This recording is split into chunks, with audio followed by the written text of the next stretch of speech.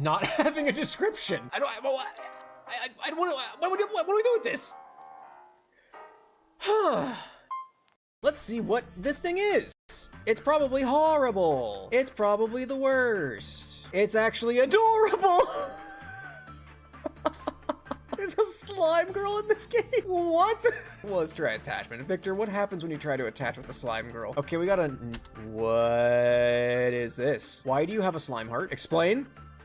What just happened? Hang on, why did you explode in slime? What the f just happened? Hang on, hang on, what? Hello? It's gooping people. What are you doing? What are you doing to my people? I was excited and immediately worried because we finally got one that wasn't like a horrific entity, and turns out it might just completely f over everything. Maybe we try and get another normal result and see what happens. All right, let's see. Oh, hello? Request. Wait, what? Request? What am I requesting? What am I propositioning you for? Hello, sir? Do you provide services? I mean, you know, you do kind of look like that, like, ooh, shady back alley rogue, kind of does anything for money, kind of a fella, don't you? What the hell does that mean? Fear. I have fear. Oh, what is... What is this? Okay, I'm gonna ignore that for now and keep working on this thing. What? What does that even do? I don't even know where to begin with that. Oh my goodness gracious. Oh man, those are... Hello. Welcome. Welcome to the stream. My name is Clavicle Clive. Welcome to the stream. We're doing just kind of whatever today, if I'm quite honest. It ain't nothing too fancy schmancy today, honestly. We're hanging out. We're gonna watch some spooky videos. I'm gonna go over a couple of my anime lists in particular, as well as at least one other person's, but Pans, I believe. But yeah, thank you for the hydrate, Space Cadet. Everybody, take a sip.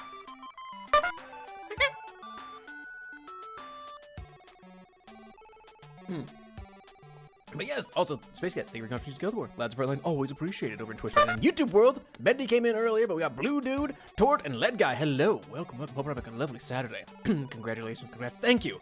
Yes, today is a combination celebration stream for hitting 500 followers on Twitch and 6,000 subscribers on YouTube.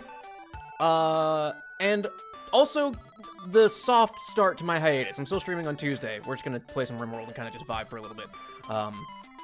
But yeah, today's like my last long stream for the next few months. Because even if I do come back and just do like a little one-off kind of a thing, then it's just gonna be what it's gonna be. It'll have to be short kind of a thing. So the link I sent, I did not understand it. I saw Pans. Let me see if I can find yours. Hang on. Did you send it via the YouTubes? Let me see the comments.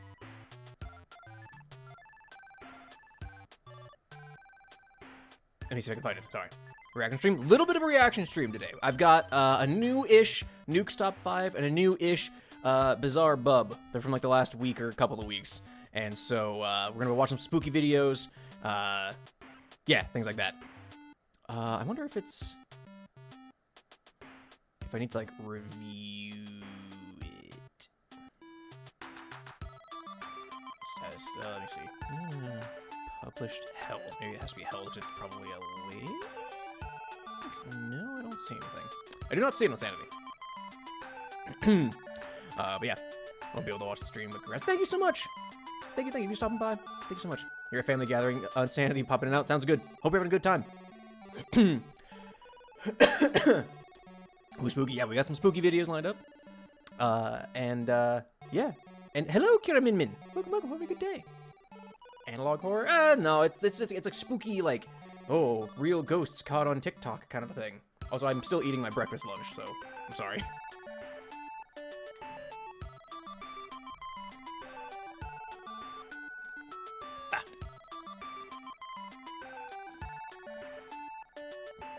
But yeah, I don't see on Sanity's thing. But if y'all have like my anime lists or Anilists or something like that, there's a YouTube post. It's on Blue Sky. It's on Tumblr. I should check Tumblr. No one replies me on Tumblr. I just get messages on Tumblr that are like, hey, Is it like a solo kind of stream? What are you doing? You know, do you do anything, you know, otherwise? And I'm like, I don't reply because they're all bots. Every single one of them, I think. I don't know. Some of them have like real Twitch accounts, and I'm like, I don't know if you're real or not. But I don't reply. FlashViewer13, hello, welcome. Thank you so much. Thank you. It is crazy to me that there are, you know, almost 600 people on Twitch, over 6,000 people on YouTube who deemed me worthy to follow and, you know, partake to some degree in my idiocy, my special brand of idiocy. So, you know, thank you all so much.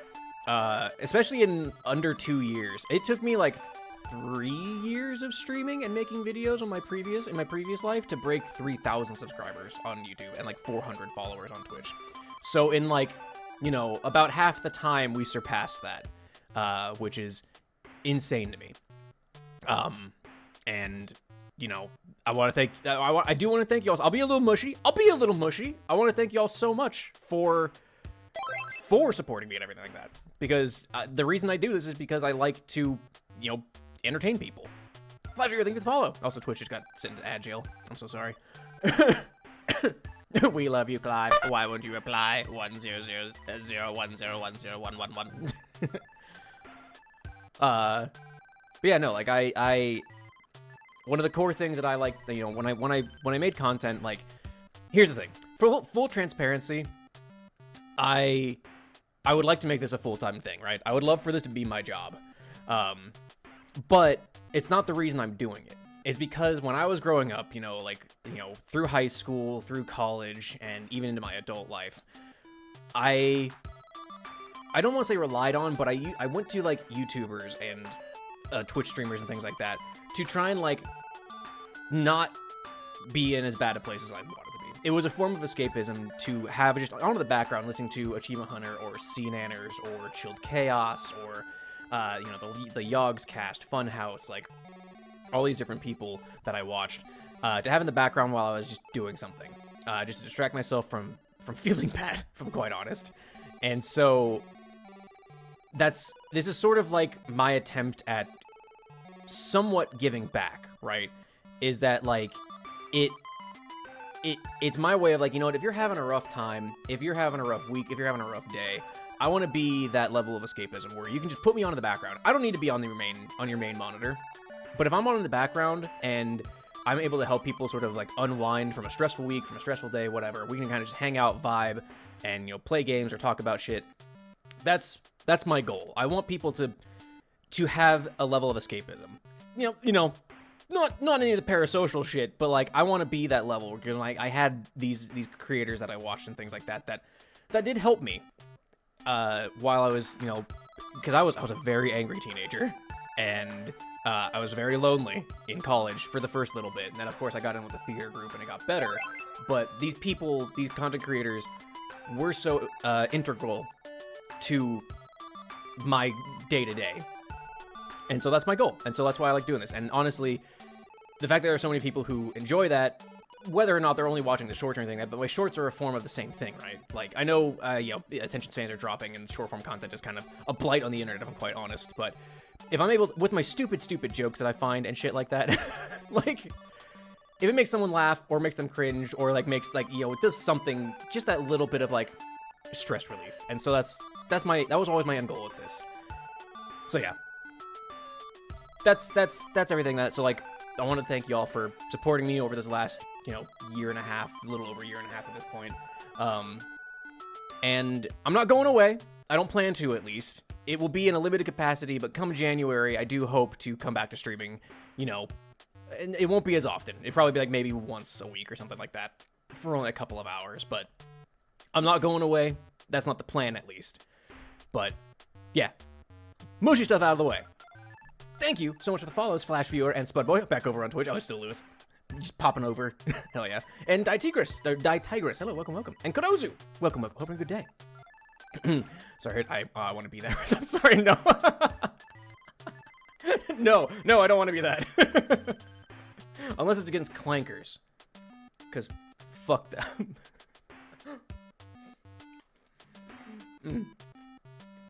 But yeah. Anyway. I'll bake a cake with a kid for real.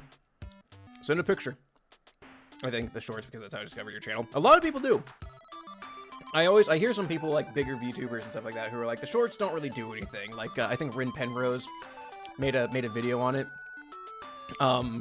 About how they, like, don't make shorts as much anymore because the people who watch your shorts don't go to your streams. But I've been having the opposite effect. Like, yeah, not everybody who watches my shorts goes and watch my streams, or even my VODs for that matter. But, like, I've had a number of people, both on Twitch and on YouTube, come and be like, hey, you're the funny short guy, you're the funny skeleton joke guy, or you're the lobotomy corporation skeleton, or whatever. And, like, I've had a number of people come in and be like, oh yeah, and now I'm here to watch a stream. Glad to catch you live for once. I was like, it's like, hell yeah. So I don't know, like, they're still useful. And like the thing is, I still like making them. I like editing things.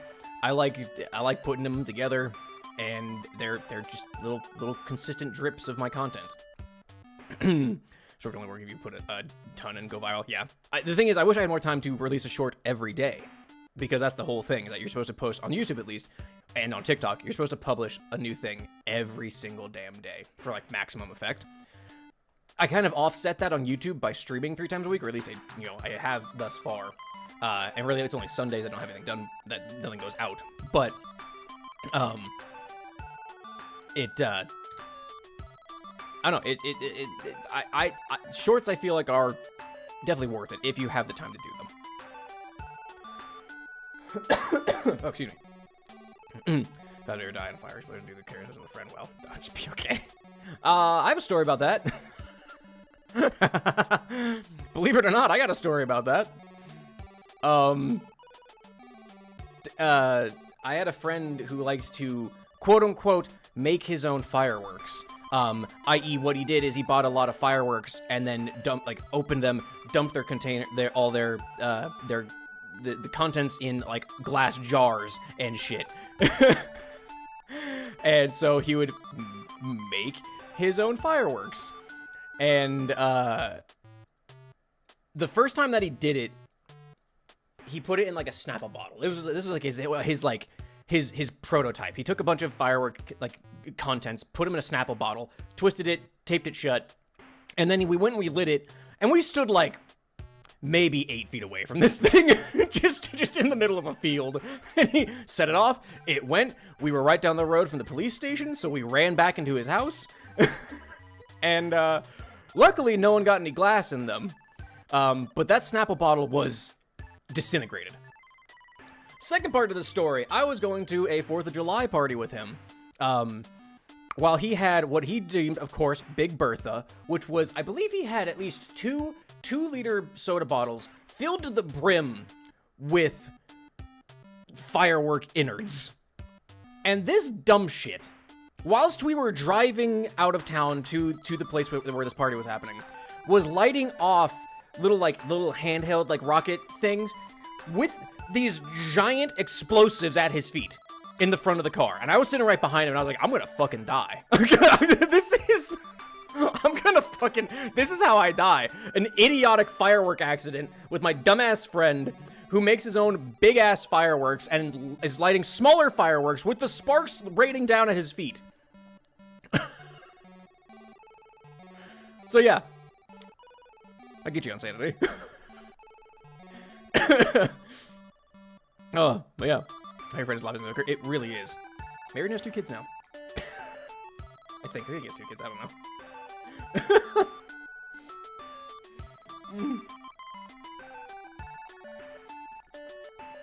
So yeah. That's my story. Regarding that. My stupid friends. At least that friend was stupid. He was an idiot. Maybe still is an idiot. Like I said, he's still around. So, we'll see.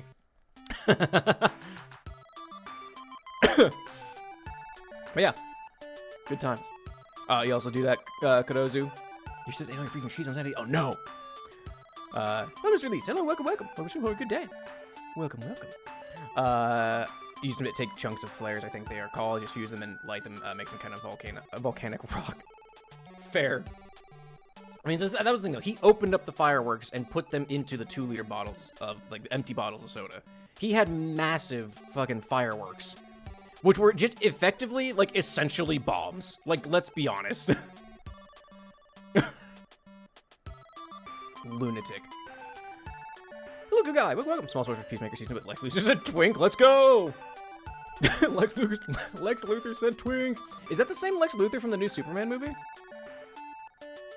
Because I know that they're supposed to be like kind of in the same universe. Because I know they retconned the end of Peacemaker season 1 to instead show the Justice League. They now show the Justice Gang.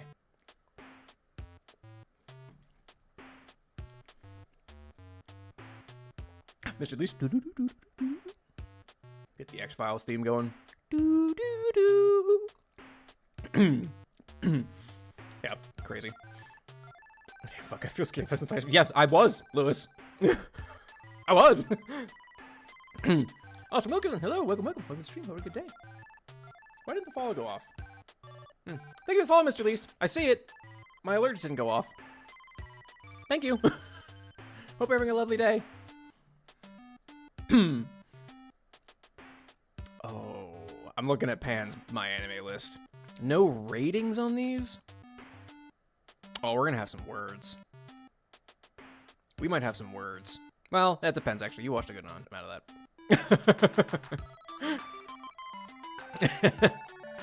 If you have another question, that'd be a major spoiler. Okay. Well, I'll take it.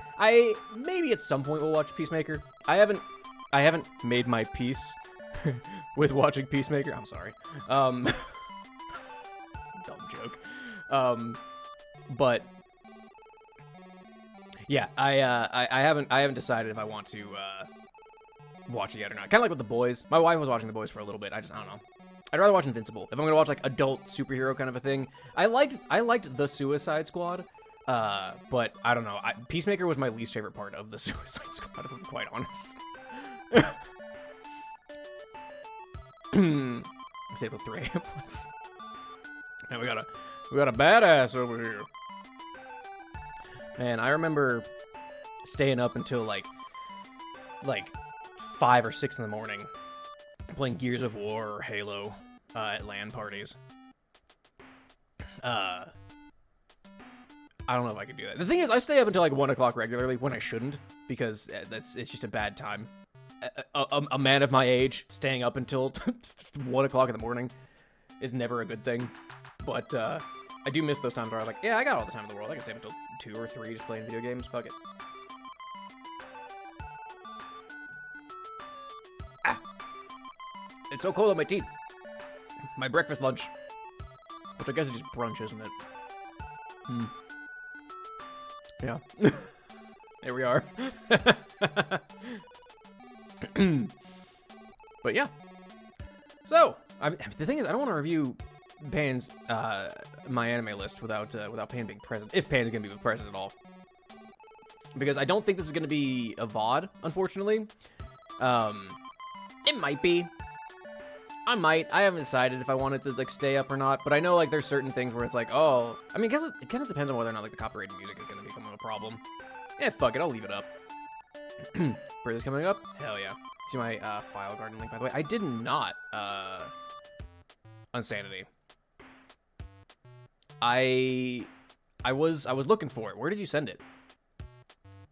Fire Garden's all your music. Okay, where did you send it? Because I didn't see it.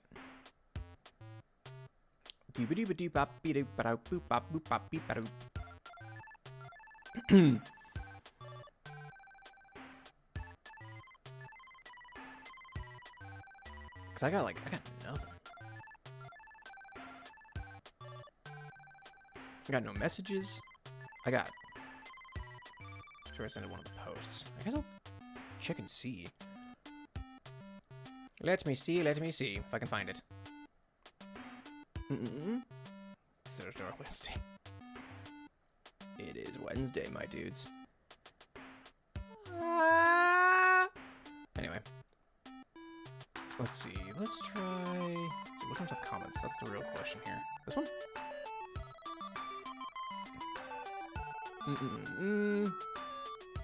Published, held.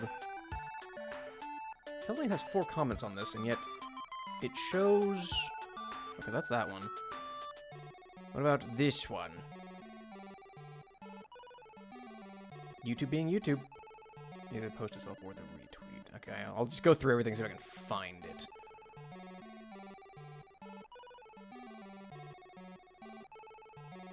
It's so annoying because they... I'm looking at like everything that could be held, because if there's a link, there's a good chance that YouTube's like, no.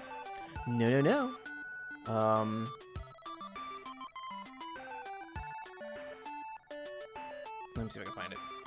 I think YouTube took it down. That would do it. That would do it. Let's see.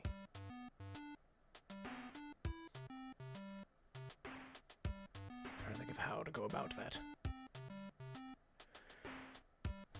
I was like, is it file garden? Can I like search anything? Nope. Yeah, I think YouTube might have taken it down at that point. Maybe because it was a link? Who knows? I don't know, because YouTube is a butt. YouTube loves being butts. So, I don't know. Well, let's go ahead and we can get started. I've been yapping for a little while. Actually, I'm still eating. I don't want to eat while I'm watching scary things. Because that's a bad time.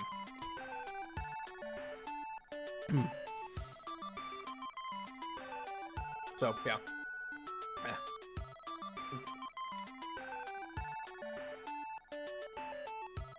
Oh, it's so cold on my teeth.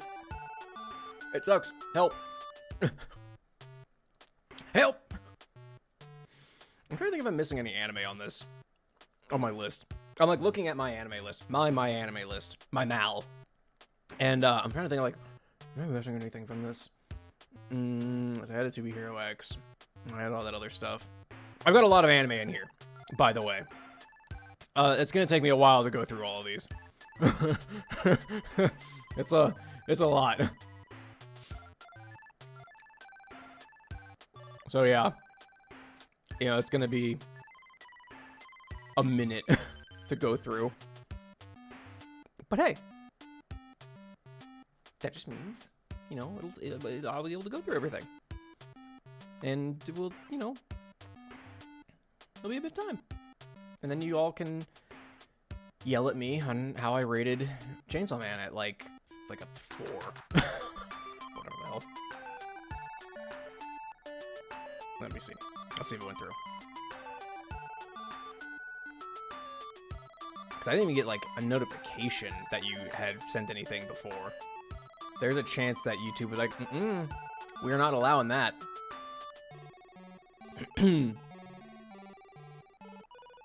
Weird. That is not allowed. No. It might not, especially since it's a link. About the game Void Pyramid, it's free on stream. I have not. Or most of the demo is up on stream. I have not. What is that? Void Pyramid.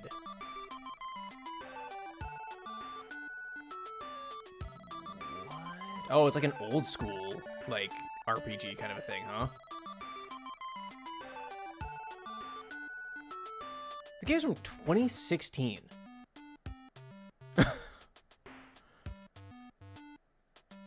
Huh. Why?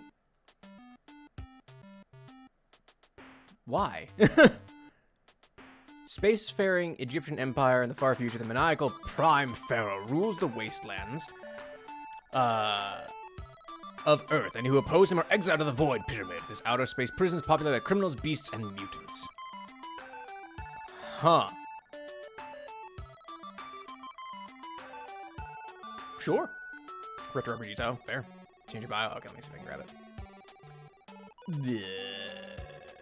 You know, it'd be easier if I just did this. Momo V2, welcome. Thank you. Thanks to 10 milestone anniversary. Thank you. Thank you so much. Hope you have a good day, by the way. We're just kind of yapping for a second whilst I get ready for stuff.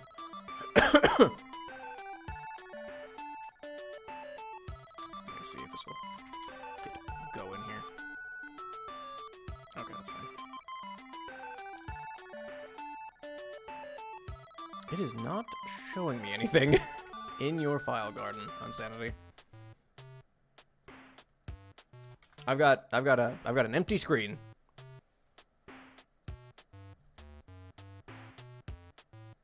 I've got an empty screen. I was say, keep yapping, King. I'm working on it. We need to yaps. You shut up and listen or something. I don't know about that. That's kind of cool, Flash Viewer. I don't know if that's necessarily something that's up my alley. I'm not like super into classic RPG kind of stuff. But I don't know. It's kind of cool. It's free at least. If you're into classic RPG type stuff, Void Pyramid. It does look neat, but maybe it's not for me. Pan! Thanks for contributing to Guild War. That's a friend. Always appreciate it.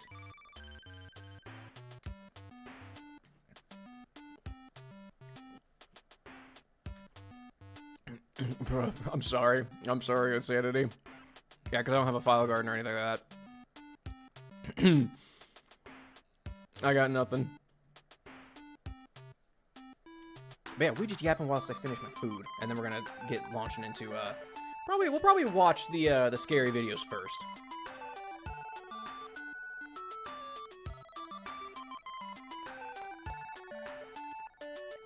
Sorry, I'm eating my food.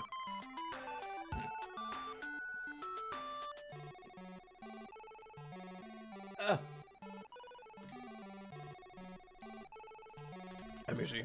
File garden. Guess we need to like what?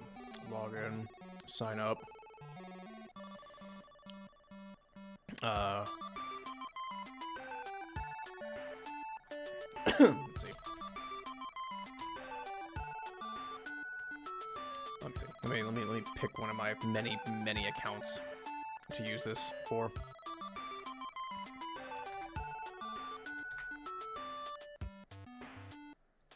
Let's see.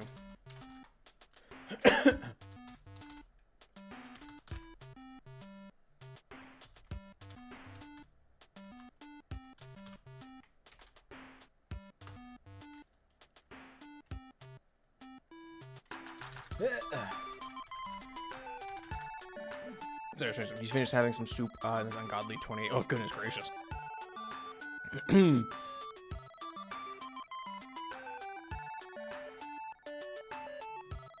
Let's see.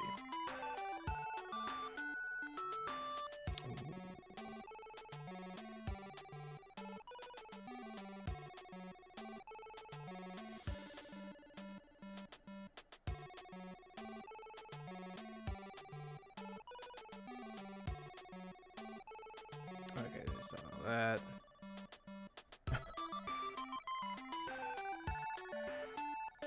Boy, this looks like it's like a nightmare to navigate. This looks like a nightmare to navigate. Let's see.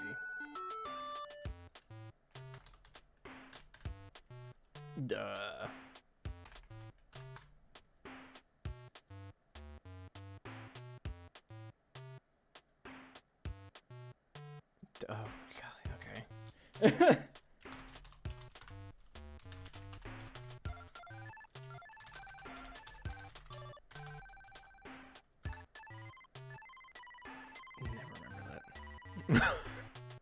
Don't ever remember me.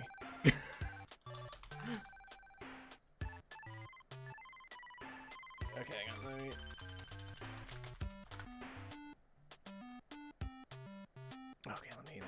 let me verify. Yeah, that's crazy to have soup when it's that hot. Okay. Now let me see if I can get it. See if it works. I was seeing some reviews that were like, "Oh, don't use file garden." Apparently, it sucks ass. Whatever happened to oh, what was it? Tindeck? Is Tindeck still around? Hey, here's one from the Homestuck subreddit. Anybody remember Tindeck from 3 years ago? From the Homestuck subreddit?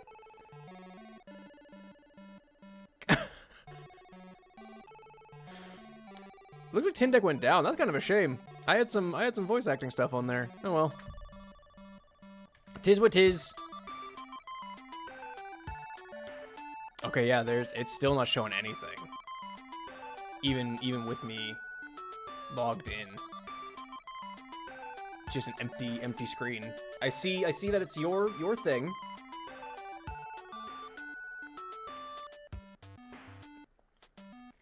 But it's just an empty screen.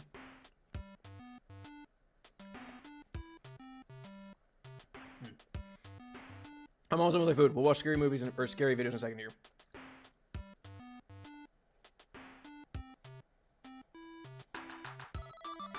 Okay. Food consumed. Yeah, I'm sorry, Insanity. What, most of the files? Ugh. What you could do, if you don't want to be out in the public, you could just upload, like, videoless things to your YouTube and make them unlisted. And then, you know, then you can just share those out and people can watch it at that point. Like if you have those files, you might need to get like a cheap or like a nothing video editor to turn them into an MP4 file. But then you can just upload them to YouTube without any sort of video or anything like that, and then just mark them unlisted. That would be like my recommendation. It should work. I know because I've done it in the past.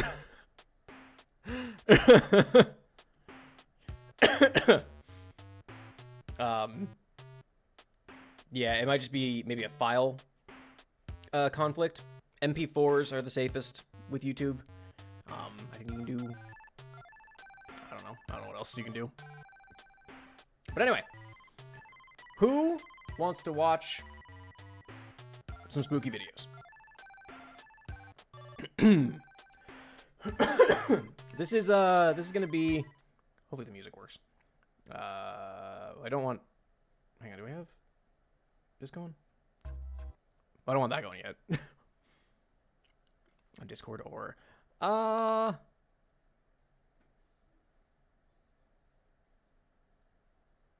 kind of keep my Discord a little private, if I'm quite honest. Not to be like mean or anything like that, but it's just more like a... I don't have it out to a ton of people. Yeah, like the best thing I could just think of would be to just try again with YouTube. Get like a cheap little... What would it be? I'm trying to think. What's like an easy video editor? Like Snapcut. I use DaVinci Resolve, but DaVinci Resolve is quite beefy. Windows Movie Maker, maybe. Something like that. So yeah.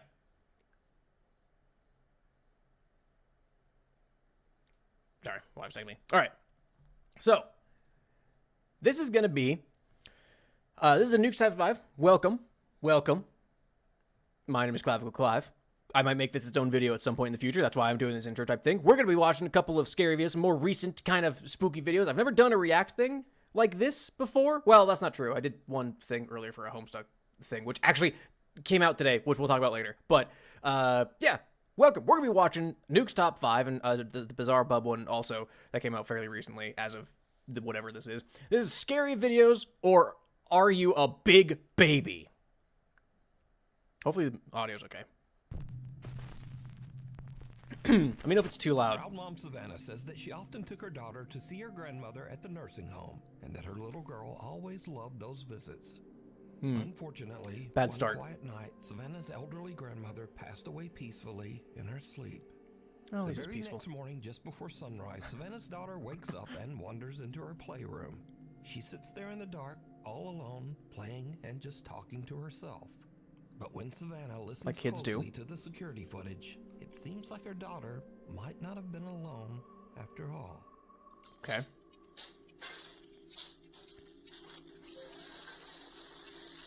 What's going to move? What door is going to open? Is it going to be the curtain? Is it going to be the door? The closet? Oh, an orb?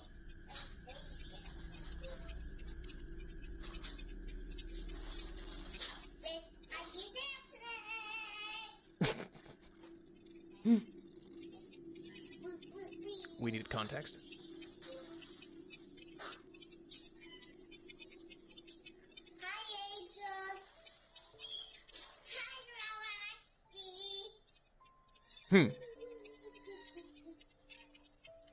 What the shit was that?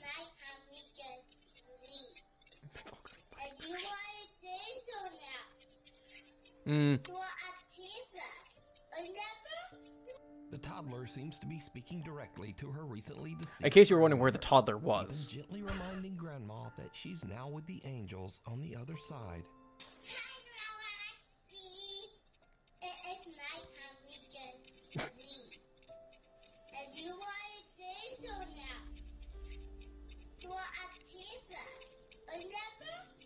Savannah says that she can't explain what happened, but that watching the bittersweet video always brings tears I have to thoughts. her eyes. She believes that her grandma came back to say one last goodbye to her beloved little granddaughter. I dislike of children. The unseen observer. Okay, here's the thing. Here's my thought on that. Kids kind of just parrot things sometimes. When it comes to children and the supernatural and the paranormal, I feel like you can't really take that too much into account on account that like they're just that kid, it sounds like they're just parroting whatever their loved ones, their mom or whoever was saying. They're like, oh, you know, grandma's an angel now. Oh, you know, she's with Jesus now. Like all these different things. And kids just talk. Like kids just kind of yap sometimes. So it's kind of like, oh, is it kind of sweet? Yeah, sure. I'm more surprised that Nukes didn't mention the light anomaly, allegedly. Probably just a bug, if I'm quite honest. Mint, thank you for the other. That's friendly and always appreciated. Because I feel like that would have been the led to that, because the timing on it was kind of weird. Like we saw that light anomaly up here, and then the kid was like, hi. So I don't know. It's a kid. Rhett You know. Anderson, who is an Air Force medic, says that strange things often happen. You gotta get rid of at that the mustache, military dude. You bases gotta get rid of because that the way mustache, gravity dude. Works. Do you see it? Ooh.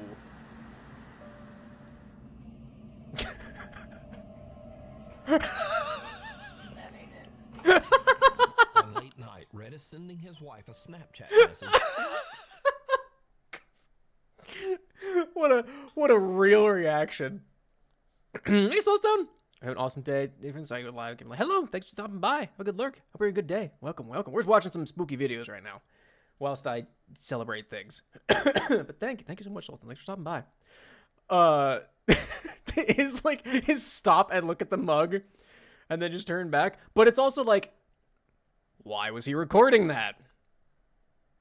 Why were you just so happened to be recording at that moment? What were you doing? I don't know. Thank you, Soulstone. Thank you. All right, let's keep When going. he captures something that is pure nightmare fuel. Dude, it was right there. There's that. Anyway, I just had to check the email real quick. I'll be home in a sec, but that'll be crazy. I won't be too loud.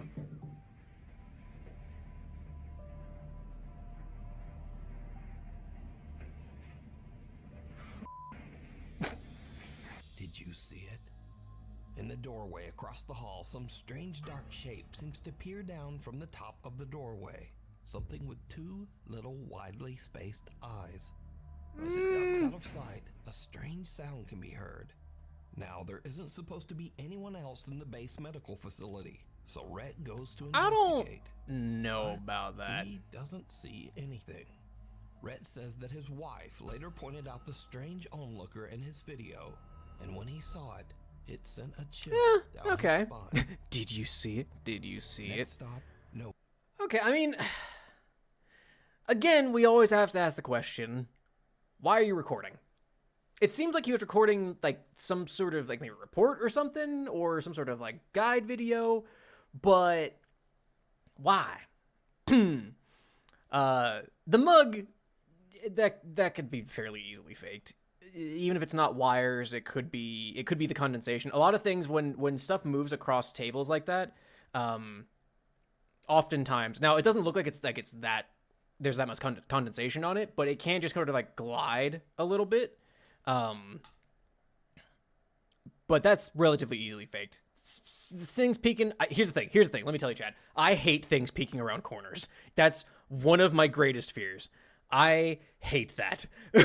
It's the worst. But when it comes to like things like this, where it's like, oh, it's peeking up like from the top of the thing, it's like, it could be something with the video. It could be a weird reflection of something. The sound happening when it moves is kind of a fun coincidence. But I don't know. It looked like a little creature. La criatura, however it's pronounced. I don't know. My question is always like, why are you recording at this specific moment that this was happening? We don't have any context, so you know it's kind of what it is. Oh, Payne, your mom's having a wish to speed with another wish, so that's kind of weird. That's little witch disagreement. Hopefully things don't escalate. I feel like that could go bad very quickly. Life is super funny sometimes, yeah. So it's kind of like, like more like a door part. Yeah, it kind of looked like some like weird, I don't know, like something metallic was reflecting almost. I don't know what it could be, of course, but yeah, here we are. Anyway, next stop, nowhere. Where? The property manager of a high-rise building in China steps into the elevator for what should have been a routine ride. But out of nowhere, things take a terrifying turn. Ooh.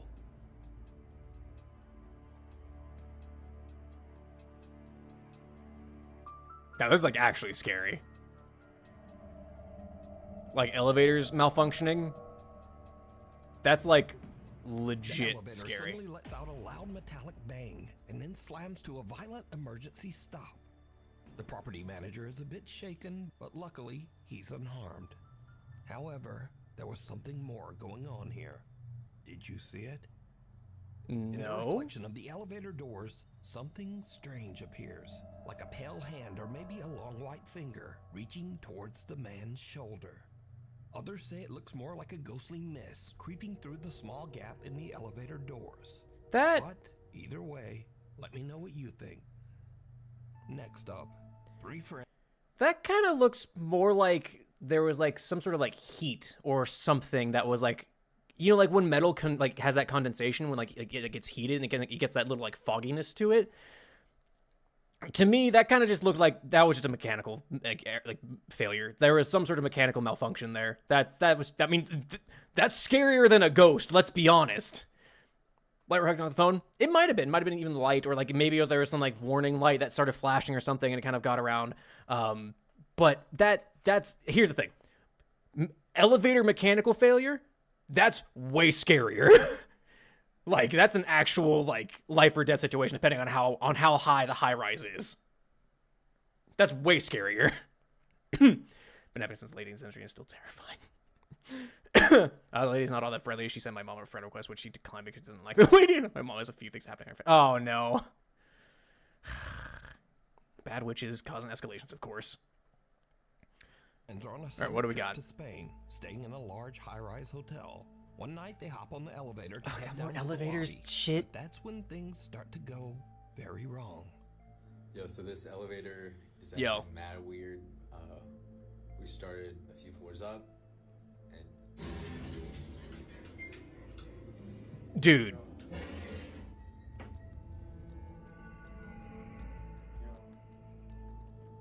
Fast forward to 45 minutes later, and the guys are still stuck in the elevator as the lights flicker and the temperature begins to rise from the summer heat.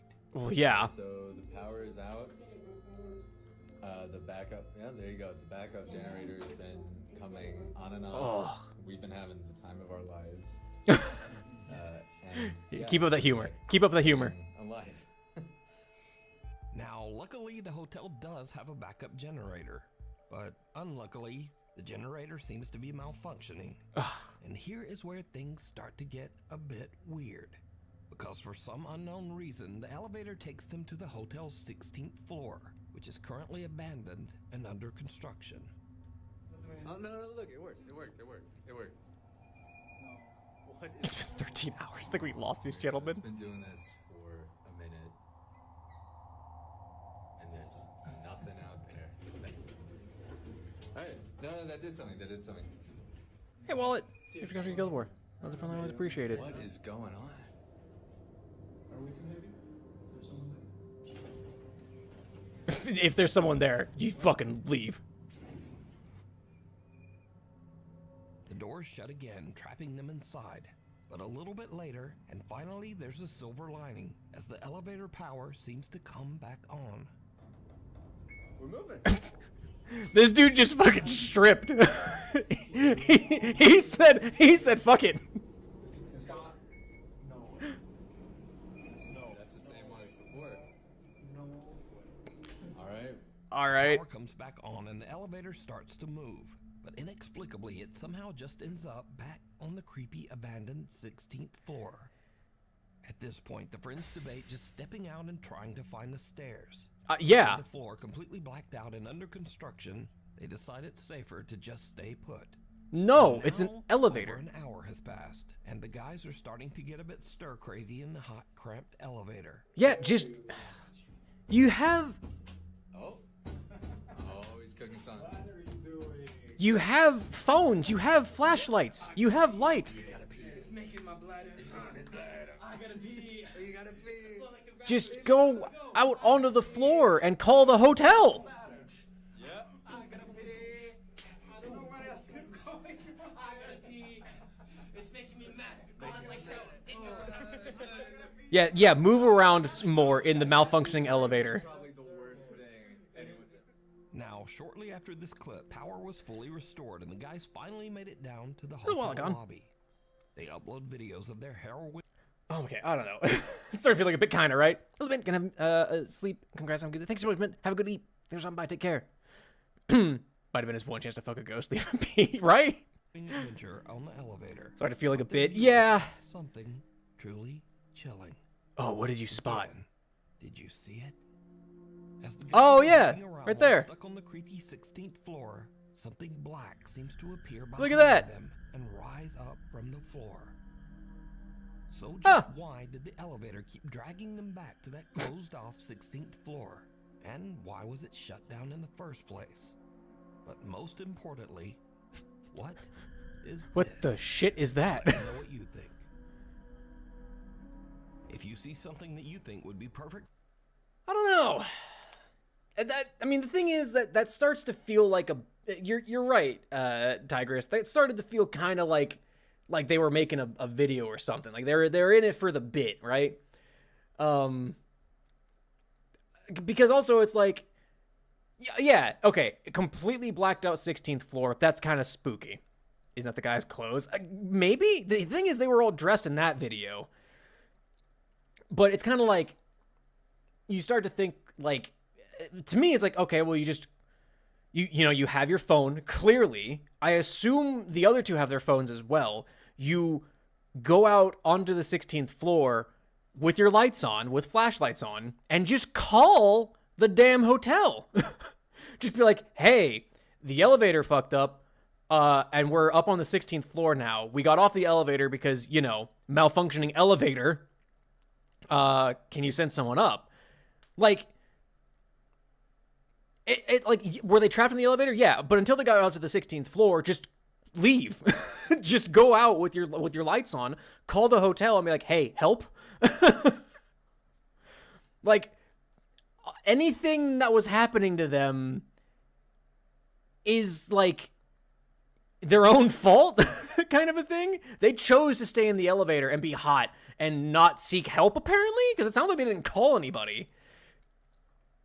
Like, what are you doing? Like, yeah, it's not an abandoned building. Just get off the malfunctioning elevator onto a stable surface, Because it's not like they were demolishing the 16th floor. The floor was still working. It's not like, oh yeah, you know, it's like some old buildings, like the upper stories, like the attic gets, you know, the floorboards are rotted. It's not safe to walk on. Just, it's still a functional floor. Just leave, lights on, so it's a little, you know, you're not out in just pitch darkness, and call the damn hotel. If it's a high-rise hotel, they have to have 24/7 staff at that point. Like, someone is there. To the point where, like, this has to be some level of bit. And it's like ooh, let's add this spooky thing in the corner. Which is like kind of a weird thing to think about, like, who would think about adding that as the quote-unquote spooky thing? But I don't know. For the top 5, email me at Just nukestop5@gmail.com. poor judgment all around. Find me on TikTok The at ghost has scared my mama. Official. And be sure to tag me only at nukestop5official because there are a lot of fake accounts on There there. are a lot. A bolt from the blue. A bolt from the Now, blue. I usually don't post many UFO videos on this channel, but there's something a bit different about this one. I was hoping Something a little weird goes well with the baby. I'll be possibly back scary. Tuesday. Yeah, I'll be back on Tuesday. So, Hopefully on the other August ones 5th, sprinkle Andrew around here. There. Clifton was Sounds good. Well, walking have a good one. his Take care. dash in the Malvern Hills Thanks for stopping of by. Western England. He was shooting some slow motion video clips of his dog to post to Facebook. When Andrew checked his footage back, he found something that left him speechless. Just recording some puppy videos. Okay, you know, that's an acceptable reason to be recording. Look at the good boy or girl. Look at the good doggo. I saw it briefly. I'm just looking at the dog. Oh, that was cool. Did you see it? As Andrew films himself throwing a frisbee to his dog Dash, some unknown long cylindrical object seems to fly just over his head. It looks like a at very fish. fast speed. And so that's when things get a little scary. Is that a fish? The cynics and debunkers claim that this object is an arrow, possibly shot from a bow or crossbow. Ooh. So this is either some strange UFO or someone randomly shot an arrow at Andrew's head while he was out walking his dog. But what do you think? It Is this kinda something does look from like an another arrow. world, government technology, or new fear unlocked? Someone shooting an arrow at you while you're walking your dog. Yeah. Decide. The thing is, though, like, at the angle of that hill, there's no way they saw anybody. That could be, like, I don't know. I don't know what that could be. But that does feel like, I mean, it kind of looks like an arrow. Kind of looks like a fish, which is kind of maybe the weirder thing out of all of that. But probably bug. Be on staff for elevators. The building is open for residents. That kind of thing. Like, there has to be 24-hour staff. Anyway. Spiders travel on wind current using thread. Oh, that's true. What if it's just... Oh, which is also horrible. It's just a spider rocketing past you on an air current. Fish arrow. Fish? Archer Braggers can go wild if you don't know how to shoot. That's also very true. I don't know. I mean, definitely not UFO, but I think there's something very natural. The thing is, like, if it is somebody who just shot an arrow up at the hill, like, yeah, that's a little fucked up. That's scary. But yeah. I summon fish! If the link didn't go through, I'll just make it. Okay. You guys make it unpublic later? And I'll just pick them up. We'll listen to them. But yeah. Okay, I'll say it later. Yeah, I don't know. I don't know. That's it. Probably a bug. Let's be honest. Probably a bug just rocketing past them. Bugs are fast, right? Floor. I'm Nuke. Look, I love watching people react to your stuff. You got some fun videos out there. Why didn't you make the 4th floor number 4 on this video? That's all I'm saying. A woman named Aria is staying at an old hotel in Virginia. One night around 10 Virginia. p.m., she's walking back to her room when she notices a strange-looking man following her. She starts to record with her phone, pretending that she's on a video call to try to scare the guy away. But it doesn't seem to work. Okay. Now, like, actually scary. Like, someone following you when you're alone in a hotel. That's, like, actually scary.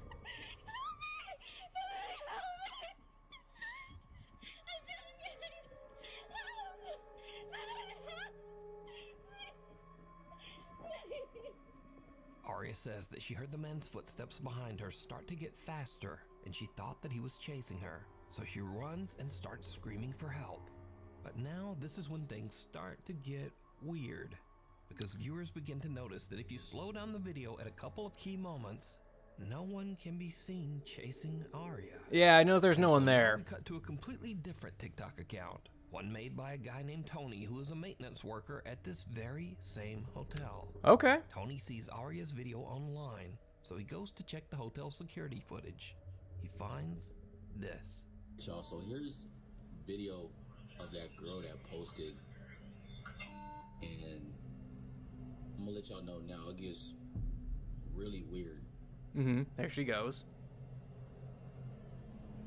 Understandably freaked out. Elevator's a bad idea. It's like she acting like she's running from something or hiding from something, but there's literally nobody else in the frame. Elevator is a terrible idea Like she tweaking. if you're running from somebody. Yeah, it is weird. And the elevator door is not even closing. That's kind of weird. Like she playing hide and seek or something. In the video, we see Aria running down the hall and then cowering in the elevator. But again, no one can be seen chasing her. Strangely, the elevator doors just won't close. That's weird that the elevator doors don't Tony close. says that the front desk clerk said that Aria did eventually make it downstairs. She left in an Uber without a word. So now, Tony is curious as to just what might have happened to make Aria run away. He finds the girl's room number and goes up with a coworker. What they find is truly disturbing. The fucking the little you're really undercutting this dude. I love it. But you're kind of undercutting this being like a serious thing.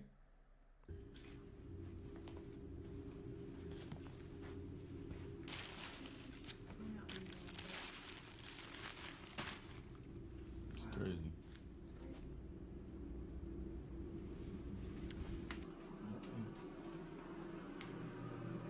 Yo, this shit's Huh. ridiculous. What the heck is this going in here? Yo, hold on, y'all. Why the f is this in here? Hold this. Yo, y'all. This is crazy. All of Aria's luggage is still in the room. What the hell was stranger, that? The room looks like it has been ransacked, with things strewn all over the floor. Weirdest of all, Tony finds something commonly called an underdoor tool. This device is often used by criminals to break into hotel rooms with a latched door. Oh. So now Tony thinks that someone might have been in Aria's room, and maybe there actually was someone chasing her. He goes back and takes a closer look at the hotel security footage. What he finds chills him to his core. But why would they leave the undertool door, Alright, y'all, so underdoor tool I there? went back and was looking at the video of that girl from the other day, right? Because I'm thinking maybe somebody must be following her. Just keep watching the screen right here, man. I saw something that just... That's just the housekeeper down there. Right there. Oh. Right there. I don't know what that This was. is crazy. And y'all think that's crazy? Why keep watching like right by that door right there, by that table. Keep watching right over by there. Okay, I'm watching, My hand dude. is shaking. Right there. What is that? What the hell is What that? the heck? Bro, that's a rock from that table right there. Those are stones and those in bowls right there by that table. And that one of them stones just fell on the floor. And there's Huh. no way that should happen because there's no wind in there. It's also Do that though. This, there's no wind. It's a rock.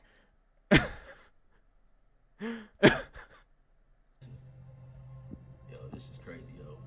Just a few minutes after we see Aria running down the hall, we can see a strange unexplained shadow that seems to speed off down the hallway in the same direction.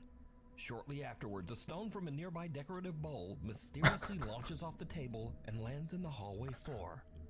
Now, Tony says that he doesn't know exactly what happened here. He says that he has never experienced anything like this while working at the old hotel, but he has heard strange unexplained sounds from time to time.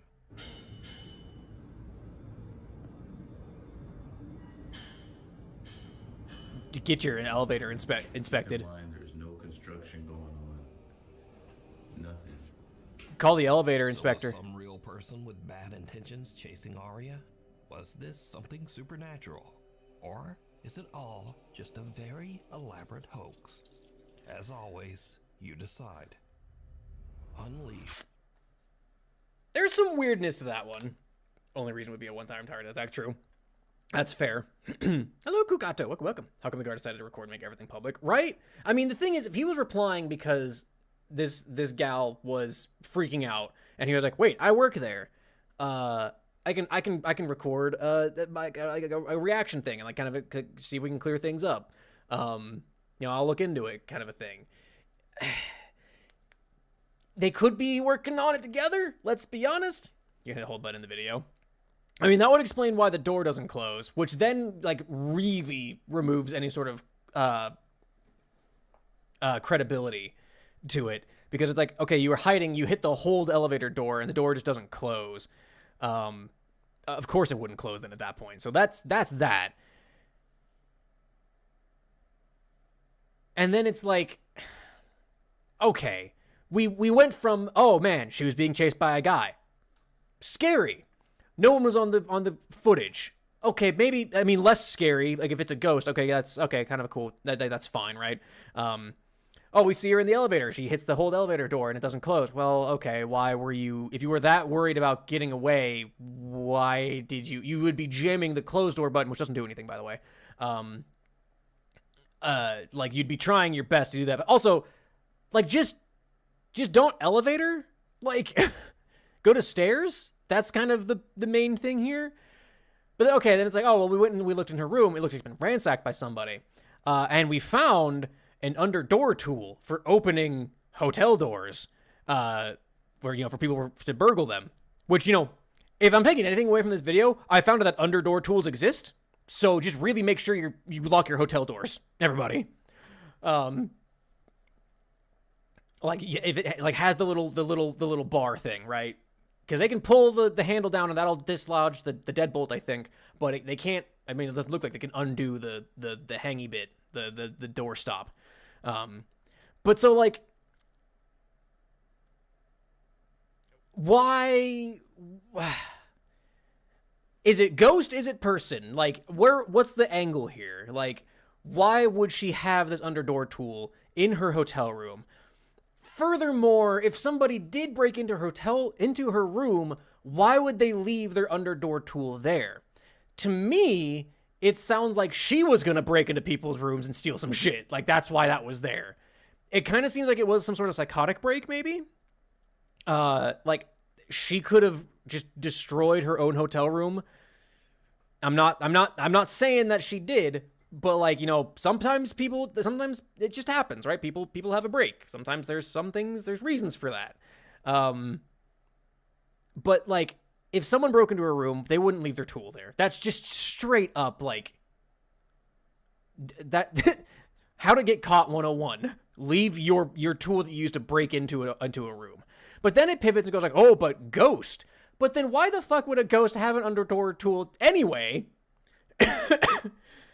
So it's like, I don't know what the angle is here, and there's too much going on. It seems to me that she had some sort of psychotic break. She was maybe going to break into people's rooms. I'm not saying she was, but, like, why would the person who broke into her room ransack everything, not touch any of her luggage? The luggage looked untouched. Like, that's kind of the crazy thing too, right? Like, on the bed, her shit was open, but it looked like it hadn't been messed with. It was like other things around the room that were, like, thrown everywhere. And then there's just an under door tool there. It doesn't seem like anybody was suspecting anybody actually broke into her room. So why would they leave it there? And then the shadow on the camera, and then the rock getting thrown. It's like, we'll go back to ghost thing. And it's like, oh, all right. You always go for luggage. Folks hide things there more often. Exactly. It's like she still had shoes, like, in her bag on top of her clothes. No, none of that adds up. None of that adds up. Anyway. Unleashed. A couple in West Virginia owns a little pet shop, and they usually let one of their older dogs wander around the place. But one morning, when they come in to open up, something seems wrong. The dog isn't his usual happy self. Instead, he's curled up in his bed, trembling, and absolutely refuses to come out. Poor The shop pupper. owners are worried and Guinea check pig! the security cameras to see what might have spooked the little dog. They find something truly bizarre. Oh, poor pupper.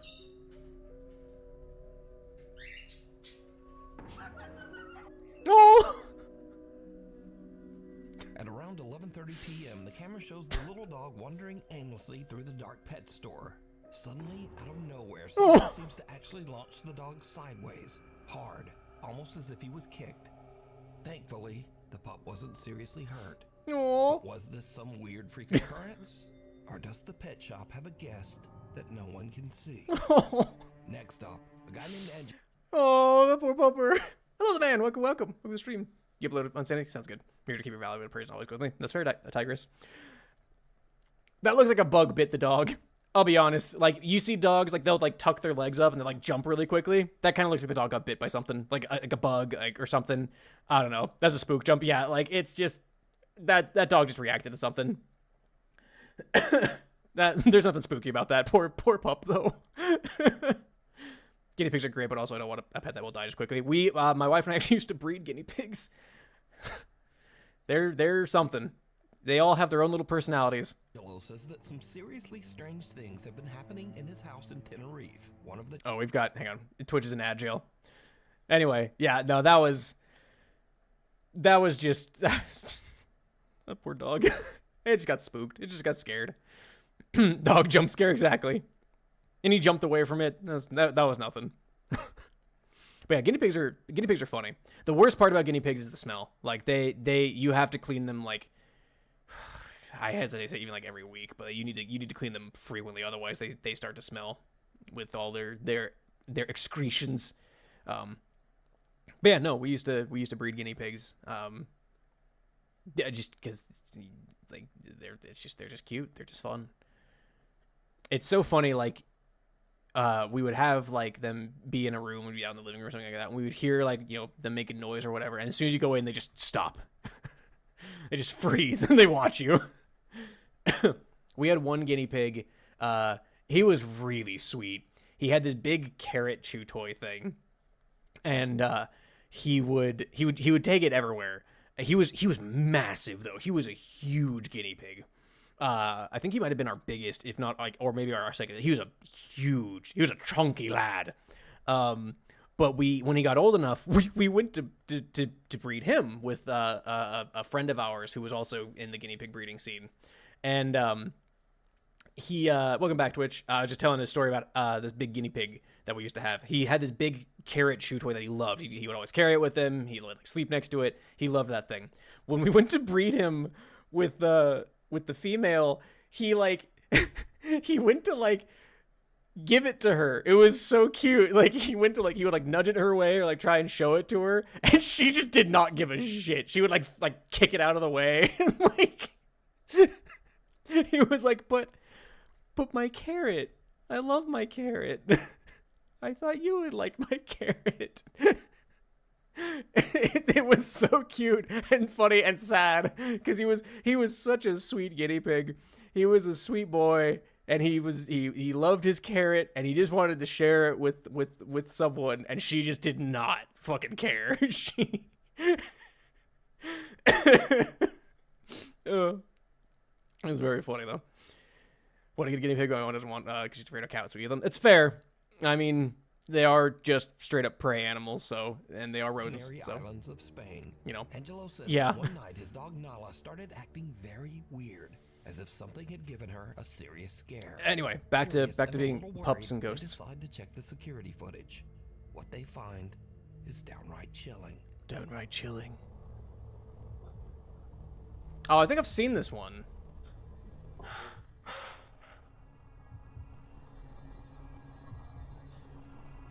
Yeah, I think I've seen this one. Something's like pulling its collar off.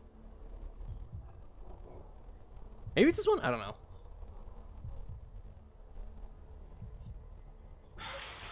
Yeah, something pulls its collar off. In the video, little Nala seems upset by something off to the side of the room. something that we can't see. Nala starts backing away, clearly frightened. Then, suddenly, something seems to violently yank the collar right off the dog's Yeah, neck. this one's weird. Angelo posted follow-up videos to prove Oh, the footage wasn't look at her. fake. He showed that the clip came directly from his security Oh. camera, and he even demonstrated that Nala's collar is extremely difficult to remove. It doesn't just fall off. Angelo Look at says her. that since She's so the cute. incident, his poor little dog Nala is a nervous wreck. He says the dog refuses to stay alone and now insists on sleeping in their bedroom every night. Aww. As for Angelo, he's added 2 more cameras around his house because he thinks that whatever pulled that collar off is still there, and he plans to catch it on camera. No, poor It Bubber. sees you. Looks like a shotgun sneeze, yeah. I mean, yeah, it could be line. It could easily be line. The thing is, like, if it's line and someone, like, this dude, maybe not even the dude did it, but, like, it does pendulum away. It does kind of, like, swing away. That's shitty to do that to a dog. I choose to hope that this guy didn't do that to his dog. And, like, honestly, the better outcome, to me, is that it is a ghost. Because then this dude didn't do that to his dog. Like, the preferred outcome is that a ghost yanked the collar off of that poor dog. Because otherwise, that's just a shitty thing to do to your dog.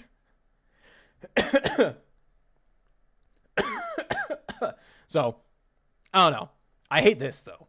This is awful. It seems that both children and adults have long found the animatronic robots at Chuck E. Cheese pizza restaurants to be Oh, we getting a little FNAF? nightmare-inducing.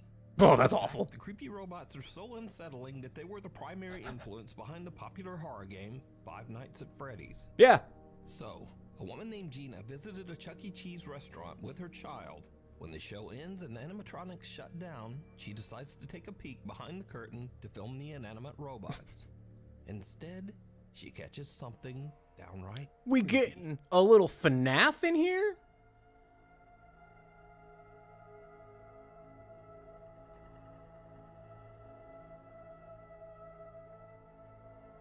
Was it a novelty chain? I don't know, maybe.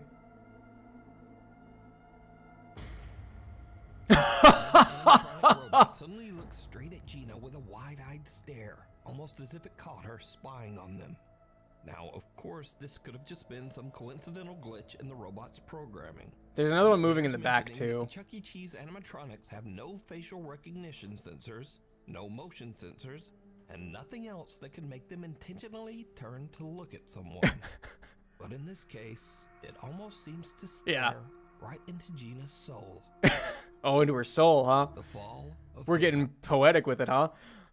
No, yeah, that was just something. That was just the machine. That was the coincidental shot of a lifetime is what that was. Hello, D-Minutes, welcome. I was going to a con, I got sick on the last day. I'm so fresh. My wife got sick actually when we went to our convention a couple weeks ago. She was dealing with a head cold for a while. She's finally gotten over it, but yeah. Yeah, no, that was just the machine resetting. Great. Phenomenal timing though. Oh my gosh. Like if that was me, I'd be like, nope. You would see the fucking camera leave and like the curtain get pulled back. House. Noah says that he used to live in a 138-year-old haunted house in Lancaster, South Carolina. South Carolina, Shortly okay. After moving into the house, Noah started to hear strange, unexplained tapping from the bottom of the stairs. Ooh, tapping. Well, welcome, D-Myth. Hope you're a good day. Welcome to the spooky video time slot.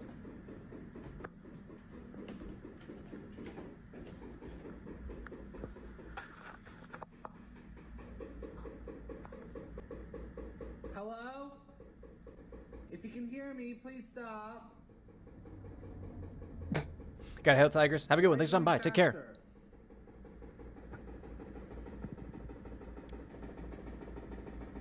That sounds like...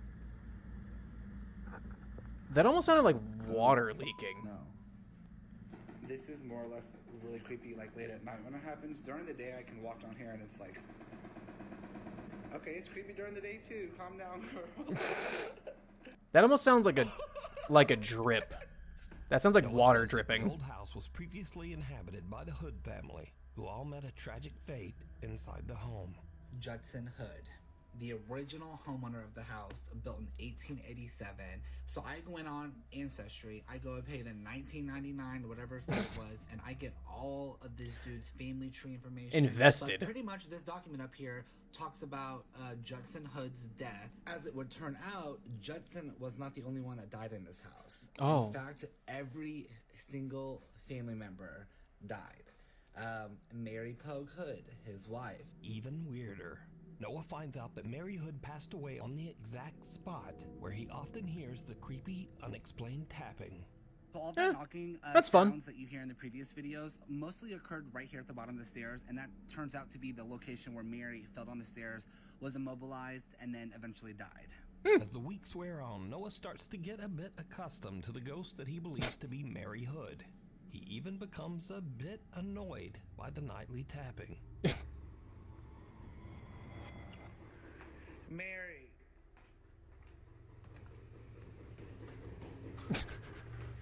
Mary girl. Ooh, I'm covered in goosebumps. Just come on. Mary, I know you just died 106 years ago.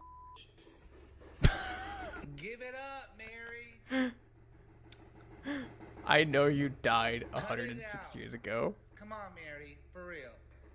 You done said your fucking piece 106 times. Hey, Alexander. Welcome, welcome. Die. Go to You're the grave. dead.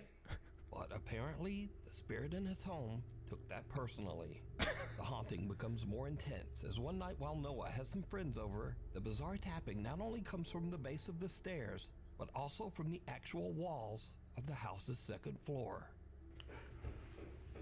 Welcome back, Alexander. This hasn't happened in so long. Hello? Don't do that. No, I ain't kidding. Nah. Please stop. No, you stop. No, stop. Noah's friends are not quite as used to the haunted house as he is, and one of them has a physical reaction. It's going down the Bailey. I couldn't help it. Bailey. I can't anymore. That's all that matters. But this is when things start to happen that make Noah's blood I have no words for that. cold. What's up, girl? What's up, girl? Are you trying to say something? Or are you just trying to keep annoying me?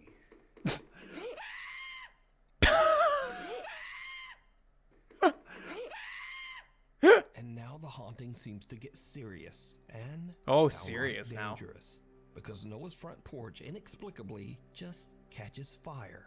I'm fucking sorry. What? I did too. I literally went inside. I said, Noah, Tonight, a Queen City News exclusive. A group of roommates in Lancaster County are looking for a hero they say saved their lives. Their home caught on fire without them knowing early yesterday morning. They tell our South Carolina Bureau Chief Shakira Speaks a mysterious Good Samaritan called 911 just in the nick of time. Those are words you never want to hear. And the roommates say if it weren't for someone driving by, they would have never heard those words either. Homeowner Noah Heaton says it was a normal night for him and his roommates as they were all preparing for bed. But they weren't prepared for what would happen next. I woke up at about 1 a.m. My roommate Are they yelling at me, roommates or just someone's breaking friends in my there? door. The sounds they heard were from the Lancaster County Fire Department urging them to get out of the house.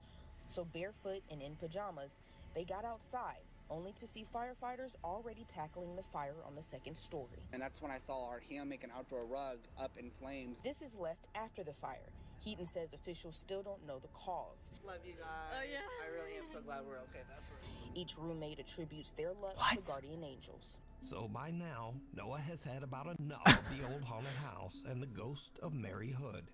He just sells the home and moves out. Fuck it.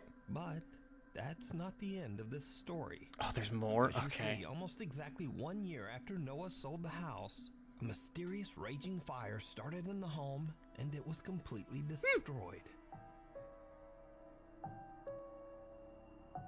You guys, I am still in shock that this house burnt to the ground. After 3 years of my blood, sweat, tears, and literally my entire bank account, poured into this house for it My to entire burn bank a year account, later was he says. insane to me. Now, regarding the second fire that resulted in the total devastation, again, I had moved out. Was I it don't know your much intention? details about this fire other than the family was in the home when it started, and guess what time it started? 3 a.m. Thankfully, the family of four who were now living in Oh. the house made it out without any injuries. Now, after researching this fire, I can confirm that, weirdly enough, the fire department does say that it started right around 3 a.m., just as Noah said. And the local fire chief says that the cause of the fire is currently unknown. Okay. Shadow in the snapshot.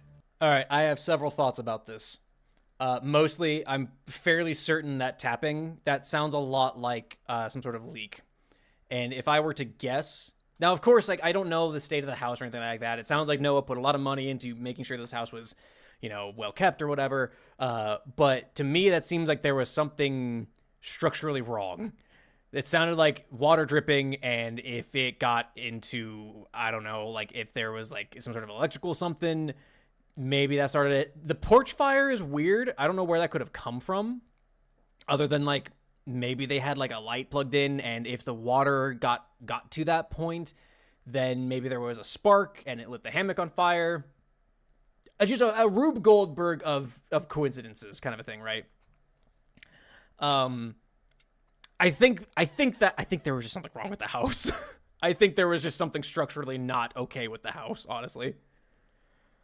Anyway, recommended game, Clive. What's that, Alexander? The escalation of it being like, oh yeah, you know, it's tapping. There's the gasp. Clearly Noah bought in that this was the ghost of Mary. So like, I don't know if that could have been. This is my confusion, right? We started going like, oh yeah, Noah had some friends over and they weren't used to the knocking or anything like that. But then it pivoted to, oh, they're roommates now. And it's like, well then why would they, why wouldn't they be used to it? And if he has roommates, then the gasping hello could very well just have been one of them. I'm not saying it's faked. This could have all happened. This all could be real. Like, a ghost could have burnt the house down. I don't know. But everything that I'm seeing, it looks like there was something structurally not okay with the house.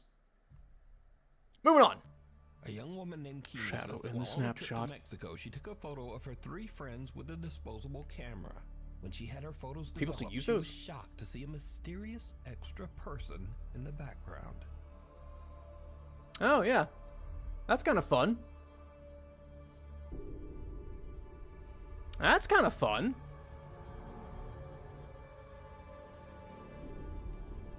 You can actually kind of even see, like, the eye there. At first, many people who saw Kini's photos said that the dark figure in the background was simply a shadow from one Yeah, of the girls. could be, or like, her possibly shadow. Kini's own The hair's not reflection too as she far took off. the picture. But then people began to brighten the image a bit. and Yeah, saw and there's an actual this. face. The extra figure in the photo seems to have a ghastly face. It doesn't look like a shadow, and it certainly doesn't look like Kini's reflection.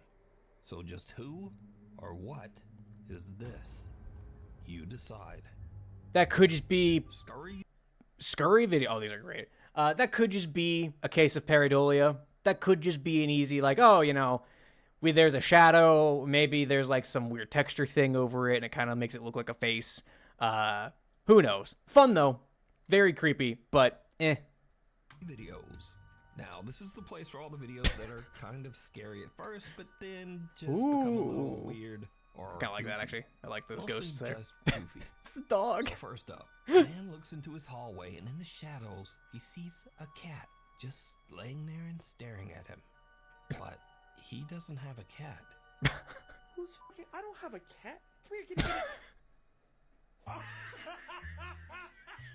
Oh, that's funny. Oh my god, I thought that was my cat. Shoot. Now, I thought that was a cat too, so maybe. You know what? Yeah.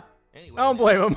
Some guys witness a real zombie attack on their car. Oh, hey, dude.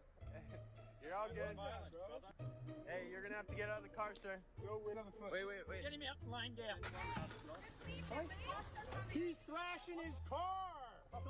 This dude is. This dude is on something. Now, I don't know if you call that guy a zombie, but he definitely was exposed to some kind of strange chemicals that changed him into that. Don't do Yeah. that. If you're doing it, stop it. Get some help. The funniest thing about this YouTube video are the comments, like 28 beers later, and the Hills have DUIs, and my favorite, he still has PTSD from the Civil War. From the Civil War. Anyway, thanks so much for watching. That's and insane. I'll see you back here next time. Okay, well, that was certainly something. We got Bizarre Bub that we can watch next as well. More spooky stuff. Yeah, a lot of those. Appreciate the work Nuke does putting these compilations together, but a lot of those were kind of just, meh. They were fine, I suppose. But this is a Bizarre Bub, Scary Comp V107. On September 8th of 2025, a strange video was posted by a woman whose mother runs a daycare center at home. One day, while her mom was looking after a few kids, one of them freaks out and scares the other children around. The following video recorded the incident, but the reason she shares this video isn't just to show this particular occurrence. Apparently, something else was recorded that has left her completely terrified, and she doesn't know what to make of it. This is what was Alright, caught. what do we got?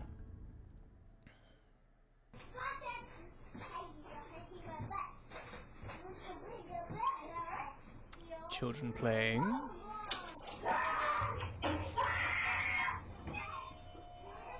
You alright, kid? 20 seconds to poop my pants.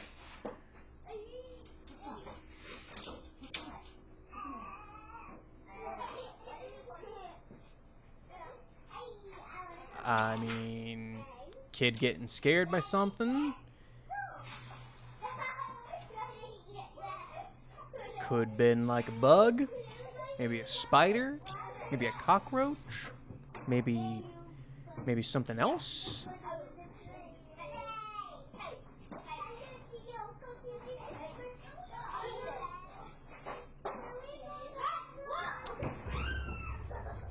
Was there a child in there? Because that could have been a kid. Were you in there? Were you in there? No.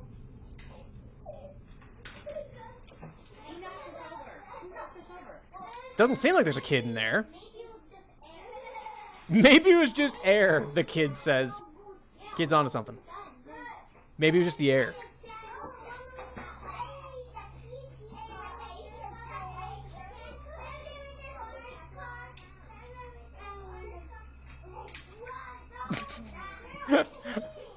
I love this woman, like, just looking around like, what? Somehow, the playhouse in the corner falls on its own, even though none of the children had touched it. And strangely, it happens only moments after the child ran out of the room, freaked out over something that happened inside. Neither mom nor anyone else could figure out what had scared the living Did we get the kid's testimony? Did we get the kid's testimony? After posting this video, someone noticed a certain detail that might explain why he was so frightened. It goes without saying, but what they spotted has made the daycare owner deeply unsettled. Watch closely.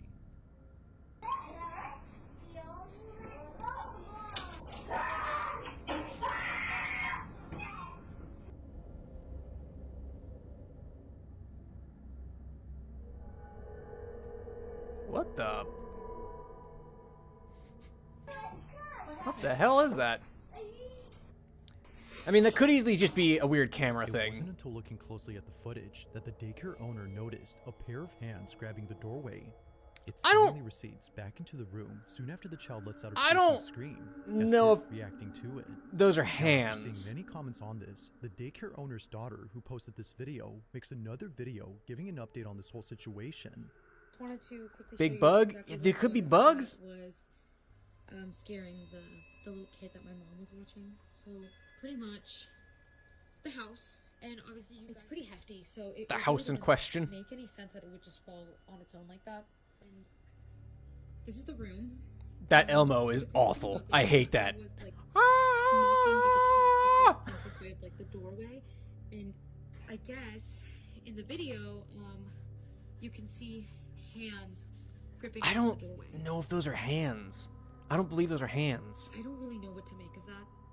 I thought at first that it was like bugs or something like that, but it looked almost like two hands like gripping on the top, like leading into this room, just like. But the main thing and the reason that the little boy was screaming. Oh, okay, good. We're gonna hear why the kid screamed. Okay. We have this covered up for a reason. Oh, do you now? Apparently, the little boy told my mom that he saw a face in these mirrors. We already found someone who's going to take it off our hands and pick it up on Facebook Market. We sold this to somebody. As if things couldn't get any They can take the curse vanity. Had screamed. He had seen something in this vanity mirror. According to him, he saw a face. For this reason, they've been covering this up with a bedsheet so that none of the kids get spooked. They don't know who or what he saw, but they've been keeping all the kids away from going inside, and they plan to keep it that way until the buyer who found this on Facebook Marketplace comes to pick it up. But one night, while looking over at the security cameras, golly, okay. the daycare owner's daughter sees that the child safety gate is open on its own. That's fun. I see spiders making my hand. I mean, it could just be a big bug. Could just be a big old bug. That's fucking creepy. Now the question is, it fucking windy. I mean, here's the thing. Like, they might have just not had it set right, and it might have just opened. Do it again. Pussy. I'm sorry. Do it again, bitch.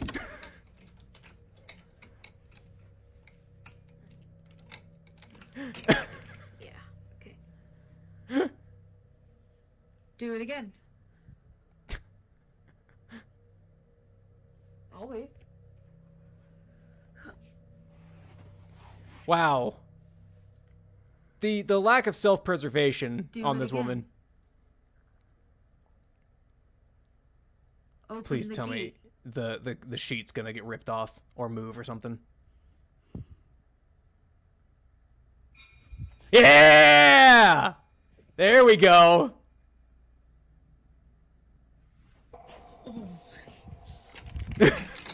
Hell yeah.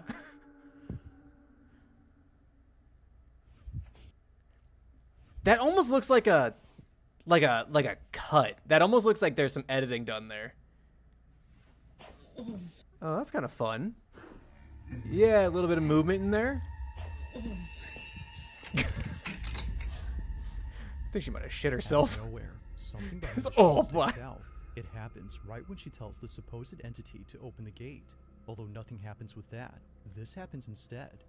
But it's not just this which has caught the attention of the daycare owner's daughter. It's also what appears in the middle of the sheet. After standing up and recording the vanity quality mirror, is two ass. little indents appear on the cover, looking just like fingers pressing from the other side. The thing is though, there shouldn't be another side. The only thing beneath the sheet is the vanity mirror, which doesn't have any moving pieces. But here, something moves. Upon seeing this, she immediately bolts out. in a She panic leaves. frenzy, as something with the creepy mirror just happened. She has no idea what was underneath. But whatever it was, she has no intention of finding out or going back into this room. She has since locked the door, making sure no kids get inside. Good call. The room closed off from the kiddos for now, Good so call. we can play in the rest of You know the what? space. That makes sense. While she waits for the buyer to pick up this item, the door remains shut. Now, not much else is known about this story, but even with a lack of info... I mean, that is weird. They don't look like hands to me. And why is it at the top of the door? But until further updates, this one remains a mystery. Okay. All right. Okay, so with that one, I mean a lot of stuff can be faked pretty easily, right? Now, the thing is, the counter to that, and what I'm going to argue in favor of this video being real, is if they're running a daycare, why would they do this? This is going to ruin business for them. No one's going to want to send their kids to the haunted daycare. Most people aren't going to want to send their kids to the haunted daycare. So this would just be bad for business if this got out, right? Which then does sort of raise the question, why did they publish it to begin with? if they're showing all these different things, you know, a kid gets scared, a fucking playhouse gets knocked over, the child safety gates aren't child safe apparently because they can just pop open because there's something opening them. There's a haunted vanity thing. There's a whole bunch of different things here where it's like, why would you let this get out? This is just gonna ruin your business, right? But the question I have is, how long had they had that vanity prior to this, and why would it just be starting up now? That's the biggest question. It's like, okay, well, if you've had this cursed object for however long, and, you know, if you had it for 5 years, and it's only been recently this has started up, there's really no logic for that. When it comes to, like, getting, like, sudden hauntings, you kind of have to look at, see, like, okay, well, what has changed recently? You know, has the house been renovated? Have you bought some new things? Is this, like, how old is this vanity? Where did you get it? Like, why was it being sold in the first place? How long have you had it? Because, again, if they've had that for years and nothing's happened, why now all of a sudden? I have a lot of questions, but I don't know. Fun video, nonetheless. The bed sheet moving was great. Nurse who filmed this video for an older woman living in a nursing home. It was 2019 when she took this video, but even to this day, this footage continues to keep her up at night. She recorded this video for the ladies and she asked to be filmed. She wanted a video of herself blessing a room where apparently many residents have passed away. The seniors call this the death room because, weirdly enough, whenever a resident stays there, they either get really sick or pass away within a month or two. It's a very odd occurrence. Okay. The old lady plans to cleanse the room and post the video to her Facebook group. Maybe but unfortunately, she doesn't post it because things don't go according to plan. Some contaminants in this room? Maybe there's some mold in there? Old people ain't got the immune systems that they need. Oh, Twitch is in an ad. Let's pause for a second. Could be just, you know, maybe there's something in the walls there. Maybe there's some mold that they're just not quite catching. It's making the old folks sick, and, I mean, they're old. They ain't gonna survive it. Let's be honest. So, I don't know. We'll see, of course, how it goes and how this doesn't go according to plan, because it never will, right? Yeah. Chat, you having a good time? I love watching these things, if I'm quite honest. I watch a lot of people, like, do these react type things where they're like, oh yeah, you know, like they just watch the nukes and they watch the bizarre bubs and then they just kind of give their thoughts on things. The hands in that last one is one that I can't. Like, the thing is, I want to say it's just a bug, right? It's just something that they just it's out the door frame. They just kind of came out because the kid ran out screaming. They're like, damn kid. Again, my biggest thing is, like, why would a daycare post this? Like, this is just going to be bad for business. Most people aren't going to send their kids to a haunted daycare, and that's just... why? But then, like, the further question is, why would they fake it if that was the case? Which is kind of a point in their favor. But I don't know. I want to see how this cleansing goes horribly wrong, since this wasn't posted until, 6 years after it was recorded. Welcome back, Twitch. Let's go. All right, let's cleanse this death room. Maybe you should clean the death room. I don't think it needs a cleansing. It needs a cleaning. Hose it down with bleach. Kill whatever mold is in there. Heavenly Father, I ask for your divine presence to fill this space. May your light shine brightly through every room, cleansing this home of any negativity. She gets her head blown off. Let peace dwell in every corner, and love be the foundation of every wall. Bless this home with your protection. Clearly not an experienced exorcist. She has to read off of whatever note she has. May every door be a passage to your Budget grace, exorcism. and every window open Ooh, that's kind of fun. In Jesus' name. May every door be a passage to your grace, and every window open to your blessings. That's kind of fun. It happens quickly, but the rosary gets lifted. Yet saying that is an understatement, because looking closely, it actually appears as if someone had yanked the string of beads. However, no one is there. The only plausible explanation would be that the old lady had moved her arm or wrist, which made the rosary move. Well, or a string. Just saying. Now, the person who took this is a nurse who works at this care center, and she states that while taking this video, she couldn't help but feel nauseous. She no doubt believes that there's something off with this room, and mentions that there have been other incidents involving this space. One particular incident that If you you feel can't stop nauseous in the thinking room. about is when one of her coworkers recorded this. There's probably just during a group therapy some mold or session, something in which there. included a therapy dog. This happened. The pinky finger moving is obvious tell. That's fair short. It could just, like, yeah, easily faked. Oh, the pupper's leaving. I don't want to talk to the old people anymore. Oh, that's fun.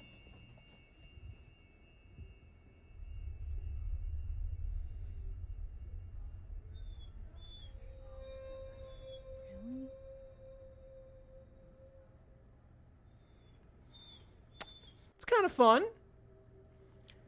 I think, methinks there's some sort of mold infestation. Or some sort of rot or something. Yeah, exactly, Short. Also, welcome, Short.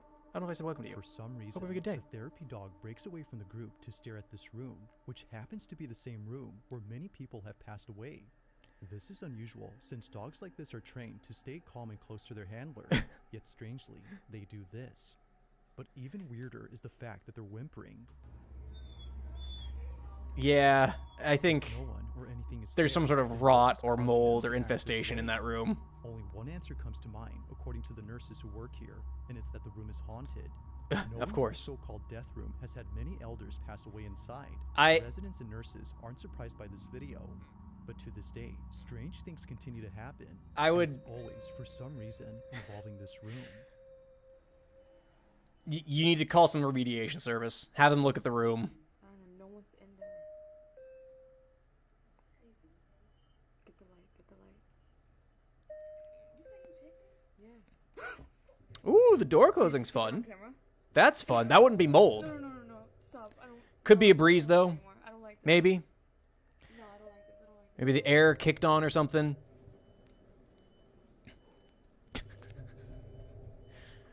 Call light going off could be an electrical malfunction, especially if there's something rotting in the walls, interfering with the wiring.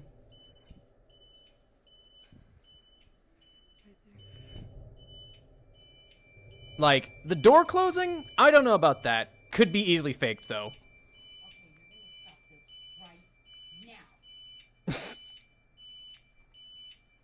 A demon just pulls her inside. That door closes on its own. Do you see that? It started to close on its own. That's a heavy door.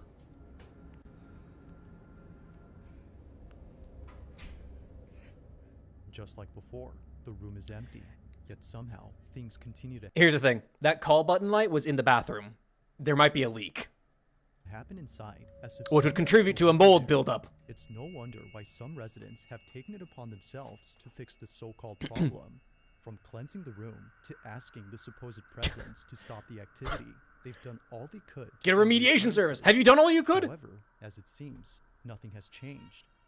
To this day, they don't know what's going on with this room.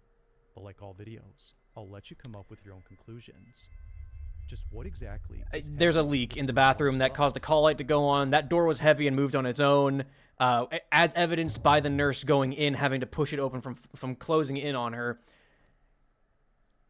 Just you need to call a mold remediation service. I don't know what to tell you. Hey Ben, there was a show where they got an exorcist and a paranormal investigator and an inspector to check out haunted houses separately, which was pretty fun. Can't remember the name, but it was probably Paranormal Home Inspector or something like that. I don't know. The thing is, I would love that. Like, having an exorcist, a paranormal investigator, and just like a home inspector. The thing is, I can't imagine that show would have lasted long because, like, I would say like 99% of the time, the home inspector is going to come in and be like, oh yeah, no, your wiring's all fucked up. Oh, you have a leak. Like, oh, there's mold growing in here. Like, oh, you feel paranoid? Yeah, an electrical field will cause that. Like, it'll make you feel paranoid, that feeling on the back of your neck. Electrical fields can do that to you. Oh, you hear knocking in your walls. Yeah, there's probably a leak. Like, you know, the pipes are like, you know, they get frozen, they expand, they start leaking. Like, it was like 8 episodes. Was it because every single episode the home inspector was like, yeah, it's this. It's idiots. It's the mold. The mold did it. He says he's dragging the psych ward in a stick jacket. Yeah. The mold is closing that door, damn it. Here's the thing, chat. I want to believe in ghosts. I'm not even doing this because I'm a non-believer. I want to believe in ghosts. I have seen a shadow person when I was younger. Like, I want to believe in ghosts and the supernatural and the paranormal, but there are so many other, like, grounded explanations for things. Like, and it's as simple as, like, the human mind just really can fuck with you when it wants to. It really can just mess with you. You can hallucinate sound, you can hallucinate visual things, you can hallucinate smells. And that feeling of nausea, that could be like just a little bit of mold or mildew. There's all kinds of shit. So anyway, Stalker, thank you so much for the follow. Welcome to the stream. Hope you have a good day. We're watching spooky videos. So yeah, like, I want to believe in ghosts. I just think there's too many real world explanations to these things. Someone saw hieroglyphics on the walls and thought there was a ghost trying to send a message, and the inspector showed up and was like, "You painted over old paint, and the old paint is rotting." There's that. Like, it's such simple shit. It's such simple shit like that. Like, it's so easy. It's like why old ghost hunters, old ghost hunters was so good. One of the first episodes they did, Grant and Jay went in and they were like they went into the basement because the homeowner was like, yeah, you know, it's just a bad feeling down here. You know, we just don't feel good. And they brought out, like, they tested like a bunch of wires, like, oh yeah, because your wiring's fucked up. And when it emits, an electrical field, when, you know, the electricity is just getting sent out into the space, you can get that feeling of unease, of nausea. It's just electricity, and you need to fix it, or your house is going to burn down. That's why old Ghost Hunters was great, and then they faked evidence, and now they lost all credibility. But, you know, it is what it is. Human brain loves to trick you into believing that you saw something when in reality it was something like a reflection of light or something. Yeah, and that's the thing, is like, even like I will say I have seen a shadow person, and I can't think of a way that the light worked, but I was watching TV at the time, and it could have been as simple as like it bounced off a wall weirdly or something like that. I maintain that I saw a shadow person simply in the fact that I saw them move like a person, like a human would. But I also don't completely be like, yes, 100%, that was a human being. It is a weird situation for me, but I want to believe in ghosts. Survival because it's better to be paranoid than dead. Yeah, that makes complete sense, actually. I never thought about it that way, but 100% that makes sense. What did you name the shadow person? I don't know. He had a hat. He had a bowler hat on. I don't know if it was the Hat Man, but, yeah, I don't know. He had a bowler hat. I never named him. My brother saw him, too, when he was younger, so, you know, that helps. Your mom took a picture of the horizon through a window and saw some strange lights in the distance that she thought was a UFO. It was a reflection of her nails on the window. I love video. I love stories like that. Like, there's that moment of panic of like, oh, I saw a thing, but then the realization. It's like watching the scurry videos at the end of Nuke's thing that we watched, the previous video, where it's like the dude who thought he saw a cat in his hallway, it's just his shoes. Like, there's that that level of like, oh, I saw a thing, and then the realization like, no, I didn't. I love that. Anyway, number 4. Oh, at around not 3 that. p.m. Yeah. on a quiet Saturday, Bonita Adonis was home alone watching TV inside her kitchen. It wouldn't be long. That was before her weird. husband came back from the grocery That was a little store. spooky. Actually, watching her like come up from the According to bottom of the her, frame like it that. isn't often the case that she has the whole house to herself, especially considering that her relatives are staying over for a few months. But even they are away from home, leaving Bonita completely alone. However, that may not be entirely true, because based on what was captured on a security camera inside her kitchen, this happened.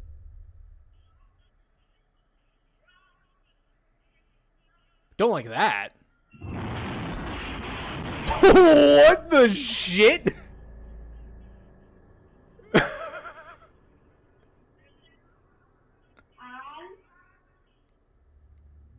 If it wasn't for the passing figure that briefly appeared, Bonita says that she would have written this off as nothing more than an issue with the stove.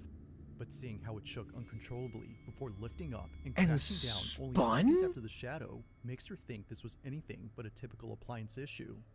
Now obviously, stoves don't do this. This fact alone that is convinced Bonita. I don't know what kind of stoves you've got, but my stove does that every Saturday. It does a little dance. We gotta calm it down. That's a stove? I thought it was a trash can, which I was like, oh, okay, whatever. What the shit? Was it a gas stove? Because maybe there was like too much pressure in I don't know. I'm not a home person. Like that feels like there was some sort like too much pressure and it kind of got blown off, whatever the hookup was. Bonita and her family that an unseen presence had done this. Not the actual stuff. As they believe it's a presence they're familiar Thanks, bub. with. As mentioned earlier, Bonita's relatives are staying over for a few months. They had gathered there after the recent passing of Bonita's grandmother, who passed away naturally under Bonita's care. Maybe, according to them, this might have been her spirit. But despite what they believe, I'll let you come up with your own conclusions. Just what exactly occurred here? Was a ghost responsible for this? Not the actual Has stove. something else been at play here that could explain this? Show me a picture of the actual stove. Damn it. Yeah, I don't know if it's possible, but I feel like that's probably, if it's a gas stove, I would imagine maybe there was just some sort of malfunction with the gas line and it expanded and shot it off of the thing, which is honestly scarier than a ghost, because then there's like a gas leak somewhere. That's bad times. I don't know the physics behind like gas hookups or anything like that, but yeah, like stalker, that would scare the shit out of me too, because it also would be so loud and sudden. The shadow figure outside, that's a weird one. That could have been a bird passing overhead though, like a big bird, and it just sort of like cast this weird shadow as it flew by. But yeah, nonetheless, honestly, if it was gas expanding and there's some sort of issue with the gas line, that's scarier than a ghost. Now, this next video was posted by a mother who writes that on August 13 of 2025, her daughter was a alone recent one. downstairs when suddenly her Ring camera recorded something that has left her extremely concerned. Oh, your eyes. Been barely a month and a half You did since not Jacqueline name your and her child daughter moved into Jaqueline. this new house. You did not name your child Jaqueline. Okay. And now, after seeing what happened to her daughter on this night, she's not sure if staying here is safe. While Jacqueline is upstairs taking a shower, her daughter is by Oh, is it herself in the pronounced kitchen. Jacqueline? Suddenly, What? this happens. Blowing off steam. But now at the casino, she's playing to avenge Got some Paul's Halloween death. decorations up. Got a little skull down here. Tricked her into a trap, letting him gain his confidence. Do they have a with his cat? hands just to see what his tendencies are. But then she goes for the throat.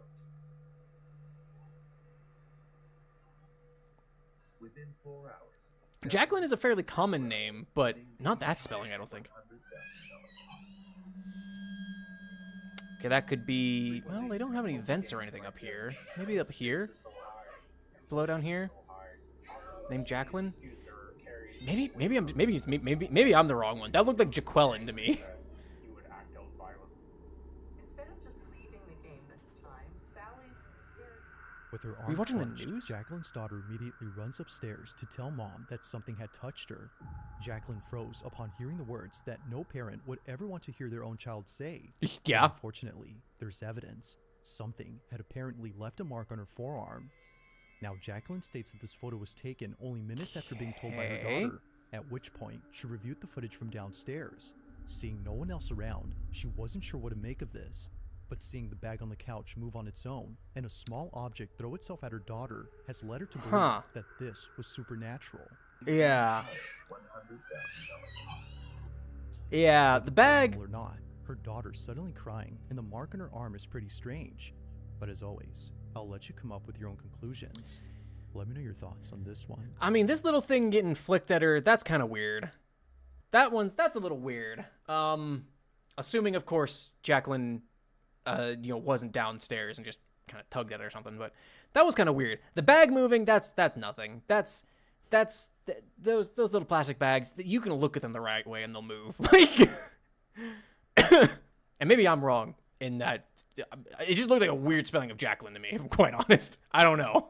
It's like people in their spelling, like, it's like Dorothy and they spell it like DORRATHEIGH.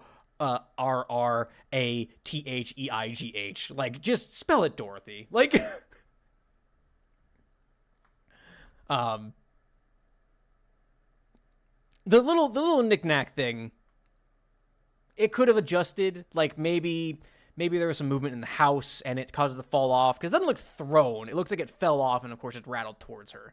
Yeah, Emily, right, man? And like the bag, that's nothing.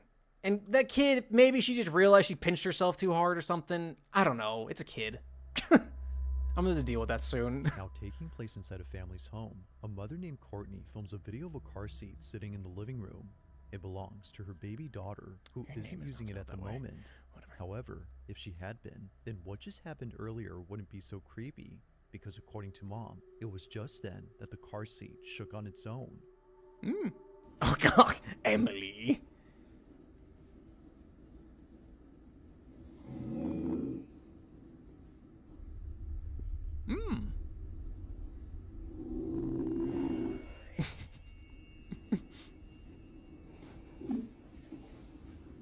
No child. Literally nothing here. Literally. My baby is sleeping. Don't have a remote. It just. Well, it's a car seat. I don't think a remote would. I don't think that makes any sense.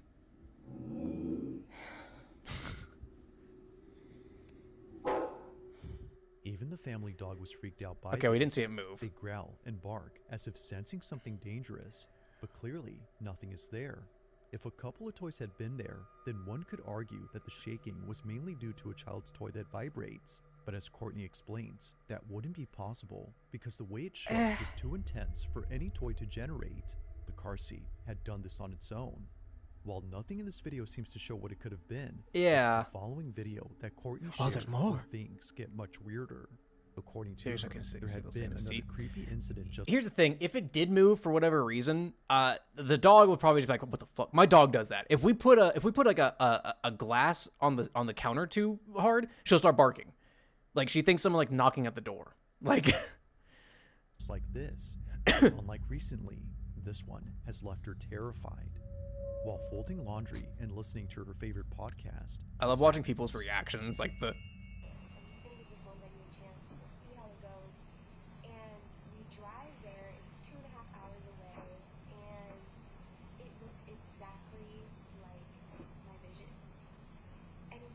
Slam the door shut.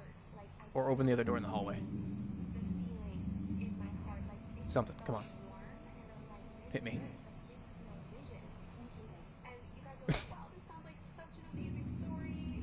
Come on. Slam that door shut. Flick the light switch. Give me some. Come on. Open the other door.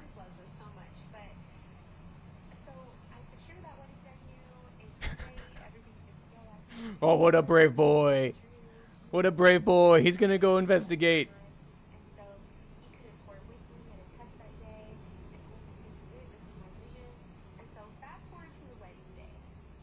Fast forward to the wedding day. Oh, that's kind of fun. Never mind, he wasn't investigating. He was leaving. He was abandoning her ass.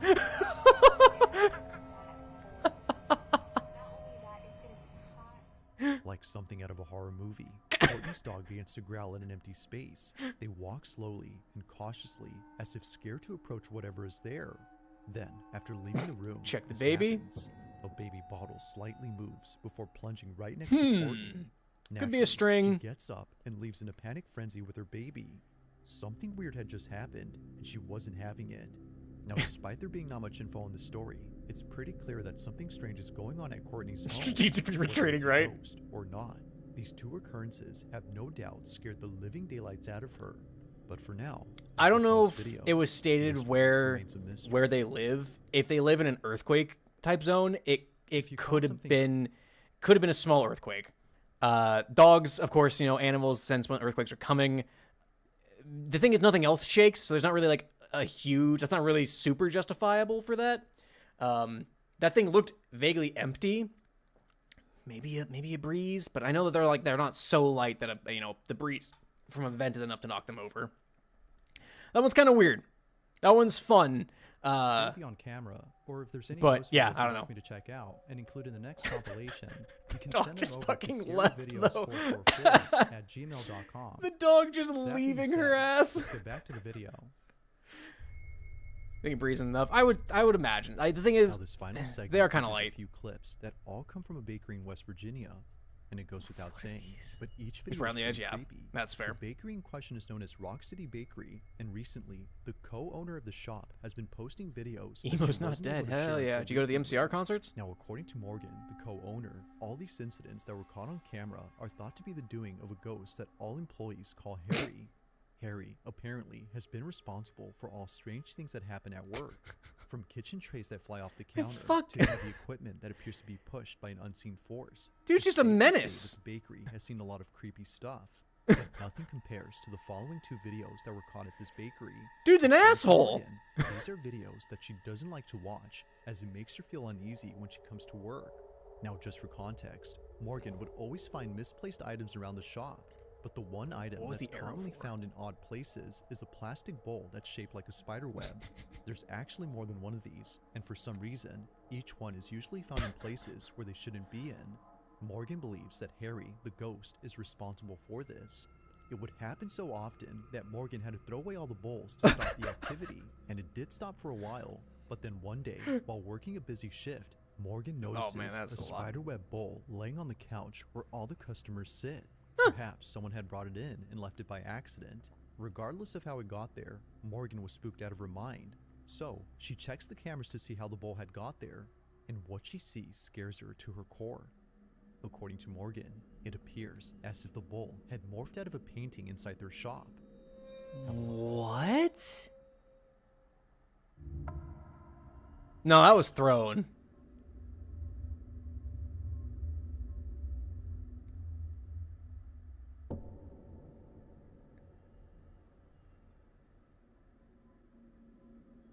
That was thrown from off screen, I think, and bounced off of that. Like viewers, Morgan doesn't know what to make of this. It looks as if the bowl came out of the painting.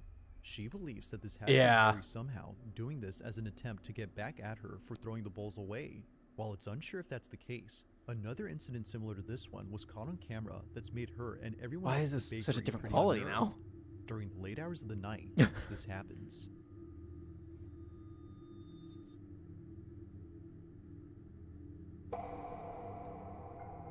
What the hell is that? What am I looking at? Like before, something comes out of a painting, but this time, more things happen around. Looking closely, a plastic skeleton falls on its own, but after whatever this was had come out of the painting. As it turns out though, that object was a can of soda. Not really sure what to make of this, Morgan shares the footage online in the hopes that someone could explain this. So far, neither video has been solved. But still, there continues to be strange things that happen at this bakery. Whether it's Harry the ghost or something else, they're still freaked out by all these occurrences. Of course, what are your thoughts on this? Let me know down below. Yeah, that looks like that was like dropped or thrown or something.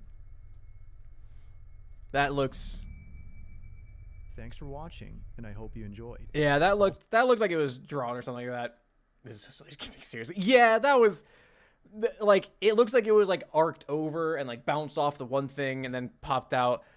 Boy, really taking a gamble on that soda can. Assuming it was actually full, I suppose. If it was empty, then it's like, whatever. Like, you just throw it at the thing and have it bounce around everywhere and then, you know, knock a skeleton down. There was a lot more shit that I feel like was more, like the ceiling dropping in is like, again, get a home inspector. Get a building inspector. There's something wrong here.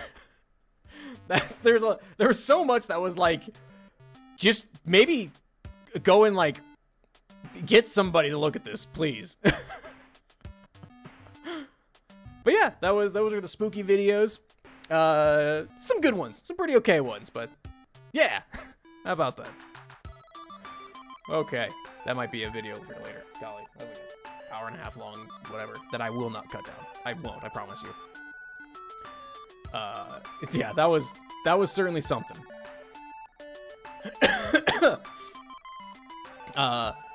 Definitely, I mean, there were some fun videos in there, for sure.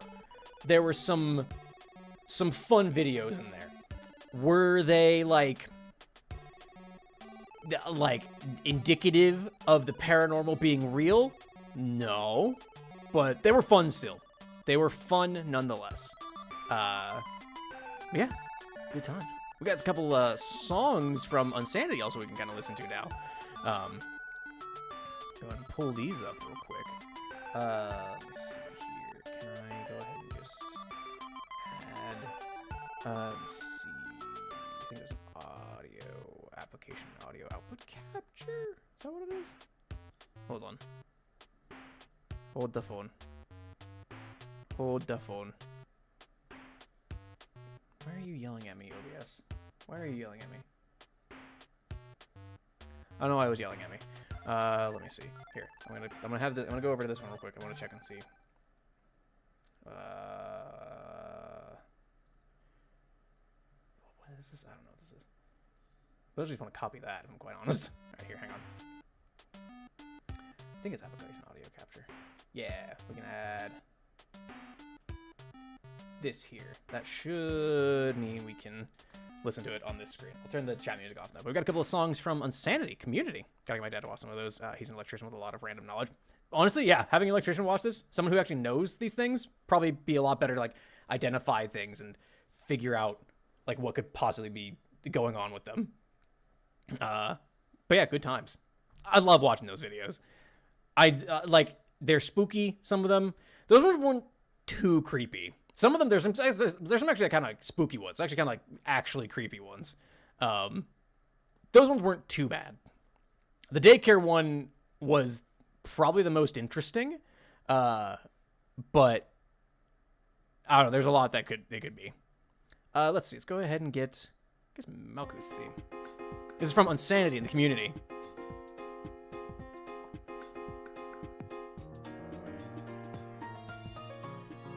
Ooh.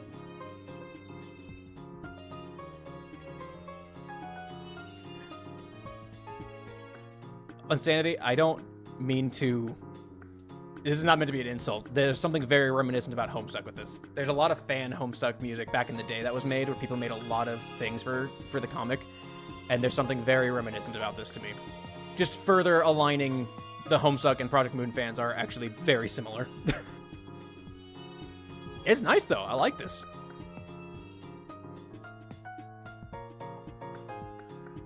Getting Ace Attorney vibes. Oh, that's fair too, Pan.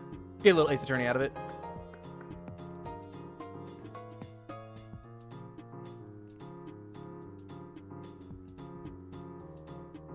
I dig it, though. I'll wait for Twitch to come back and do the next one. Actually, I could pause it right now while we're waiting for them. No, so far, I like that. That's nice. I dig it. Might as well Persona 5. I don't know if Stalker can hear me, but you know what? That's fair, too. That's completely fair, too. Excuse me. It's fine. That was a remake of MacLeod's Battle theme. Fair. Just like jazzy kind of style. I dig it, though. I do dig it. Boy, I just like watching these spooky videos. They're just fun. But yeah, no, so far, with this, I dig it. Wait until Twitch gets back to continue it, of course. But I dig it. I do dig it. Probably do my anime list reviews after this as well. Only be review. It's gonna be going over mine that y'all can make fun of my taste in anime, and then we'll review Pan's. I'm sorry, Pan.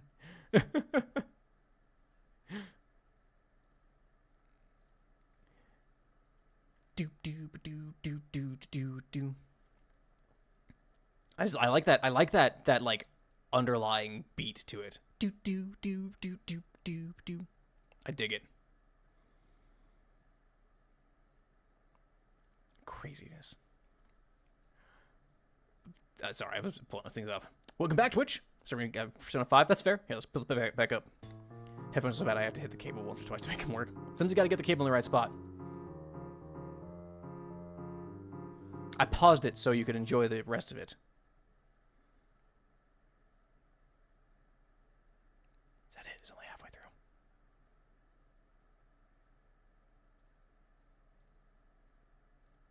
Did pause. Looks like it is done. Okay.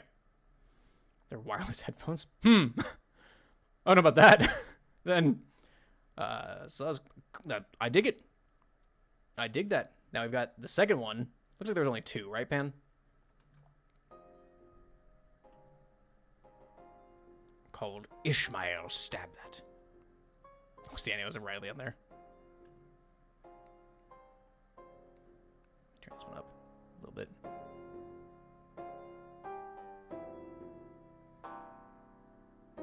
Okay. Nice and smooth. Yeah, let's turn that down now. A little bit of, organ sound to it?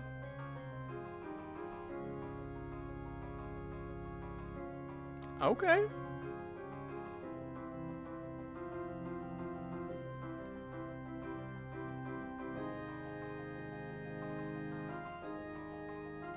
I can dig it. I like the strings in the background a lot, like underlying the organ.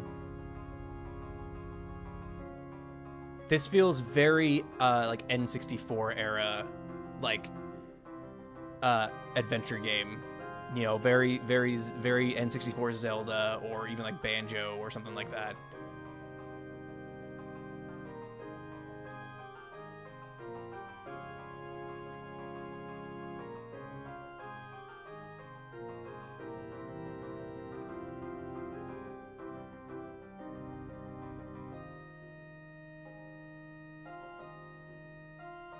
Okay, I like it. Seems great was they were slowly getting louder, though, and the drop happens. That's fair, yeah.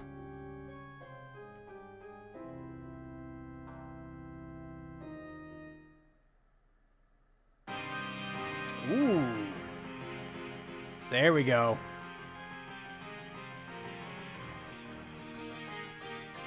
Boy, yeah. Can you? I'm just picturing like the sweeping, like the pre-trailer, or like the pre-rendered cutscenes that they have at the beginning of like a video game, where you have like the menu screen pulled up and like it kind of like starts going through like the areas.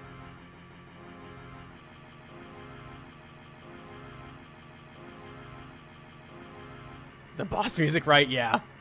This is where it shows like the full length of the adventure kind of a thing.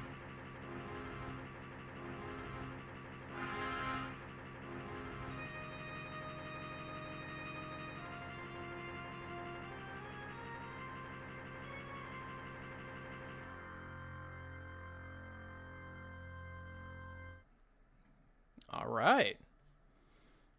Yeah, hell yeah. Yeah, those were good. Hell yeah. Those were great on Saturday. Holy crap. I hope you don't take too offense at my, like, my thoughts as I'm processing what's going on. But yeah, like, those are just the vibes I was getting from those, and they were good though. Hell yeah, those are great. Like I said, I got a lot of Homestuck from the MacLeod redo, weirdly. And that one just felt like an old school, like I said, N64, PS1 kind of era adventure. Hell, even up to PS2, I would say. Like adventure game kind of a thing. Hell yeah. No, those are great. Thanks for sending them. You keep finding random Sharpies in my belongings? What, just Sharpies? You just keep finding them? Someone just keeps placing Sharpies. Should I do a 10 roll in Limbus Company? How many carrots do you have? That's my only point of reference. It's my own doing because I got bought a 12-pack because I keep misplacing them and now they're everywhere. Hey, well, you know what? Too many Sharpies is better than not enough Sharpies, as far as I'm concerned. That seems like a good problem to have. Excuse me. Hell yeah. All right, well, I don't want to just keep watching. The thing is, I do want to keep watching, like, just Nuke's top 5 stuff, but I've seen a lot of recent ones, unfortunately. Also, I don't know if anyone saw or gives a shit. Apparently, the Homestuck animated pilot did, in fact, come out today. I didn't realize this. I'm not gonna watch it on stream. I'm not gonna watch it on stream, but it's here for anyone who cares. It's out, apparently. I want to watch it with my wife more than anything, so I won't watch it on stream. Here's the thing. Ordinarily, I would love to watch this, but I'm gonna wait to watch it with my wife. But it is out for anyone who cares.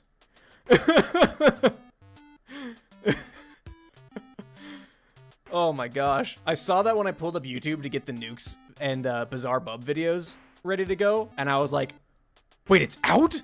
What? And, yeah. There it is. So you recommended? Probably my fault. True, always do Sharpies? Yeah, same. Sorry. Then Red Home's like, yeah, well, now there's gonna be an animated series, maybe, if this does well. Give it a, go watch it, give it a like, tell them what you liked about it, all that stuff. And, maybe we'll actually get a full-blown series of Homestuck, and then people can watch Homestuck via animated format. You're fine. It's more amazing when I find people who know Homestuck nowadays. It's free to watch it just on YouTube. Just on YouTube. Now, again, this is just the pilot. There's no confirmation that it's going to be a full-blown series. I think they're going to be gauging how successful the pilot is before they go, hey, why don't we make it a whole series? What's a Homestuck? I'm so glad you asked. Homestuck is a webcomic that started in 2009 that follows the story of a bunch of kids who play a video game that causes the end of the world, reality, in the efforts to create their own universe. Across it, you meet a couple of alien species at that point. It is a sweeping story about growing up and, playing a game with your friends that causes the end of all things. It has some things that have not aged well. I am the first to admit it, but, yeah, it's a good time still. I think Viz is working on the website, and there's some things that have been fucked up recently because of it, so I don't know if it's actually still up anymore, but yeah, it's a good time. But anyway, I only got one anime list besides my own, but we will review my anime list, and you can judge my taste for what they are, but we shall go into this. I'll play the Guess the Game music, so at least we have something in the background. But welcome to my anime list. I have pans as well that we will review after mine, but it is only fair that I show you mine before I look at anyone else's. I have a few of these that I'm currently watching that I'm, not as up on, and I haven't, rated or anything yet, just because I haven't been using this as much lately. But here's my currently watching. I guess we can go tab by tab, right? My currently watching. Gacha Yakuta. It's good. It's fun. At this point, I would probably say I might even give it an 8 at this point. We're a few episodes in. I've watched all the new episodes since then. Especially when I haven't seen them in a while. That's fair, Pan. It's okay. Mine will take a minute. My Dress Up Darling. My Dress Up Darling is a fun little rom-com slice of life thing of a girl the popular girl who likes cosplay and video games and everything like that, and the quiet boy who likes to paint and create Hina dolls, which are Japanese traditional dolls. And he makes her cosplays, and it's very cute and very sweet and very slice of lifey. Second season has been very good. I think I'll probably give that an 8 as well while I'm here. Yeah, Gacha Yakuta. Been a lot of fun. It's a very good shonen so far. We're 8 or 9 episodes in, I think at this point. I didn't realize it was getting 24. I thought we were going to be close to the end here. That's great, actually. That's phenomenal news that we're getting an actual whole season. But it's a good time. Kaiju number 8 is also good. I've been a little maybe disappointed in this current season. It hasn't been as good, though we're kind of getting some good shit now, so maybe it'll get better. But Kaiju number 8 season 2 has been very fun so far. It's just a good time.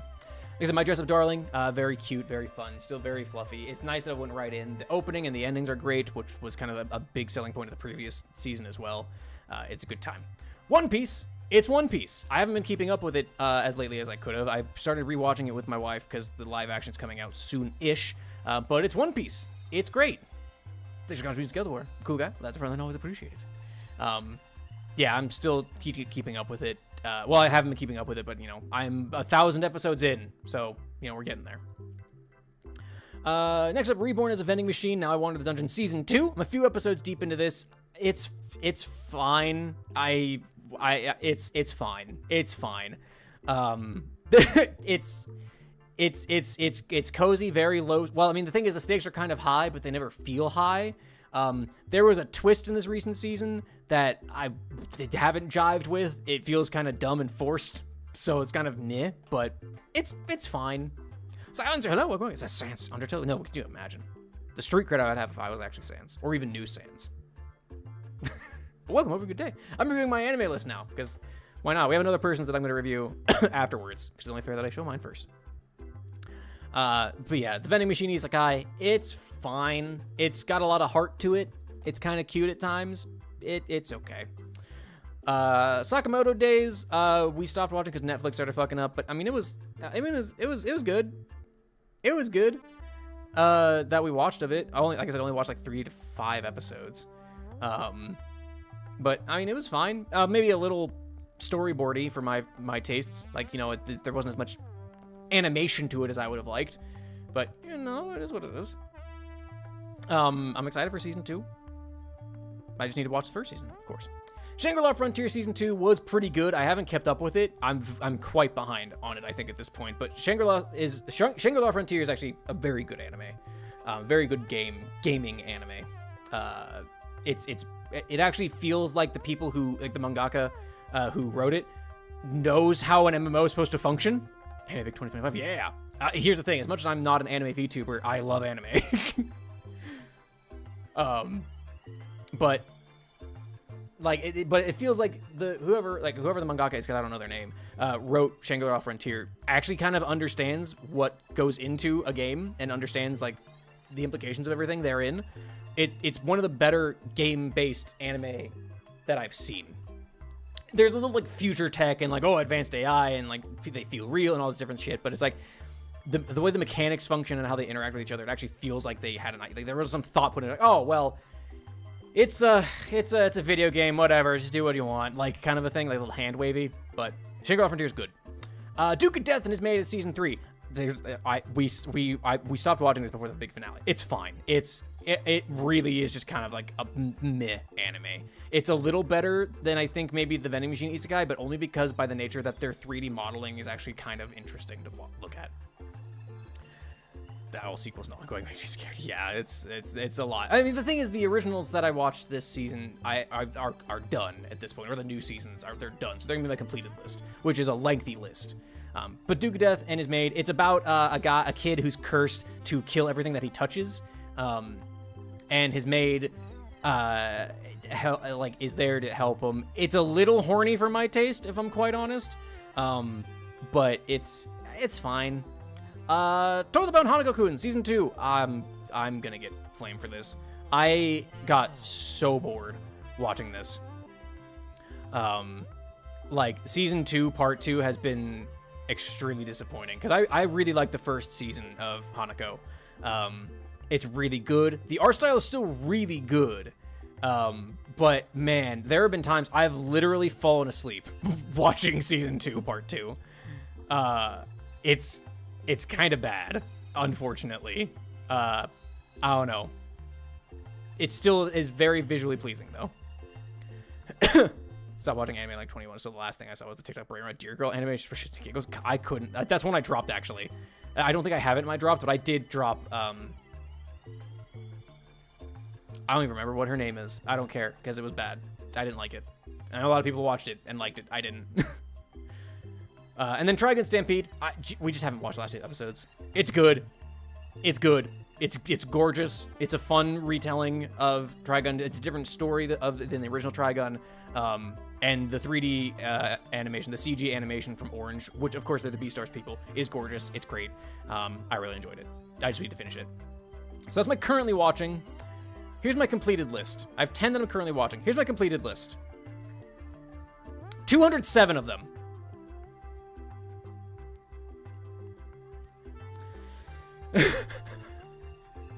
I probably won't go into detail about a lot of these, just because that would take me probably hours to go through each one. But now that includes, breakouts of seasons like Aharen, season 1, season 2. But I have 207 entries in this. And this is like, I've been watching anime since, let me see. I graduated high school 2011, 10, 8, 9, or no, 10, 9, 8, like 2007, 2008, 2006-ish, kind of, back before I started high school, when I really sat down and started watching anime, because it was an anime, and I started with Full Metal Alchemist. I'd watched Dragon Ball, I'd watched like Sailor Moon, I'd watched some One Piece here and there and things like that, but I didn't or like Pokemon, but I didn't like sit and think, like sit down and be like, I am watching an anime and I know it's an anime, until it was Full Metal Alchemist. So yeah. Let's see if what happened. God, please don't do that, please. Maybe I'll sort by score. What if we sort by score? That way we can kind of go from what I consider 10 out of 10 anime, and then kind of we can go down from there. Welcome back on Sanity. Just going over my anime list real quick. I say real quick. There's 207 of these things. I've tried to score all of these. Of all the ones that I've completed, I haven't scored Skeleton Knight and Go-Go Loser Ranger. Well, this one kind of disappointing, unfortunately. As much as I love Go-Go Loser Ranger, Skeleton Knight Another World was also like fine. It's like 6, borderline 7. I'm gonna go with 6. It's okay. It's fine. But yeah, we'll go top to bottom. Start with my bests, then we'll go down to my worsts. Because I haven't given anything a 1. I haven't like hated an anime. But yeah, we'll start with my 10s, of course. So my top 10 or my top anime that I think are like the best anime out there that I've watched. Are they my favorites? No, not necessarily. But do I think that they are probably the best anime out there? Yes. Princess Mononoke, Spirited Away, of course. They're classic Ghibli anime. I have problems with Kiki's, which is why it's down here in a 9. There's parts of Kiki's that get kind of boring. It's a little slow. But Spirited Away and Princess Mononoke are fantastic. So of course they're up there. Baccano is a very fun anime to watch with a lot of weird, like, supernatural paranormal shit in it that you don't really expect. It's about immortals, alchemists, and things like that, but set in, like, the 1920s, like, gangster kind of, like, Prohibition era. It's great. It's a lot of fun. It's a good one. That's why I put it at a 10. It's phenomenal. Fullmetal Alchemist Brotherhood, there are 2 anime that I think could compete for the best anime of all time. I know some people think Cowboy Bebop is up there. I disagree.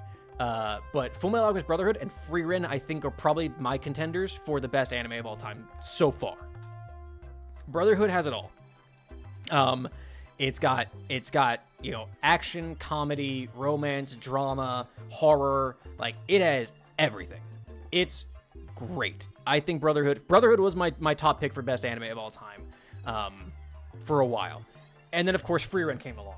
And Frieren's ongoing. So, you know, maybe it's a little presumptive to say I think that it's the best one so far, but that first season is so good.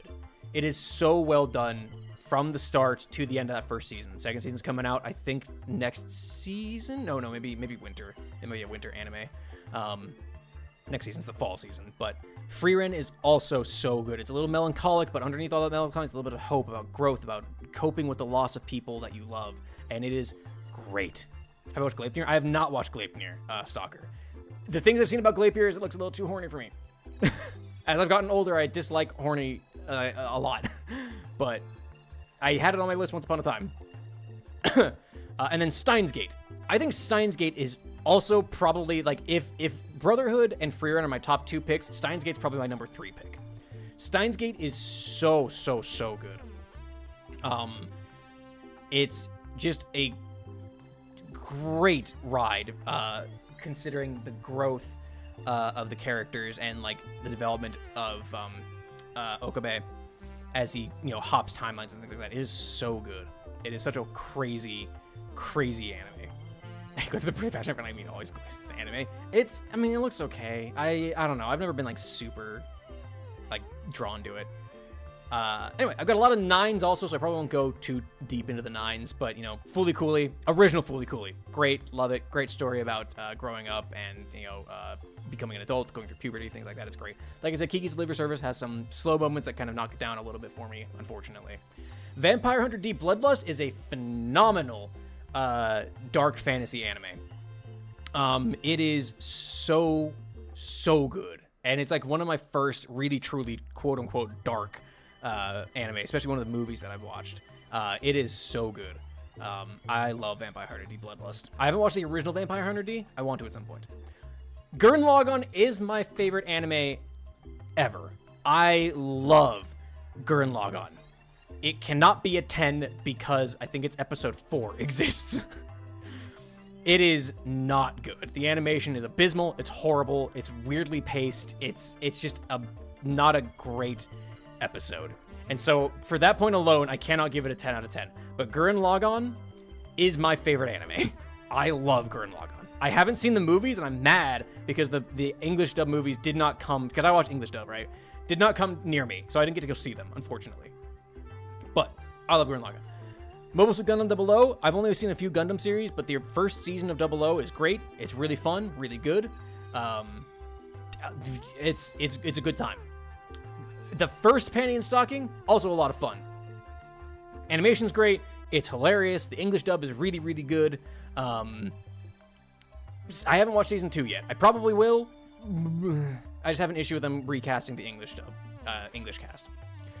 Fate Zero. Fate Zero is great. I don't like the rest of the Fate series. I mean, to be fair, I've only watched Unlimited Blade Works and I dropped it because, boy, is it dumb. In my opinion.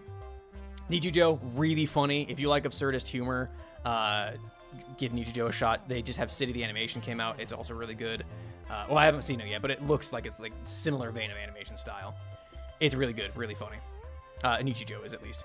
Fate Zero Season 2 is Fate Zero, of course. The first season of Devil as a Part-Timer is amazing. The other seasons fall off, unfortunately. But that first season of Devil as a Part-Timer, amazing. It's so good. It's funny. Animation's great. The characters are incredible. Good time. First season of Attack on Titan. Really, really good. Attack on Titan falls off, in my opinion, really, really hard. Because I've watched through like the first 2 or 3 seasons of it, and holy crap, do I just not care at a certain point. But the first season of Attack on Titan's great. Log Horizon, first season, really, really, really good also. Fun video game isekai kind of a thing about building up a civilization of adventurers and how they're stronger than the NPCs. Really good. A lot of fun. Has a lot of politicking to it, and it's great. Space Dandy. The first season is incredible. Second season, not so much. It's still good, but it's not as good as the first season. The first season of Space Dandy is amazing. It's also kind of another absurdist comedy. Just very episode to episode, and it's a good time. First season of Blood Blockade, also very good. A lot of very good, like interesting world building, and it's just really weird at times, but it's really good. Everyone's very fun. All the characters are fun. It's just a good time. Bass. Sounds like I just got a lot of bass taste. What can I say? This is the dub season of Gintama.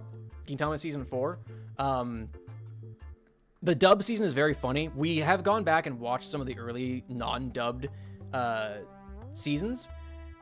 But that dubbed season is so damn funny. It's so good. It's so absurdist.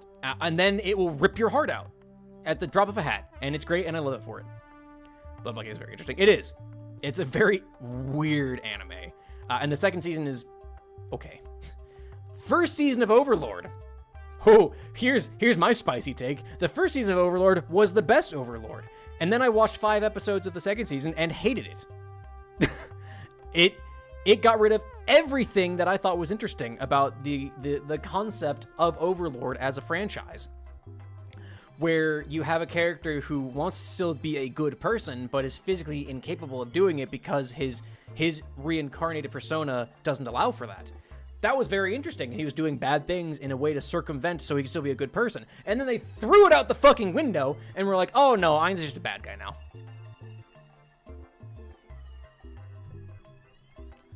The second season is so bad. I watched 5 episodes of it and hated every second of it. That's not true. The lizard folk thing was fun. I liked the lizard folk characters, but literally as soon as Ainz was introduced, I was like, oh, I don't care anymore. This is bad. Guess we're in your chat? Yeah, go for it. I don't care. First season of One Punch Man. Great. Amazing. It's good. How's Lausa? Dead. Super dead. She's got erased because we're on a new save now. But welcome, Evie. Hope you're a good day. Welcome, welcome. I'm reviewing my anime list. Or I'm bearing my soul to y'all as I go through my anime tastes. But welcome. Have a good day. First season, One Punch Man. Amazing. Great. Fun. It's One Punch Man. Assassination Classroom Season 2. I think I put the first season in like an 8 or something. Boy, I have a lot of 9s. I just realized I have a lot of 9s. Yeah, down here. The second season of Assassination Classroom is really good. Oh man, the finale of the series. It's like it was the first anime. It's not the only one anymore, but it was the first one to make me openly cry. The finale. Oh my gosh, it was so good. Konosuba. Got a 9. It's great. It's funny. It's Always Sunny in Another World. I rarely recommend it to people because there's some spice to it, and I feel a little bad liking it as much as I do. But here we are. They were so fucking pissed. I too thought it was a very interesting concept, and then they're like, "Yeah, he's a bad guy now," just because it's bad. It's bad. Like I said, I know that's a spicy take because everyone loves Ainz being the big bad bone daddy, but I was like, no. What was interesting about Ainz as a character was that he was actively doing bad things to try and accomplish good ends, and then they just got rid of it, and it's bad now. Assassination Mastery movie came out where they show some bits from the manga to make it. Ooh, I have to look into that because God, I love Assassination Classroom. It's so good. Maybe a bit of a niche one. Haven't you heard? I'm Sakamoto. Think like One Punch Man if he was a school kid and like he just literally can do nothing wrong, and it's got that absurdist humor. It's just ridiculous, but it's such a good time. It's so funny, and very sweet at times. It's a good time. The manga has a moment for every single character, but it was too much for the anime. That's fair. Sakamoto was very funny. Sakamoto was very funny.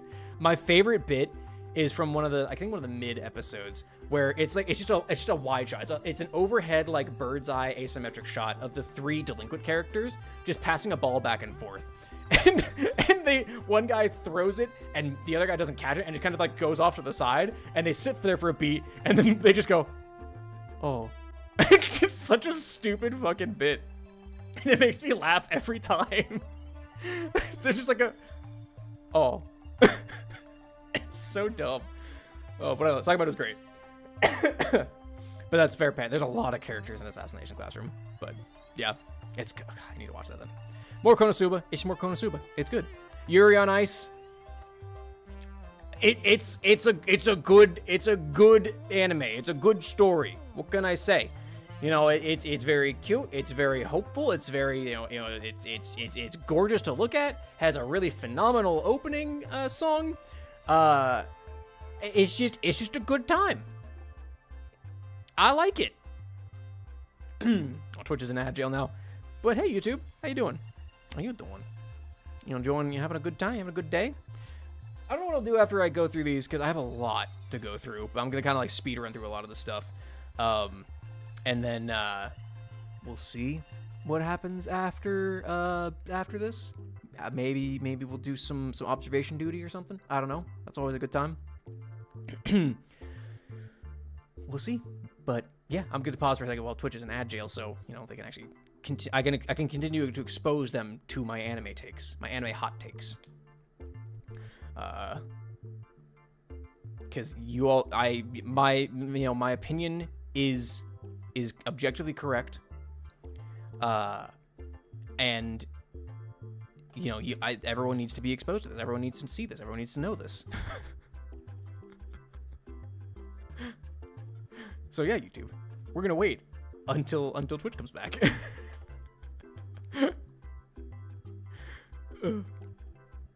I like I said, I'm going through the 9s, but once we get to the 8s, which I have a lot of 9s, I'll probably just go a little bit quicker.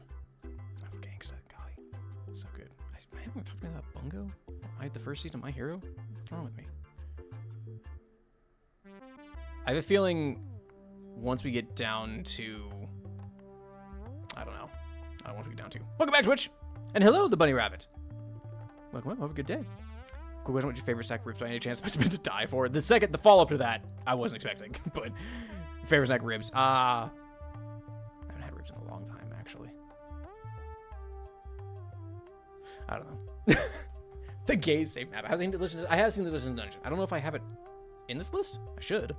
I have. It's very good. The gays save map was fucking wild, but you know, not wrong. Boy, back in the day when Yuri was coming out, crazy popular. Thank you for the follow, Bunny Rabbit, as well. Thank you. Next up, Miss Kobayashi Dragon Maid, the first season. It's very cute. It's just a good feel, like it's a fun feel good. Maybe it's a little horny at times, but it's just fun. It's just cute. There's not much story and it's fine, but I like it. It's cute. It's fun. The Disastrous Life of Psyche K.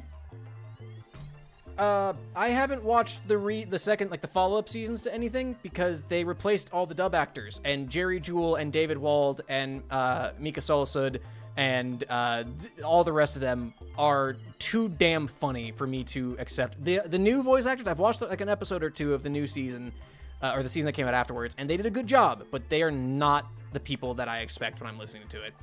The original dub cast was so good and so funny.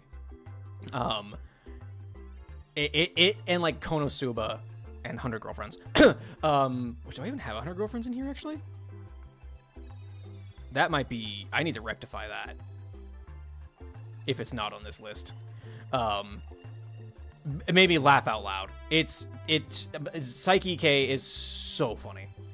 My Hero Season 2. The sports festival, amazing, incredible. I love the sports festival. It's just a tournament arc, but it's so damn good for a tournament arc. I mean, there's the Stain arc was great, but man, was that tournament arc good. MMO Junkie, very cute, very, very. My note here used to be my favorite romance anime. My favorite romance anime is Horimiya, but this is just a fun, cute romance drama comedy kind of rom-com of characters of people who meet via MMOs or via an MMO, and they played games before. They didn't know each other's real names. They started playing a different game, and just by coincidence, they run into each other again, and it's very cute and very fun. Cells at Work. The first Cells at Work, I don't think I've watched the second season, but the first Cells at Work, really fun, actually. A lot of fun. Jeremy Lee voices Red Blood Cell, and as you all know, or should know at this point, Jeremy Lee is one of my favorite voice actors ever. The fact that she's in the Homestuck pilot still blows my mind. But Cells at Work was very cute, very fun. I mean, it's definitely, that funjutainment kind of a thing, or edutainment kind of a thing, but it's good. Hello, Wolf. This anime's really good. The MMO one. Oh yeah, it's a good one. It's good. It's fun. I like it. Is there a moment in Psyche K-Dub where the extra guy is a band and the whole band gets possessed by professional musicians? Someone says, "Hey, he sounds like a voice actor." I don't know. It's been a while since I've watched Psyche. I remember the Exorcist. You're talking about the purple-haired kid, right? Where I remember there's the one where he lets a bunch of spirits possess him so he can become popular, and it of course backfires because his spirit hole gets too loose. Jeez. Anyway. First season of Slime, Isekai. Great. It becomes a podcast in the later seasons, but the first season's good. It's a good time. I like it a lot. I like these kind of city building kind of anime, apparently. Like I said, in my quote here, like Log Horizon, but more casual. But then it becomes a podcast, and like, especially the latest season, where it's like, we might as well just, you didn't have to animate anything with this. First season of Rascals That Dream of Bunny Girl Senpai is very good. Like a weird blend of like a rom-com, rom-drama with a bit of Steins Gate thrown in. It's weird. It gets weird at times, but it's good. That guy JP is like, hey, sounds like Hanai Natsuki, who actually voiced the. Oh, that's funny. I didn't know that. That's really funny. What are we doing? We're looking at my anime list because I'm going to review Pans afterwards. Wolf, just going over my anime, and I'm subjecting you all to my completely correct anime opinions. Have you ever started Gacha Yakuta? I have. I am currently watching it. I gave it an 8 so far. It's very good. I don't know if it warrants a 9 quite yet, but it is quite good. Also, I found out recently that it's not Gacha Yakuta, and it's Gacha Yakuta. So I've been trying to rectify my pronunciation. First season of Zombieland Saga.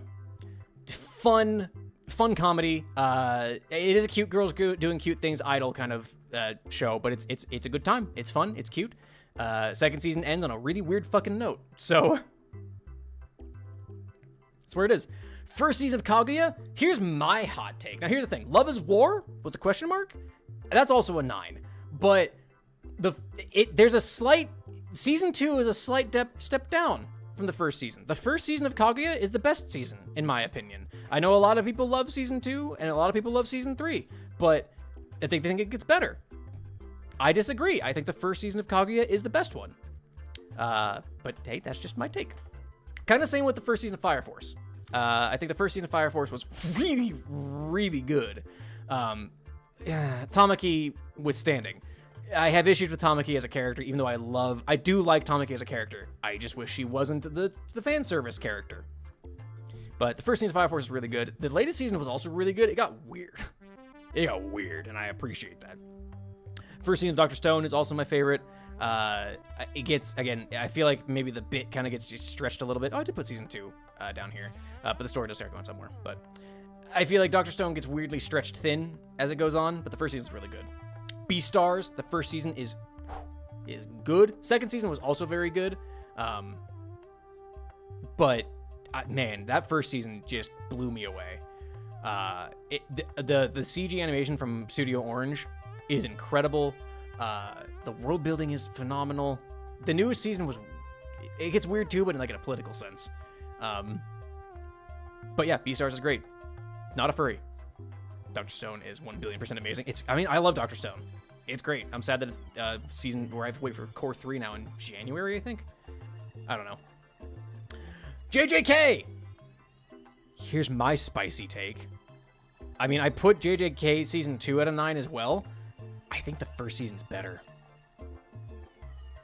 Like, I think the first season of JJK is still better. I gave them both a 9, but I feel like the second season, there's a step down. I know everyone talks up the animation and everything like that, but there's parts where I'm like, this just looks kind of messy.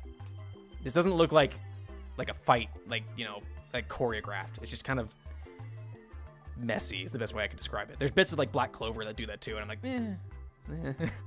But that first season of JJK is really good. GB started as a child of Baki. I did know that. Did you know that she has a new anime coming out? She has another manga called Sonda that's getting an anime next season, where a kid finds out he's actually related to Santa Claus, and he fights people because he can take on the powers of Kris Kringle, and he gets into fights. I can't wait. It's so absurd. It's gonna be animated by Science Saru, who are the Dandadan. It's the Dandadan animation company, so it's gonna look incredible. So yeah, first season is 100% better. Second season has better fights and bigger effects. That's kind of the thing, right? It's like, now the Shibuya incident is cool, don't get me wrong, but the first season is just a better watch, in my opinion, for JJK. So yeah. Fire Force Season 2 is good. I put it as a 9 as well. Story actually kind of starts going somewhere. That's the biggest plot point. First season's kind of like, oh, we're kind of teasing a bunch of things, but the second season actually kind of ramps up. I think about JJK because I only watched it 3 videos, but it's valid. Horimiya is my favorite romance anime. I love Horimiya. Missing Pieces is also down here at a 9. It's good. It kind of just, there's some weird continuity issues with it. But you get further like into the relationships between different characters who aren't just Hori and Miyamura. But I love Horimiya. It's so damn good. It's like a comfort show for me and my wife. It is such a good romance anime. I love it. The characters, the romance characters, actually get together by like episode 5. So you get like a whole half-plus season of them being in a relationship and their relationships with other characters and the intermingling relationships between all of the other characters. And it's so good. I love it so much. Entertainment District for Demon Slayer. Where did I put regular Demon Slayer? I think I put regular Demon Slayer at like an 8. Maybe. I don't remember where I put Demon Slayer. But the Entertainment District arc, whew, I know it's like just a bunch of, it's like 7 episodes of a fight. Like you only spend a few episodes of like building up to it, but man, it's a really good fight. I love the Entertainment District arc. It's so good. I know I complained about things looking messy in season 2 of JJK, and there's elements of the Entertainment District where it is just kind of well framed, and there's not a whole lot of animation to it, but holy crap, it's so good. I love the Entertainment District arc. Spy X Family. It's cute. It's fun. I love me a good slice of life comedy. It's a little absurd with a super spy, a master assassin, and a telepath. It's fun. It's cute. I love it.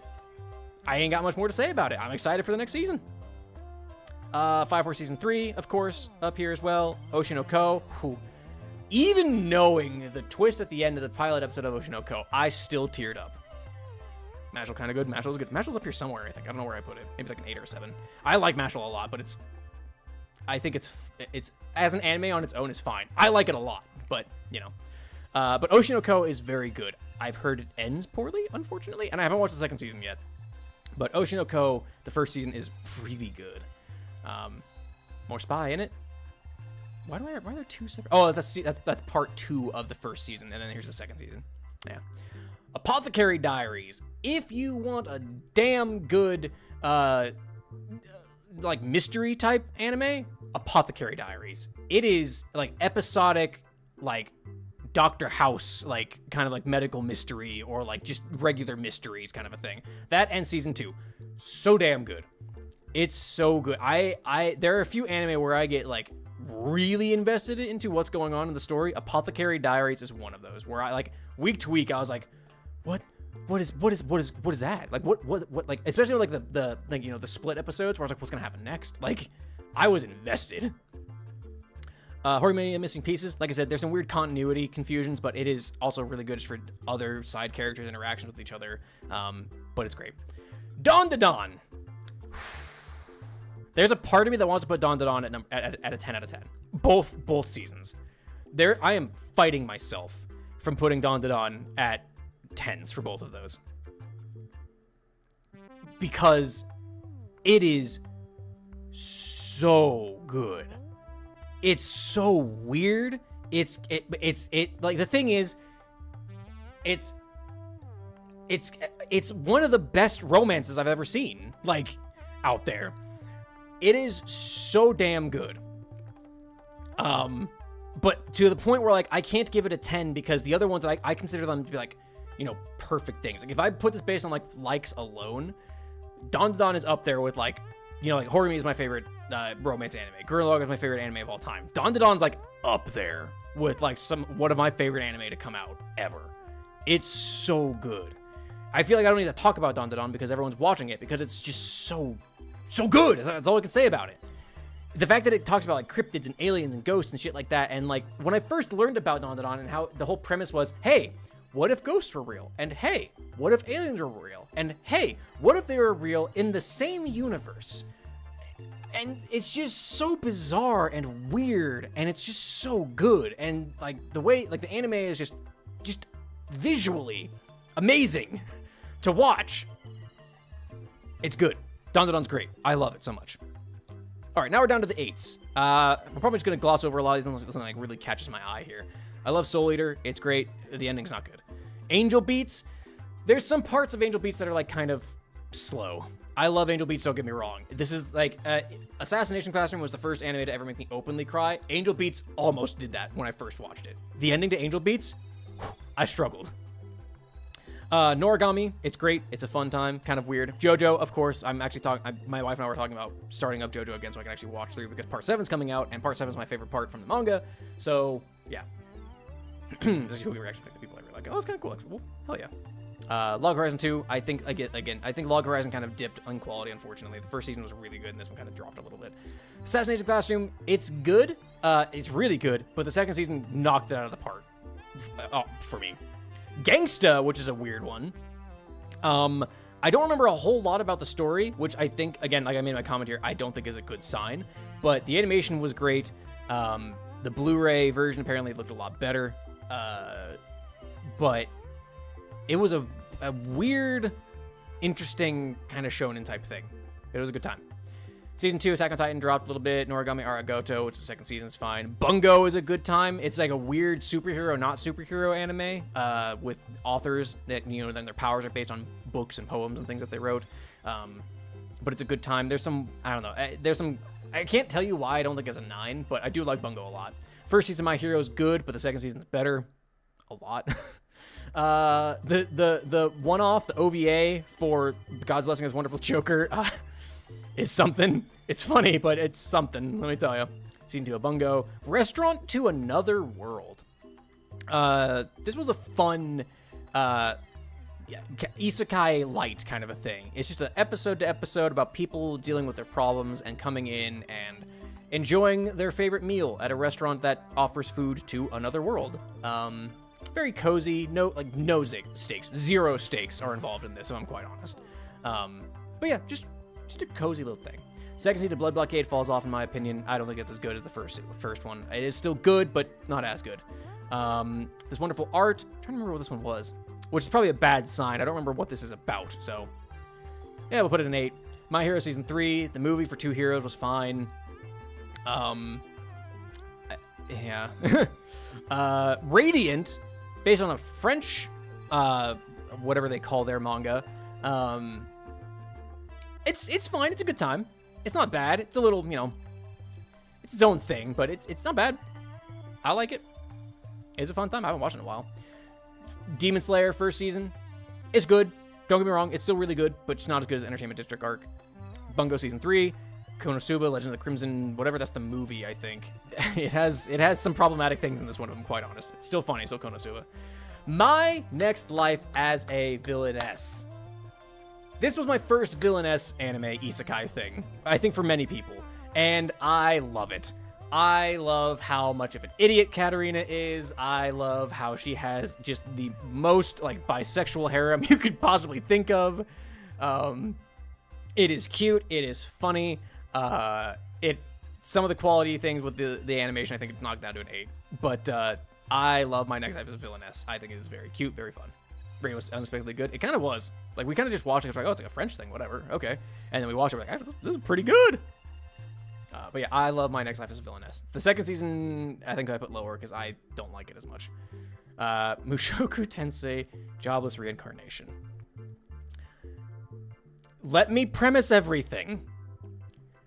Rudius is an extremely problematic character. I know this. I acknowledge this. Mushoku Tensei is still a very, very good anime. In my opinion, especially in the dub, they kind of cut out a lot of the, well, not a lot, but they cut out some of the issues with Rudy. Not all of them. Definitely not all of them. But Mushoku Tensei is still a very good anime exploring maturing as a person and becoming less of a shitbag. Still a shitbag, but becoming less of a shitbag. It's gorgeously animated. The music is incredible. The story is really well done. Mushoku Tensei is a very good anime with an extremely problematic main character. I'll say that on that. Slime Season 2, bit of a downgrade, in my opinion. Same with Zombieland Saga. Bye, Wolf. Have a good one. Take care. Thanks for stopping by. Read the manga this one before it was animated. What of My Next Life as Villainess? It's fair. Josie the Tiger and the Fish is a movie. Very cute, very fun. Josie's a little annoying, if I'm quite honest. That's probably why it's down here at an 8. She's a worse Taiga, and that says something because I don't like Taiga from Toradora. Dr. Stone Stone Wars. Like I said, the first scene of Dr. Stone's my favorite. I think it's the best. Log Horizon also, like I said, dip in quality. This is the Do or Die survival training. I don't remember what this is. It's down here. I don't know what it is. Ultra Romantic. This is season 3 of Kaguya. Like I said, it's good, but man, it is not as good as the first season. Mushoku Tensei. Hell's Paradise, I think, is very good. I almost want to say it's a 9, but it's not as good as the 9s, but it's still a good one. The Villainous one manga was really great. That's one that I probably will pick up the manga of at some point, because I don't think they're ever going to make another season of it, if I'm quite honest. Even though they teased a season 3 at the end of season 2, I might read the manga for Villainous, because I loved it a lot. Hell's Paradise is very good, very weird. I liked it a lot, though. Got that, like, anyone could die at any moment kind of a vibe. New World, like I said, yeah, Dr. Stone's first season's good. JJK Zero, the movie, is quite good. I have issues with how much we glaze Okotsu, if I'm quite honest. But, yeah, it's still a fun time. Love After World Domination. This is a fun and cute rom-com. Basically, you have a tokusatsu ranger-type character falling in love with one of the main villains from the evil organization. It's funny. It's cute. We're never getting another season because the manga was canceled. But the way it ended was a good time. The first season of My Dress Up Darling, it is like not a romance anime. I like the first season a lot. Second season is better in my opinion so far. But the first season of My Dress Up Darling, it's hard to call it a romance anime. Resident of the World Season 2, of course. Wrong Way Use Healing Magic, a fun isekai where someone uses healing magic and it's not fucked up, actually. Mugen Train down here. Nagatoro is here. I love Nagatoro, don't get me wrong. But boy, there's some issues with it. It does hit its series. The series hits its stride a bit better in Season 2. I still think that. The first season kind of like was finding its footing. The second season kind of just launches into it. To my understanding, the manga is much that way as well. It takes a little bit for you to get into it, kind of a thing. Bungo Season 4. Dr. Stone Ryusui, where Ryusui's introduced, good. Swordsman's Village was fine. Mushoku Tensei, it's more Mushoku Tensei, isn't it? The Mega Mean spin-off for Konosuba was good. Not as good as Mainline, in my opinion. Here's Mashal. Golly, it's good. It's good. It's funny. It's dumb. I love it. Shangri-La Frontier. The first season, again, kind of took itself to find its footing, but it's good. Kaiju number 8 was great. I loved it. It's a good time. Boy, I actually might need to put Hero X at 9. As much as I complained about there not being as much CG or 3D to it, it's good. I might need to put Delicious Dungeon at 9 as well. Delicious Dungeon was really good. I'm updating them as I go. Yeah, Delicious Dungeon. It's Delicious Dungeon, isn't it? I love the world building. Some of the best world building I've ever seen in an anime. In anything, for that matter. 2B Hero X, I've talked about Hero X a lot. It's good. I like it a lot. I'm leaving to a 9. Go Loser Ranger. The first season's really good. Second season, not so much. About one of the little fighters, like the no-name fighters, the putties from Power Rangers, going out and trying to overthrow the corrupt ranger system, and it's great. This is gonna get a 9. Am I an idiot? 100 Girlfriends is a 9. Zom, also very fun. You don't get a lot of like zombie stuff out of Japan. We get this in like High School of the Dead. Zom was there's some weird tonal things with it between like the dark and the comedic, but it's fun. I like it. It's very fun. And Zeno Robinson as Akira is really good. Hello, Dave! World Building Dungeon is extremely good and detailed. Oh yeah, it's great. I love it, Stalker. It's my favorite part about it. Hey, Dave, I'm reviewing my anime list. And again, giving my extremely correct opinions to everybody. 100 Girlfriends. The less I say about this, the better. It's funny. Konosuba, and Psyche are some of the few anime to make me like legitimately laugh out loud. And so it's great. And Rentaro is the best boy and deserves his hundreds of girlfriends. Someone's going, but it wasted momentum. Yeah, it really did. It having that production issue where the animators were getting overworked, even though they made the studio so the animators wouldn't get overworked, really killed it. I still liked it though a lot. Ooh, I need to update this. Windbreaker Season 1 needs to be a 9. Bungo Season 5. Windbreaker's so great. I love the delinquents with hearts of gold, fighting to keep the streets clean. It's a good time. Hashira Training Arc was fine. I actually might even downgrade that to a 7. I don't feel like it was as good as the rest of the Demon Slayer stuff. It was fine. Dr. Stone is good. Mashal, more good, more funny. A Sign of Affection, very, very heartwarming romance drama between a deaf girl and her crush. And it's very cute, very sweet. Dr. Stone, Zenshu. I know a lot of people liked Zenshu like a lot, and I liked it. Don't get me wrong, I gave it an 8. But I feel like, especially the ending, was not great, in my opinion. I really feel like they shat the bed at the end there, right at the finish line. But that's just me. I don't know. It was good, but yeah. Wizard Cast Punch, exactly. God, Mashal's great. Solo Leveling Season 2 was better than Season 1. It's still only an 8. I mean, only it's an 8. But man, the thing is, Season 2 of Solo Leveling really was just like, yep, you know what? We're not gonna try and muscle a story into this. Fuck it. You want to watch Jinu just go nuts on a bunch of stuff, and they did, and it's great. So, yeah, Ranma 1/2, the remake was really cool, really good. The animation's phenomenal. I'm not a huge Ranma fan, if I'm quite honest, but my wife really liked Ranma back in the day. But yeah, it's gorgeous. It was really fun. I liked it a lot. I did like it. Kaiju number 8's fine. Windbreaker Season 2 was a bit of a step down in my opinion than Season 1, unfortunately, but it's still good. Dr. Stone Trigun, it's a classic. Can be kind of slow at times. Full Metal Panic was one of the first. I did like this one a lot. It's very funny. But I didn't finish it. Well, I mean, I did finish it, but I mean, it's fine. It's kind of older at this point. Original Hellsing is good. Here's a spicy one. I didn't like House Moving Castle that much. Or my House Galaxy. I know, it is a classic. But yeah, I mean, it's good. Don't get me wrong, but I don't know. It didn't grip me as much as like Princess Mononoke or Spirited Away or anything like that. So, I mean, I don't give it a 7. I mean, it and The Secret World of Arrietty, like, kind of just there, ain't they? I don't know.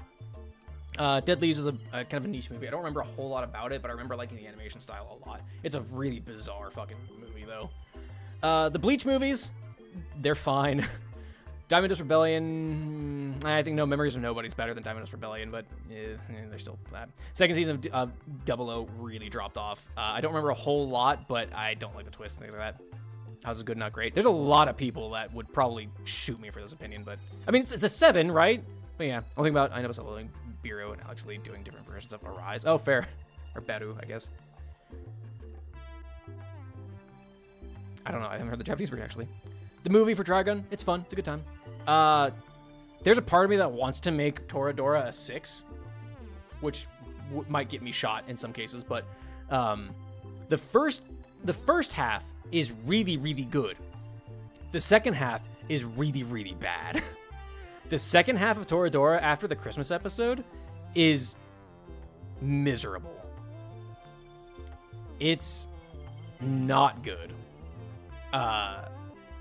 There's some decisions that the characters make. I know Toradora is like the pedestal of rom-com anime, and it is. I have to disagree. The first half is really good. Second half is not, and so it's a 7.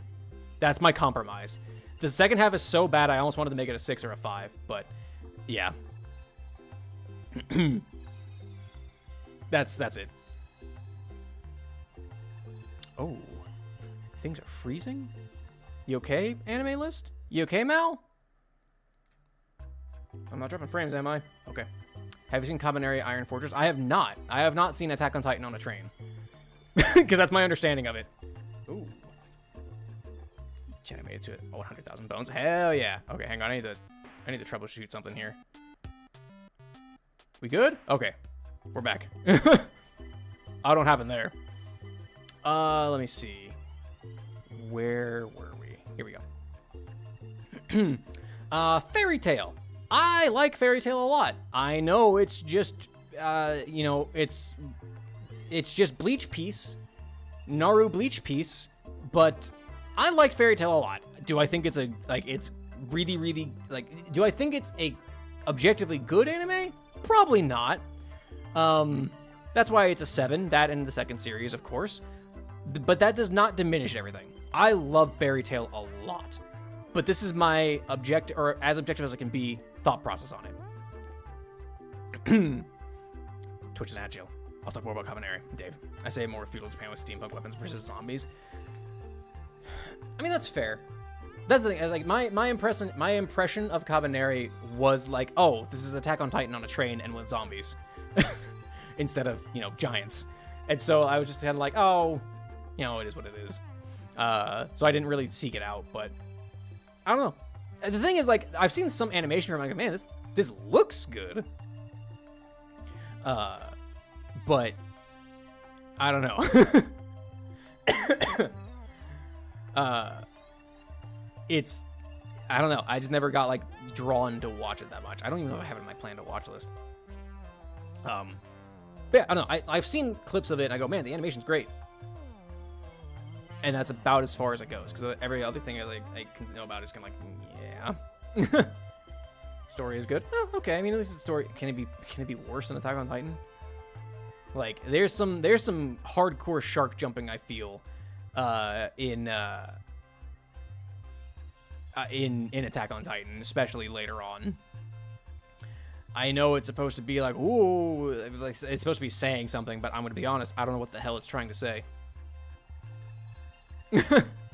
So I just didn't care at a certain point. Excuse me. All right, but Twitch is out of ad jail. Yeah. Anyway, Fairy Tail. I love Fairy Tail. I gave it a 7 because I don't think it's no refund, quote unquote, the best or like a great anime per se, like as far as the medium is concerned. But I personally really like Fairy Tail. We got a joke. All right, here we go. Let me get a joke pulled up here. Spooky jokes. We did a spooky, scary thing earlier. Let me see if I can get one. But my internet is just shitting the bed. Nothing wants to load.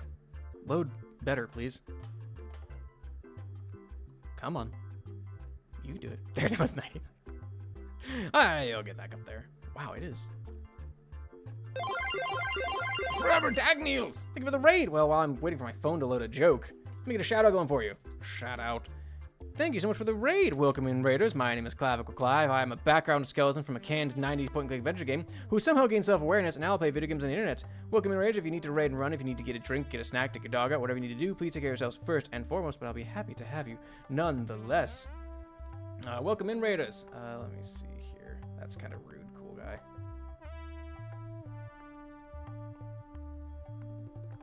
Can I...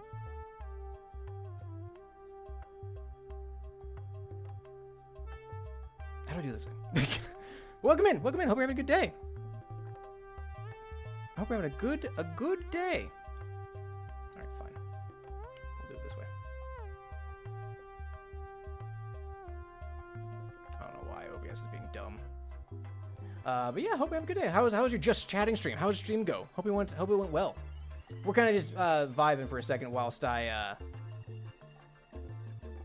I go over my anime list before I go over another person's. And I'm not going to roast it per se because that's rude. Yeah,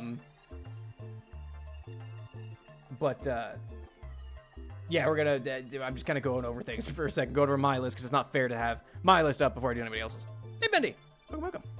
Here we go. My thing finally loaded here. Let's see. Let's find a joke here. We have a joke redeem. But welcome in. Hope we had a good stream. Let's see. Very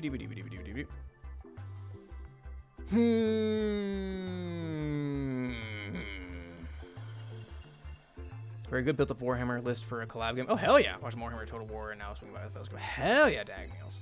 Hell yeah. What list did you build?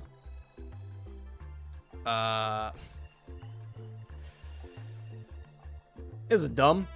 Why does Dracula struggle to make friends? He's a real pain in the neck.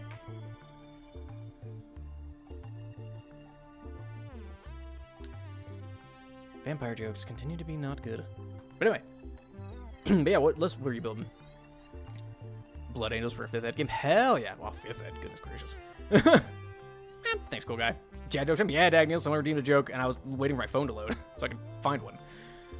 But thank you for the nose, cool guy. Yeah, let's continue. Wish I could stay, but I gotta go. Have a good one, Dave. Thanks for stopping by. Take care. Take care, Dave. Yeah, just kind of keep going through here. Let's see. Tokyo Ghoul. I mean, it's fine.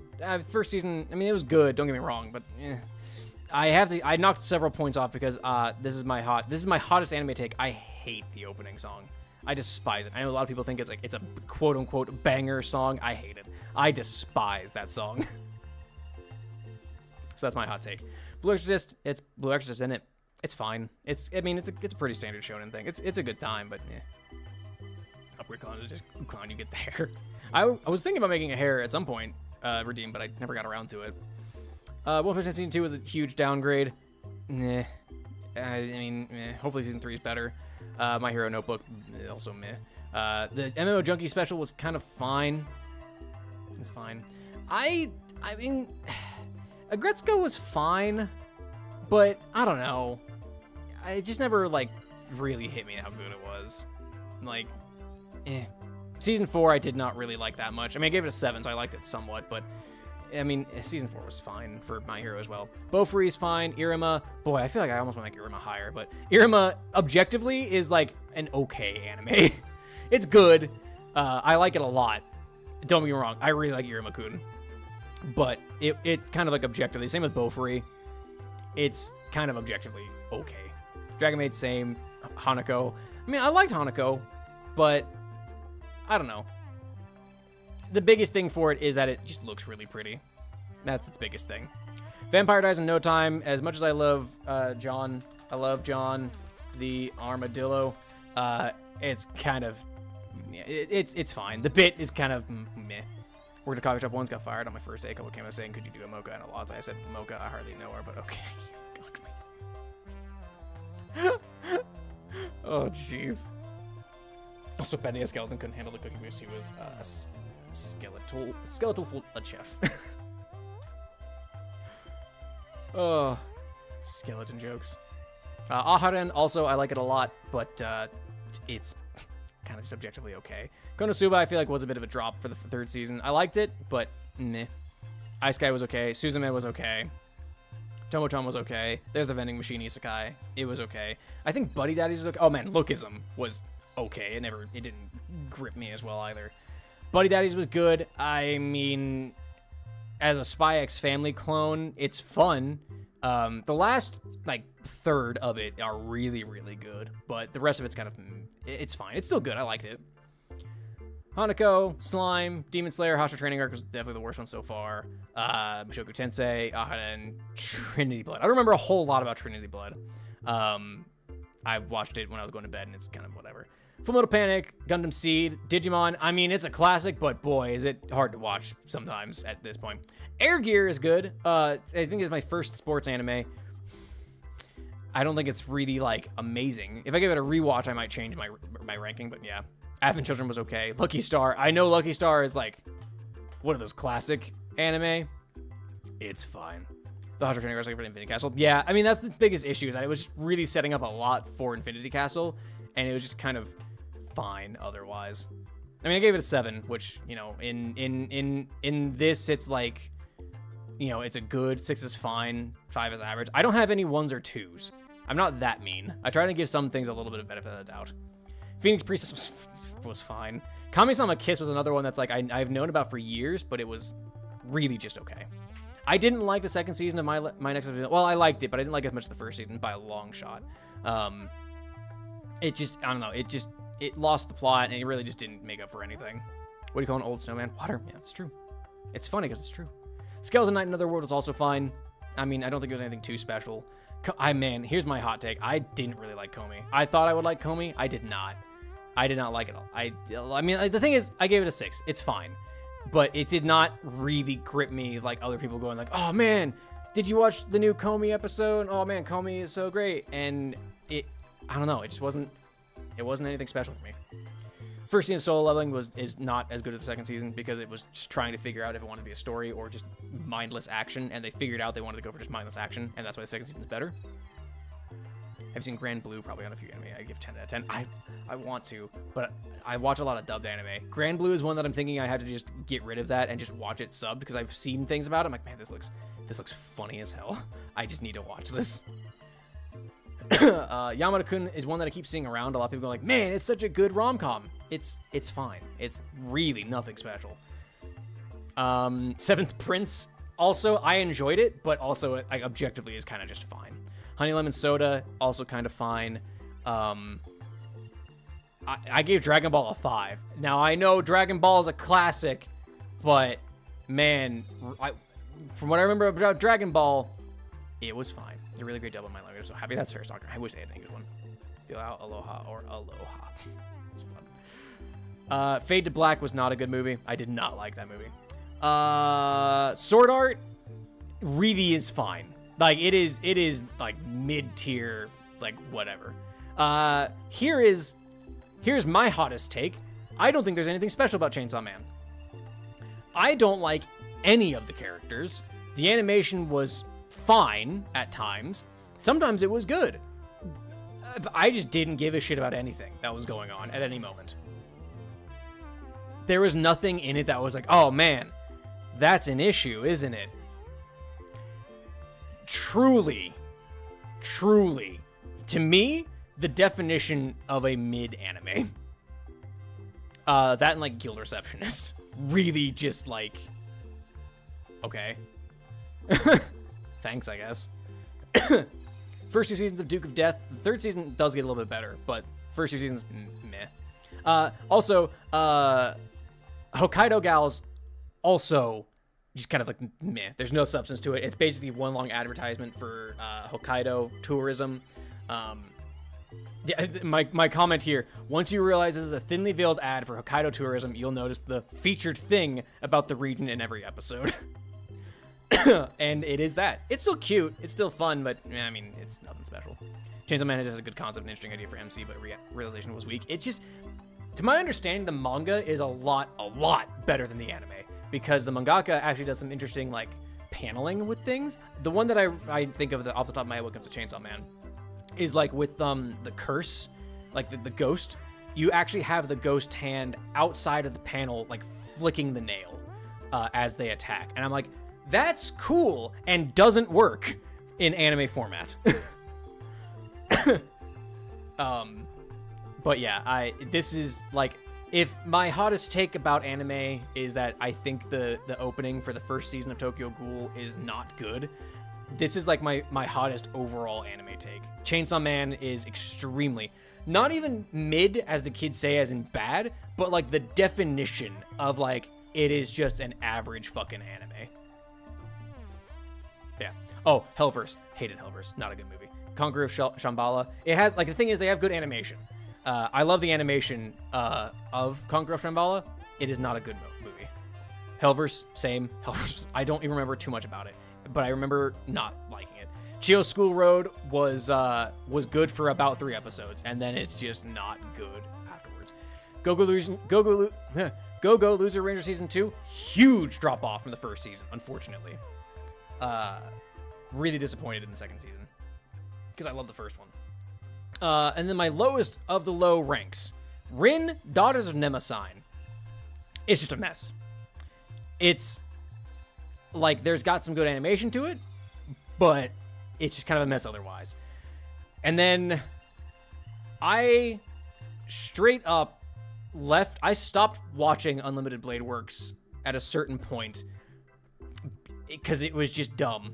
It got real dumb after the first few episodes. I know a lot of people love UBW. I did not. My on holds, things that I like have been planning to go back to at some point: 91 Days, Black Clover, Bleach, of course, BNA, Sales at Work Code Black, Drifters. I don't know what's happened, Drifters. The final series of Fairy Tail, Gintama. I've got a whole bunch here. I never finished Hellsing Ultimate, Land of Leodale, though I did describe this as the most 5 out of 10 anime I've ever watched. I don't know if I'll ever go back to Land of Leodale. Oban, Psychopaths, I never finished. Steins Gate Zero, I actually didn't like that much. Yu Yu Hakusho, oh man, the first half of Yu Yu Hakusho is really good. Up through the Dark Tournament arc. Afterwards, I've watched a few episodes beyond that. I just don't give a shit. My dropped anime, I have a few. A Condition Called Love, it's a worse A Sign of Affection. I gave it a 2, actually. There you go. I gave it a 2. It's not good. It's just a much worse Sign of Affection. Go watch A Sign of Affection if you want to watch like a kind of like just a better rom-com or romance drama. Dragon Ball Z, I don't know if I ever intend on going back to it at some point. I watched a lot of it, but boy. Elfen Lied, I watched 2 episodes. I made a note here. I just don't care. I just could not bring myself to care. Season 2 of Unlimited Blade Works, dumb. I tried watching Gungrave. I might go back to it at some point. Inuyasha is fine. Premature Death, I feel like, I don't know why that's in my dropped. I think something weird happened here. Here we go. Overlord 2. Ain's going in on being all evil. I liked it in season 1. Yeah, I liked it, and then it's bad. Sasuke and Peeps, I got bored. It got weird and not in a good way. Sarah for the End was so like if Cabaneri, as I was talking with Dave earlier, was Attack on Titan but on a train, this is Attack on Titan but with vampires. And I just don't give a shit. Sergeant Frog, I like watched in the background a lot. But I never cared much to like watch it. Shimonetta I dropped because it was too horny. The thing is, those first 4 episodes are really, really, really funny. But I have limits on fan service. And whoo! Yeah. Toriko, unfortunately, we got through like 9 episodes of it, and I just cared less and less along the way. And Ultimate Otaku Teacher, a 2. It's just not good. And it's just a bad time. Plan to watch is a lengthy list, mostly because it's a lot of seasons and things that aren't out yet, like Megalobox. Well, Megalobox is out, I haven't watched it yet. A bunch of things that aren't out yet, but things that I want to go back to and watch at some point, like Teasing Master Takagi-san, Tiger and Bunny, Fragrant Flower. I think the dub is starting soon. Vanitas. So, a lot of stuff here. I plan on going back and watching Attack on Titan at some point, even though I just don't give a shit at a certain point. But, yeah. Beelzebub. Kind of go back to it at some point. Maybe. Same with Blue Exorcist. 2nd season of Cells at Work. Yeah. Doro Hetero, Durarara, I want to watch at some point. So yeah, that's that. The other manga is both better and worse because you get more content and context with a few characters that they just skipped in the anime, but worse because the story is just bad and they handled some very sensitive themes very poorly. Well, I think that's partially why I especially don't jive with the incest elements of Elfin Lead. Because they're there. And I am like, I don't think so. That's okay. That's okay. All right, well, we got Pan's anime list to go over as well. Pan, I'm not gonna roast your list too much, mostly because it kind of looks like we actually share a lot of things, except for Black Butler. Gretzko, get my thoughts on that. Angel Beats is great. Assassination Classroom, great as well. Black Butler, I couldn't bring myself to care about.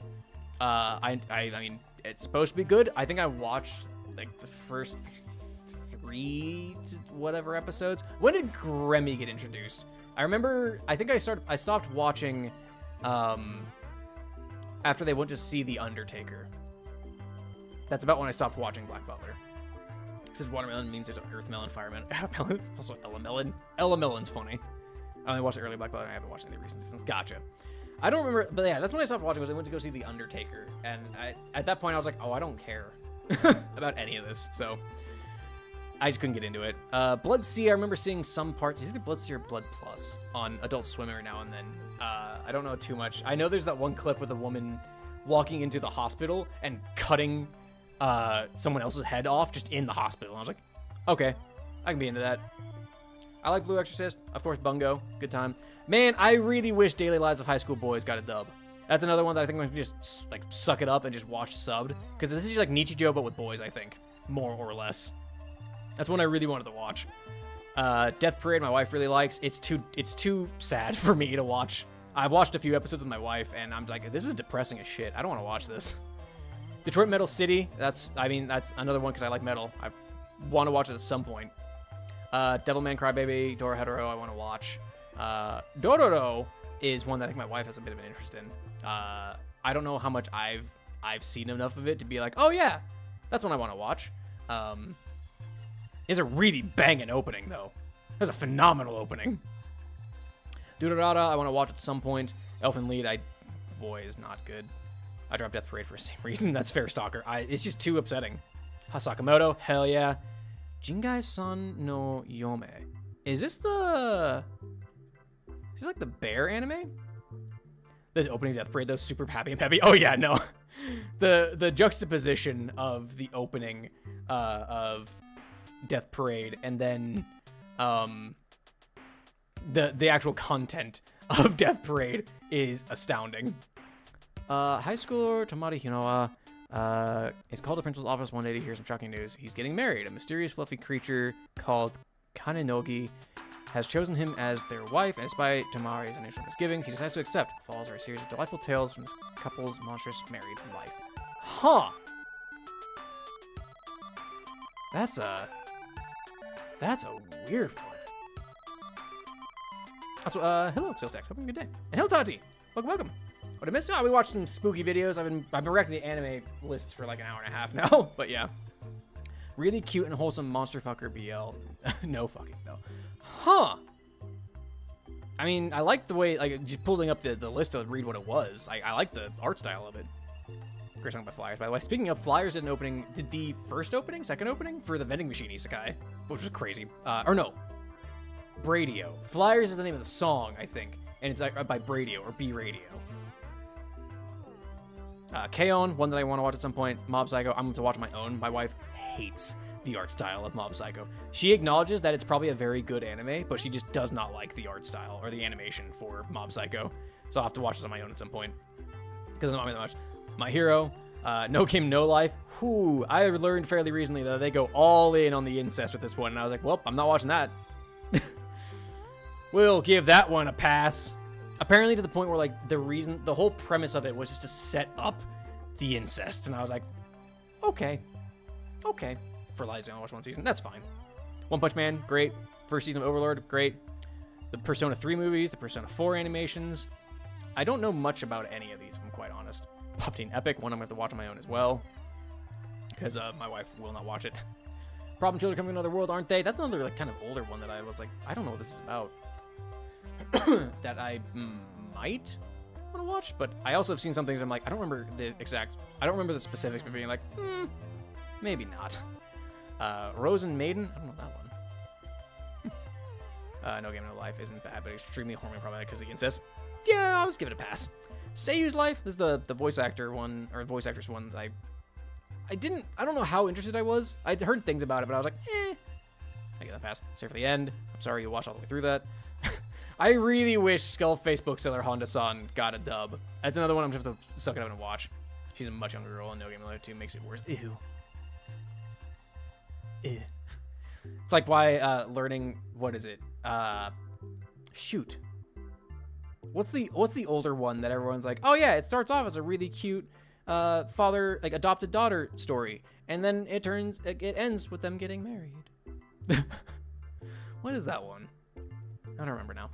I also watched a lot of these, namely the more returns when I was a teenager. That's fair. It happens. Yeah, I really wish Skullface Bookseller Honda-san got it. At least in Ayasuka no Sora or whatever. They were late teen twins. Well, okay. Eminence in Shadow, I want to watch because I've heard it's extremely... it's just the most, like, edgelordy, like, power fantasy trash you could watch, and I kind of want to watch it because of that. Vampire Diaries No Time, that's fine. It's good. John the Armadillo, best boy. Way the House Husband, I didn't watch because it looked like it was just a slideshow and there wasn't a whole lot of animation to it, but maybe I will at some point. Oh no, my anime list is freezing again. Stop it.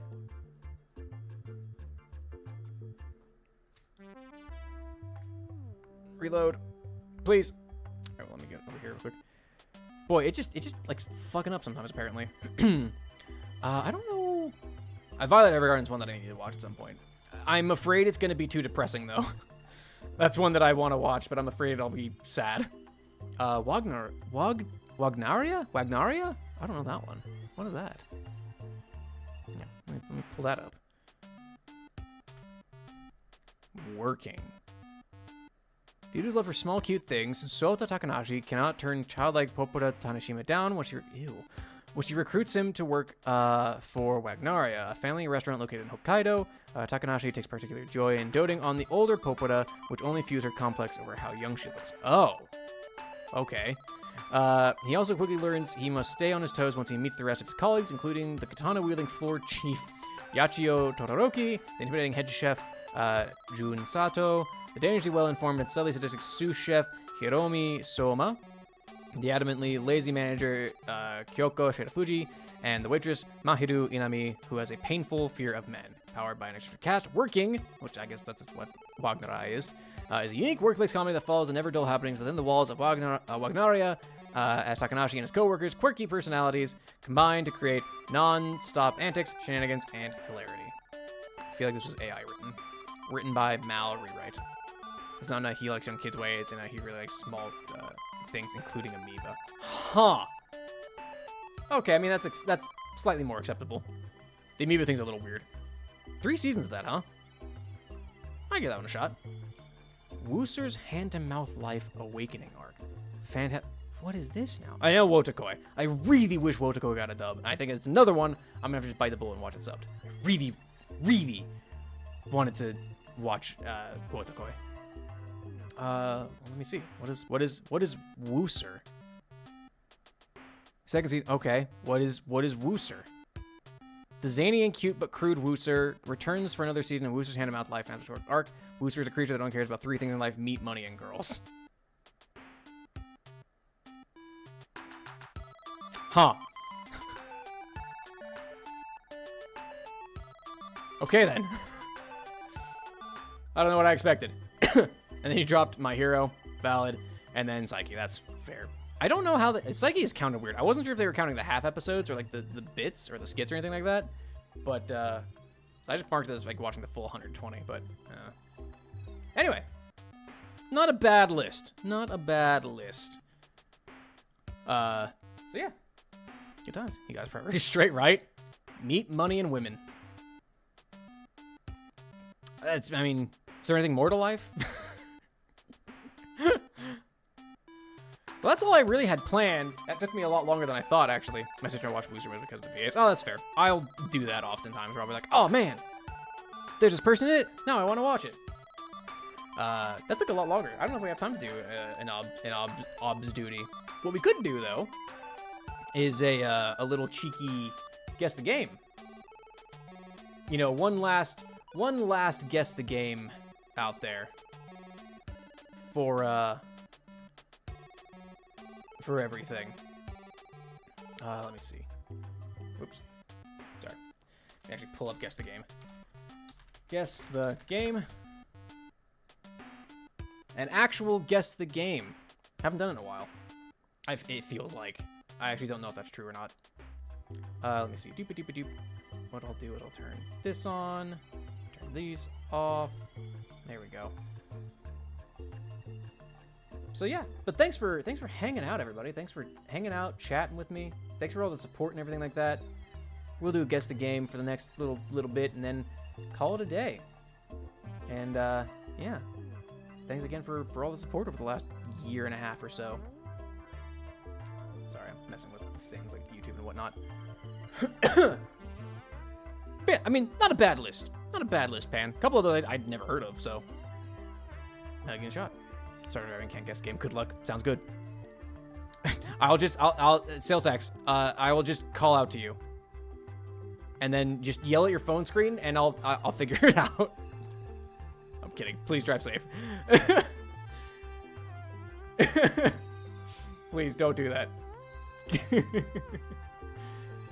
Okie dokie. Yeah, we're on day 1212. I immediately don't know what this is. Some sort of voxel thing. PS3? Action role-playing. I have no idea what this is, chat. Oh, it looks bad. It's some sort of Zelda clone. I don't know what this is. I don't know what this is. Sorry. I'm just gonna... Chat, help. Except for sales text. You focus on driving. Some sort of voxel thing. 77% of Metacritic, PS3, action role-playing, came out in 2009 from Silicon Studio. Looks like a Toho. They kind of do, don't they? They do kind of look Toho-esque, don't they? Halfling Hearts. 3D dot game heroes. Yep, that classic we all know and love. Moving on. Bad start to the day. Twitch is an ad jail now. Anyway, take a small break right before we, as I'm hardly starting. But yeah, if you're watching this VOD later, the VOD's still up, hopefully. I know sometimes Bizarre Bub and what's his nuts, Nukes, sometimes have copyrighted music in them, and things get kind of weird. Hopefully the VOD's still up. Hope y'all have enjoyed. If you're watching the VOD in the background, whatever you're doing, hope you're having a good day. Like I said, I'm going to be going on baby break soon, so this is the last long VOD for a while. Who knows how long, because, you know, even once things get settled and, you know, as the kid grows older, I'm going to want to be involved, and so, like, Saturdays are not going to be a good time for me because I'm going to want to be able to spend time with said child and my wife and everything like that. So, yeah. It'll be what it'll be. If it ever reaches a point where I'm able to do this full time, then great. But at that point, I don't think that's really feasible, as I'm going to be helping raising a child, raising an offspring. But hope y'all had a good time. Thank you guys again so much for all the support over the last, year and a half, over a year and a half or whatnot. And yeah, hopefully I'll be back, sometime come the new year. Stream every now and then. Just little short streams here and there. To keep doing what I like doing. But Twitch is out of ad jail, so now we're starting back up with day 1213. Looks... could be older? There's a helicopter there. Is it gonna be like, I don't know, like Turok or something? Turok 2. Nope. PS1.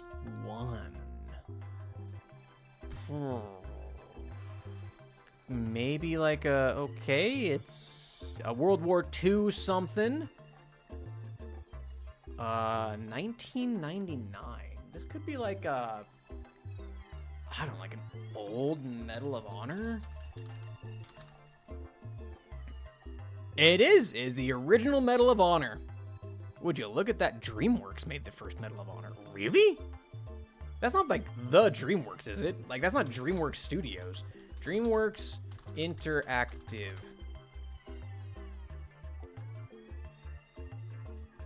Okay, they became Danger Close Games, which then maybe shut down? Oh yeah, they shut down in 2010. They're a subsidiary. Parent, DreamWorks SKG. Microsoft bought them, EA bought them. Huh, that is like, that was a subsidiary of DreamWorks Pictures. Son of a gun, how about that? All right. DreamWorks made the first Medal of Honor game. Did not know that. All right, day 1214. Maybe like a BioShock? Nope. Maybe like a Wolf Among Us? Among Us?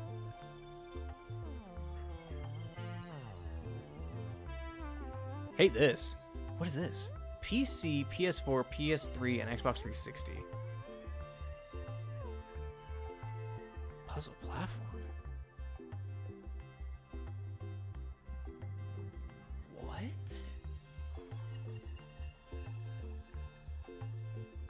I have no idea what this is, chat.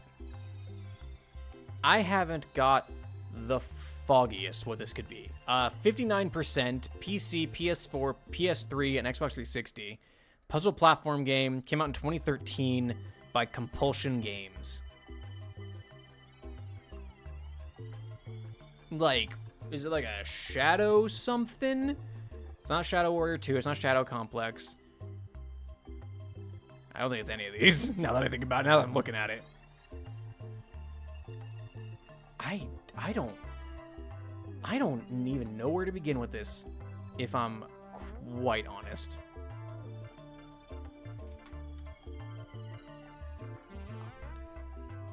I think we should take the L. Contrast, yep. Classic game we all know and love. Contrast. 12:15. Oh, man. What am I looking at? Is it like Dead by Daylight? Hey, Witchpunk! Welcome to the stream. Hope you have a good day. How you doing? Nope. How you been, Witchpunk? Okay, so it's not Dead by Daylight. I don't really know what this could be. What's with the... Why do we have ring vision? Why are we the Eye of Sauron? This looks familiar. Why does this look familiar? I'm doing okay, Witchpunk. Doing okay. I got some vaccinations yesterday, and I've had a headache for the last... since like 9 o'clock last night. I got my flu, got my COVID, got my Tdap. I'm all good for baby vaccinations. But my arms hurt and I have a headache, and I've had one for a while. But otherwise, I'm doing okay. This looks familiar. Why do this look familiar?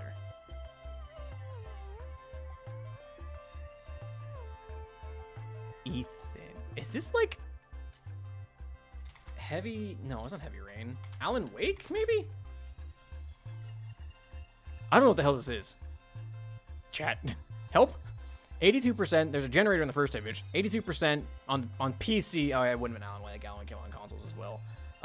Adventure game. Came out in 2014. Characters named Travis and Ethan. You can't destroy time. What does that mean? By the Astronauts. Game developer.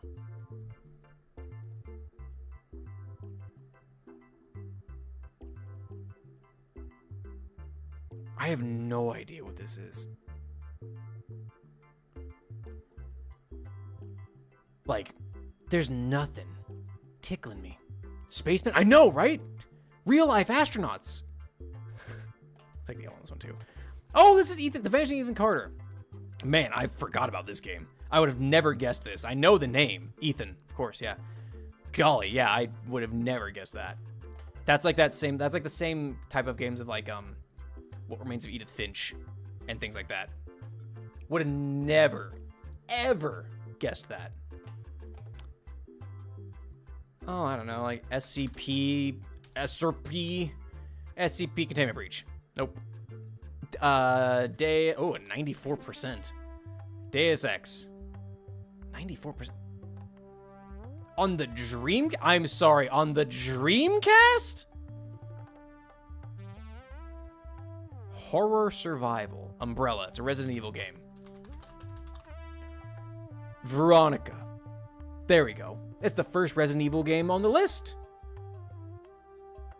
So how about that? I don't know nothing about these. I only got it was a Resident Evil game because Umbrella. And I just guessed the first Resident Evil game that was in the list.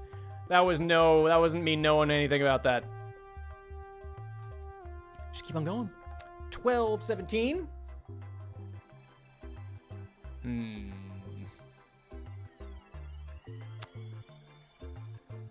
This could be like a Spider-Man game. I'm still not convinced it isn't a Spider-Man game.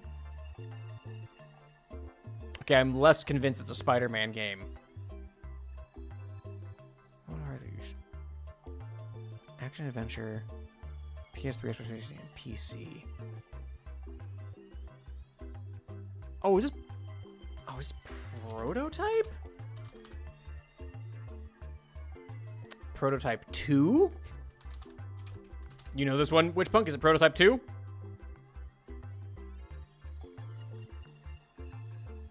Father Luis Guerra. 2 R's, I think. You roll your R's more. Sure is. There we go. I got to this, and I was like, oh wait, that looks like the Prototype thing. I just didn't know if it was 1 or 2. Hell yeah, thanks Witchpunk for the confirmation. I got the Prototype and then wanted confirmation with Prototype 2 and not the other Prototype, which I think was just a bundle. I don't know if it would have counted that or not, but hell yeah, thanks Witchpunk. Never played Prototype. I wanted to play Prototype, but I never did.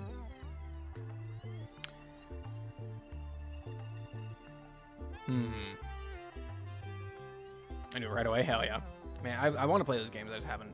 Who has the time to play old games? I want to have the time. I just don't. This could be like Tears of the Kingdom. It's not. This looks vaguely Blueprintsy. I don't think it's Blueprints. Blueprints isn't even in here. Is this Heavy Rain with the Origami Killer? It's not. What the shit is this? 76%. PlayStation and PC. It's a long-ass nail. Blue Creatures Grazing Far Away. Came out 2023. Carol Village. It's a good game. It runs like ass on Steam. Cool. Love to hear that. I have no idea what this is. Witness? I don't think it's The Witness. You know what? It does have a fairly similar art style, but I know The Witness is all first person. This looks to be a third person game. But it does have a similar art style, Stalker. I see where you got that. Anything. Chat. 76%. PlayStation and PC. Adventure game. Came out 2023 from Scavenger Studio. Sorry. Oh, let's take the yellow one. We're getting into like really weird and like, I was like weird. We're getting like really niche games at this point. There we go. Season A Letter to the Future. Never heard of it. Seen this before at some point. I got your sales tax. Sorry. Yeah, no, It's a translating game, I think. Oh, okay. You know, that tracks actually with what we saw. With what was shown in the images. These are just clouds. I don't even know where to begin with that. What is this? That's wrong. I mean, it kind of looks like a translating game. We did have that other translating game way back when that I forgot the name of. I don't know. Mad World? Black and White? Nope.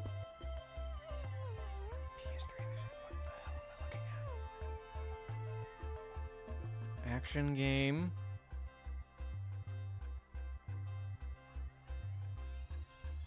I haven't the foggiest.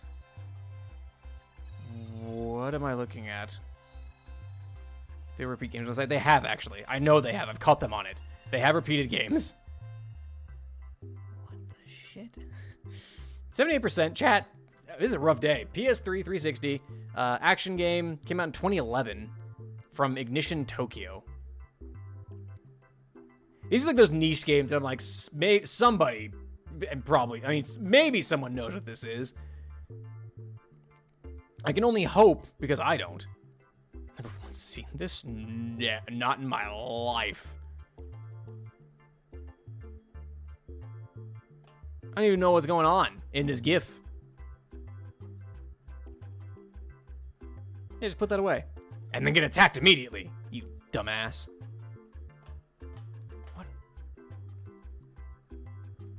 Take the L. Fuck it. I don't care. El Shaddai. Oh, I know El Shaddai. Actually, I know the name. I would have never in my life guessed it. It's one of those passive memory things. I've heard of El Shaddai. I know nothing about it. I've heard the name. That's literally it. Oh man, this could be like a Grand Theft Auto or something. Let's go with 3. It's not even a Grand Theft Auto game. Oh great! If it's not a Grand Theft Auto game, like original Mafia, like old school Mafia.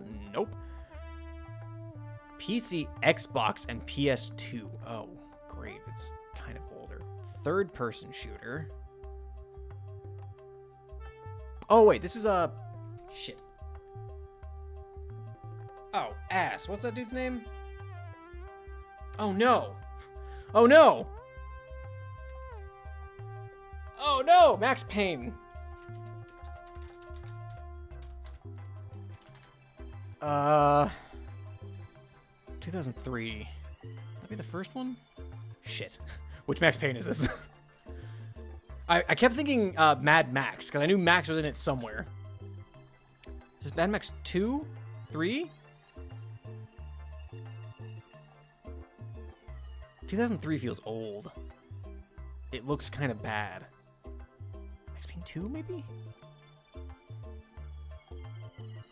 Maybe it's Max Payne 2? It's Max Payne 2. It's Max Payne 2. It's Max Payne 2. We're good. Never played these. I have a friend who is really into the Max Payne games. I've never actually watched him play it, but I too have never played a Max Payne game, so. Never would have, I mean, I got that out of luck, let's be honest. 1221. This kind of looks like one of those oh man, one of those Sisyphus games. Do they even have any of the Sisyphus games in here? They don't apparently. Is it even that though? Hang on, this doesn't help. This kind of looks like near adjacent though. It's not. PS3, PS4, Xbox 360, and PC. What are you?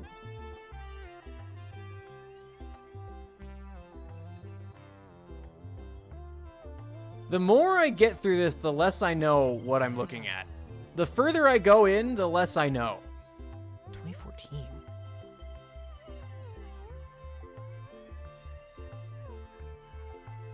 Spiders made this game. Actual spiders made this game. Can you believe it? 56% PS3, PS4, 360, PC, action role-playing, 2014. Spiders. Is this like the original, like, Lords of the Fallen? Oh, the actual real-life spiders. They all got together and made a game. Oh, it's either like Lords of the Fallen or like Lord of the Fallen. But like, there are 2 games called Lords of the Fallen. That's the annoying thing. Lords of the Fallen. Whoops, that's not how you spell that. Fallen game. There's the 2023 game. Bound by Flame. I'll go with it, Morg. Hello, Morg. How you doing, by the way? We're having a good time. I have no idea. It was Bound by Flame. It was not Lords of the Fallen or Lord of the Fallen. Morg with the assist. How you feeling, by the way, Morg? Hope you're doing better. Game those actual spiders made something. Made by spiders. Oh, spiders, I'm late, but I'm here. Welcome. Welcome. Hope you're good day. Hope you're doing okay. Wow. Spiders made a game. All of the spiders made Bound by Flame. Wow, yeah, thanks for the assist. I would have never gotten that. I was thinking it was the Lords of the Fallen game. But there's like there's an older Lord of the Fallen game, I thought. Old game. Oh, yeah, no, it's Lords of the Fallen 2014. Doing my best was fairly okay. I hope you've been good. Doing okay. Been okay. I mean, I talked about it earlier, but I got a bunch of vaccinations yesterday, and I have had a headache for a while, unfortunately. But you know, is to keep the baby safe when baby comes. So yeah, play their game Technomancer. That's the only reason I heard of it. That's that's a valid reason. Man, spiders! The spiders of the world made 2 games. This is a dumb bit. We're moving on from the bit.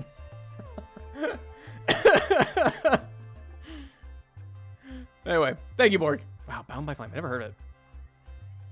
12:22. How much time we got still? Okay, we've got a few minutes. There's always a bad time. I'm gonna go with a Divinity game, because I don't know what any of them look like. It's not a Divinity game. PS4, PC, and Xbox One. This kind of looks like... Oh, what was that one game? Shoot.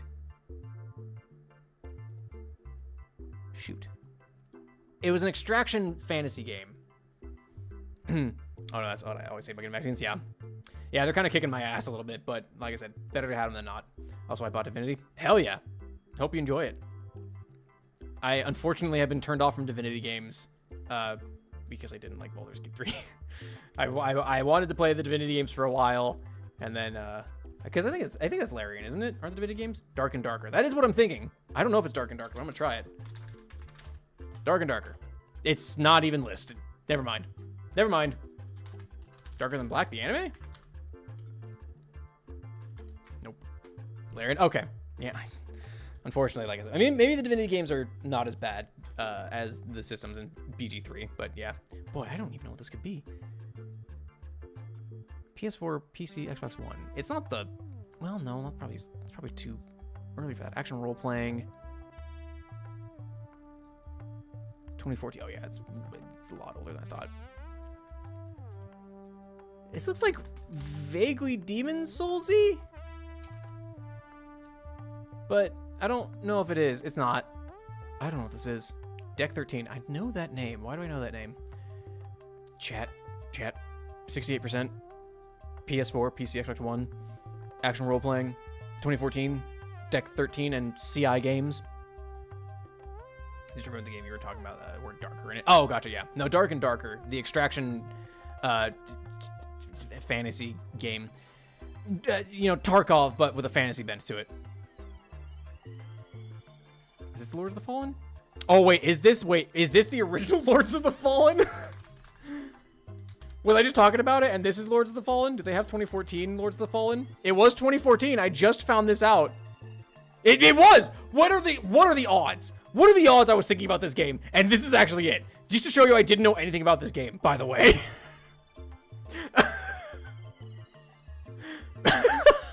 I'm an idiot. 2014, I was just looking. Literally, just closed the damn tab that had the 2014 Lords of the Fallen. What? I didn't even think about that. It just goes to show you, I didn't actually know anything about this game. You actually played that one? The thing is, I remember looking, I was working retail at the time, and we sold video games, and I was looking, I was like, this game looks kind of cool, and then I never played it. Holy crap, Borgstalker, thank you. Saved by the universe's sense of humor, right? And also people actually paying attention in Twitch chat. Holy crap. That's astounding. Literally the next one. That I thought was the original Lords of the Fallen. I can't believe that. That's crazy. Alright, this might end up being the last one. Jeez. Oh, I'm not gonna know what this is. Once, wait, what's it called? Oh, shoot. What was that one game called? Shoot. Only Human? Do you have, or no, Once Human. Nope. not rated. PS1.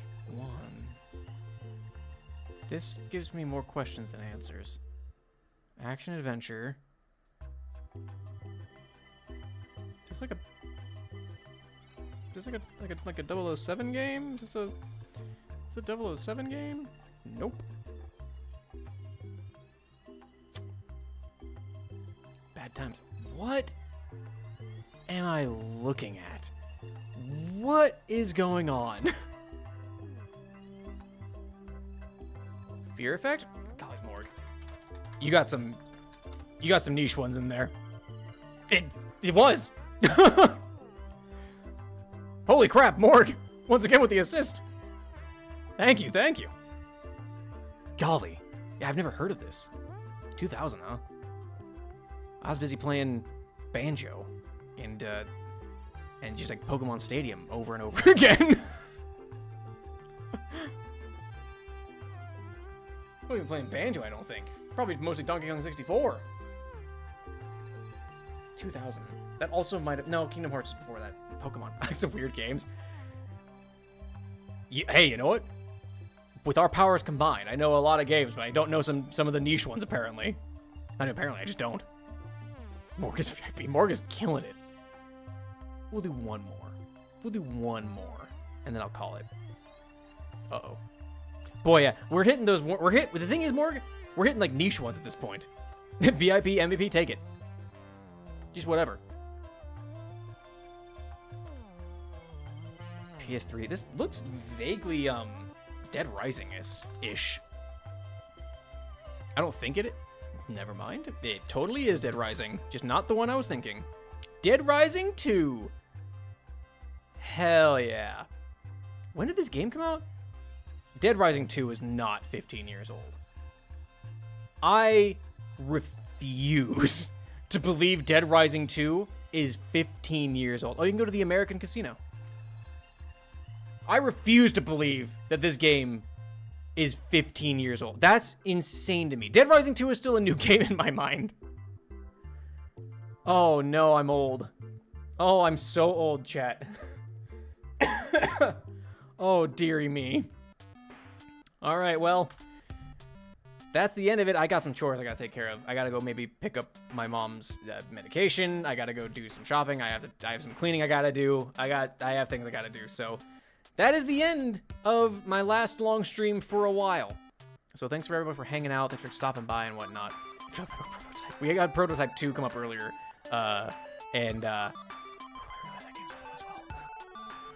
games that I always was like, yeah, that's a new game. I need to play that. And then never did. Dude, thanks for stopping by, Stalker. Thanks for the follow again. But yeah, this is my last long stream for a while. I don't know when/if I'll ever be able to do long Saturday streams again. I'm hitting the final countdowns as far as baby is concerned. You know, we've only got a few weeks until the due date, and yeah, so it's coming fast. And if and when I do come back to streaming, it's gonna be short bursts, like, you know, maybe once a week kind of a thing. But we'll see how that goes. We'll see how things progress. But I wanted to thank everyone again, people who are here, people who aren't here, for stopping by and supporting me over the last year and a half or so. I'm not planning on going away permanently. This is supposed to be just a break kind of a thing, as I adjust to being a parent for the first time.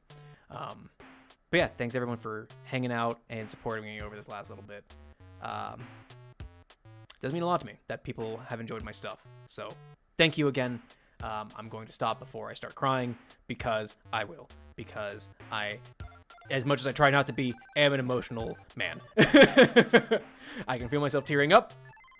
But yeah. Anyway, thanks again. Hope you all enjoyed. Hopefully the VOD doesn't get deleted, because I'm just going to keep it up and maybe re-upload the nukes and bizarre bub stuff as its own video at some point. But let's find somebody to raid. We're going to do our normal Bone Brigade little message with the raid fella. Also, hi Tiny Art Goblin. How you doing? Welcome to the stream. I'm just ending, but hope you're having a good one. Thanks for stopping by. Thank you, Stalker, for the luck. Thank you, Witchpunk. Thank you, Morg, as well. And yeah, hopefully I'll be back sometime next year. Hopefully, you know, maybe sooner rather than later, but we'll see. But yeah, let's find somebody to raid. Thanks, sales tax. Who is live? Let's see. Oh, we haven't rated Aunt Pez. We could rate Aunt Pez, Captain Aunt Pez, playing a little bit of Mario Party with some people. Playing a little bit of Mario Party Superstars with some folks. Let's rate Captain Aunt Pez. We played Dale and Dawson with Captain Aunt Pez. So yeah, let's go ahead and raid into them. Give them a follow. They're a pirate. Like they're also a voice actor apparently, which is pretty rad. But yeah, they're like a pirate type character, which, you know, I love pirates, so of course I can't rate Aunt Pez. Never mind. Apparently Twitch won't let me. Apparently Aunt Pez won't let me rate him. Never mind. Who up next? Who after Aunt Pez? Let's see. Sin's playing, just chatting. Matt's doing something. We can rate Dilly. We'll rate Dilly Dally Do at that point. Good old Slime Axolotl. They're playing some Fort Newts. But they're chill. They're fun to watch as well. So yeah, go give Dilly a follow if you haven't yet, assuming Twitch will let me. There we go. But yeah, thanks for stopping by, everyone. Thanks for hanging out. Thank you for the follows. Thank you for the support of the last year and a half. And yeah, wish me luck. I'm still streaming on Tuesday, by the way. This isn't the last stream. I'm streaming on Tuesday. More RimWorld, just as a wet fart of a start to the hiatus. But I'll be back on Tuesday night, 10:30 p.m. Eastern time with RimWorld. But thanks for hanging out, everybody. And I'll see you next time. Bye, Twitch. Take care. Maybe see you Tuesday. Bye. All right, YouTube. You got all the emotional stuff. I'm gonna be honest, I don't think anybody's live. So, yeah, I'm just gonna send y'all everything back over to the channel. And all the same stuff. I hope y'all have a good few days. I'll be back on Tuesday with more RimWorld. Just hanging out, chilling, and yeah, I'll see you next time. Bye, YouTube. Take care.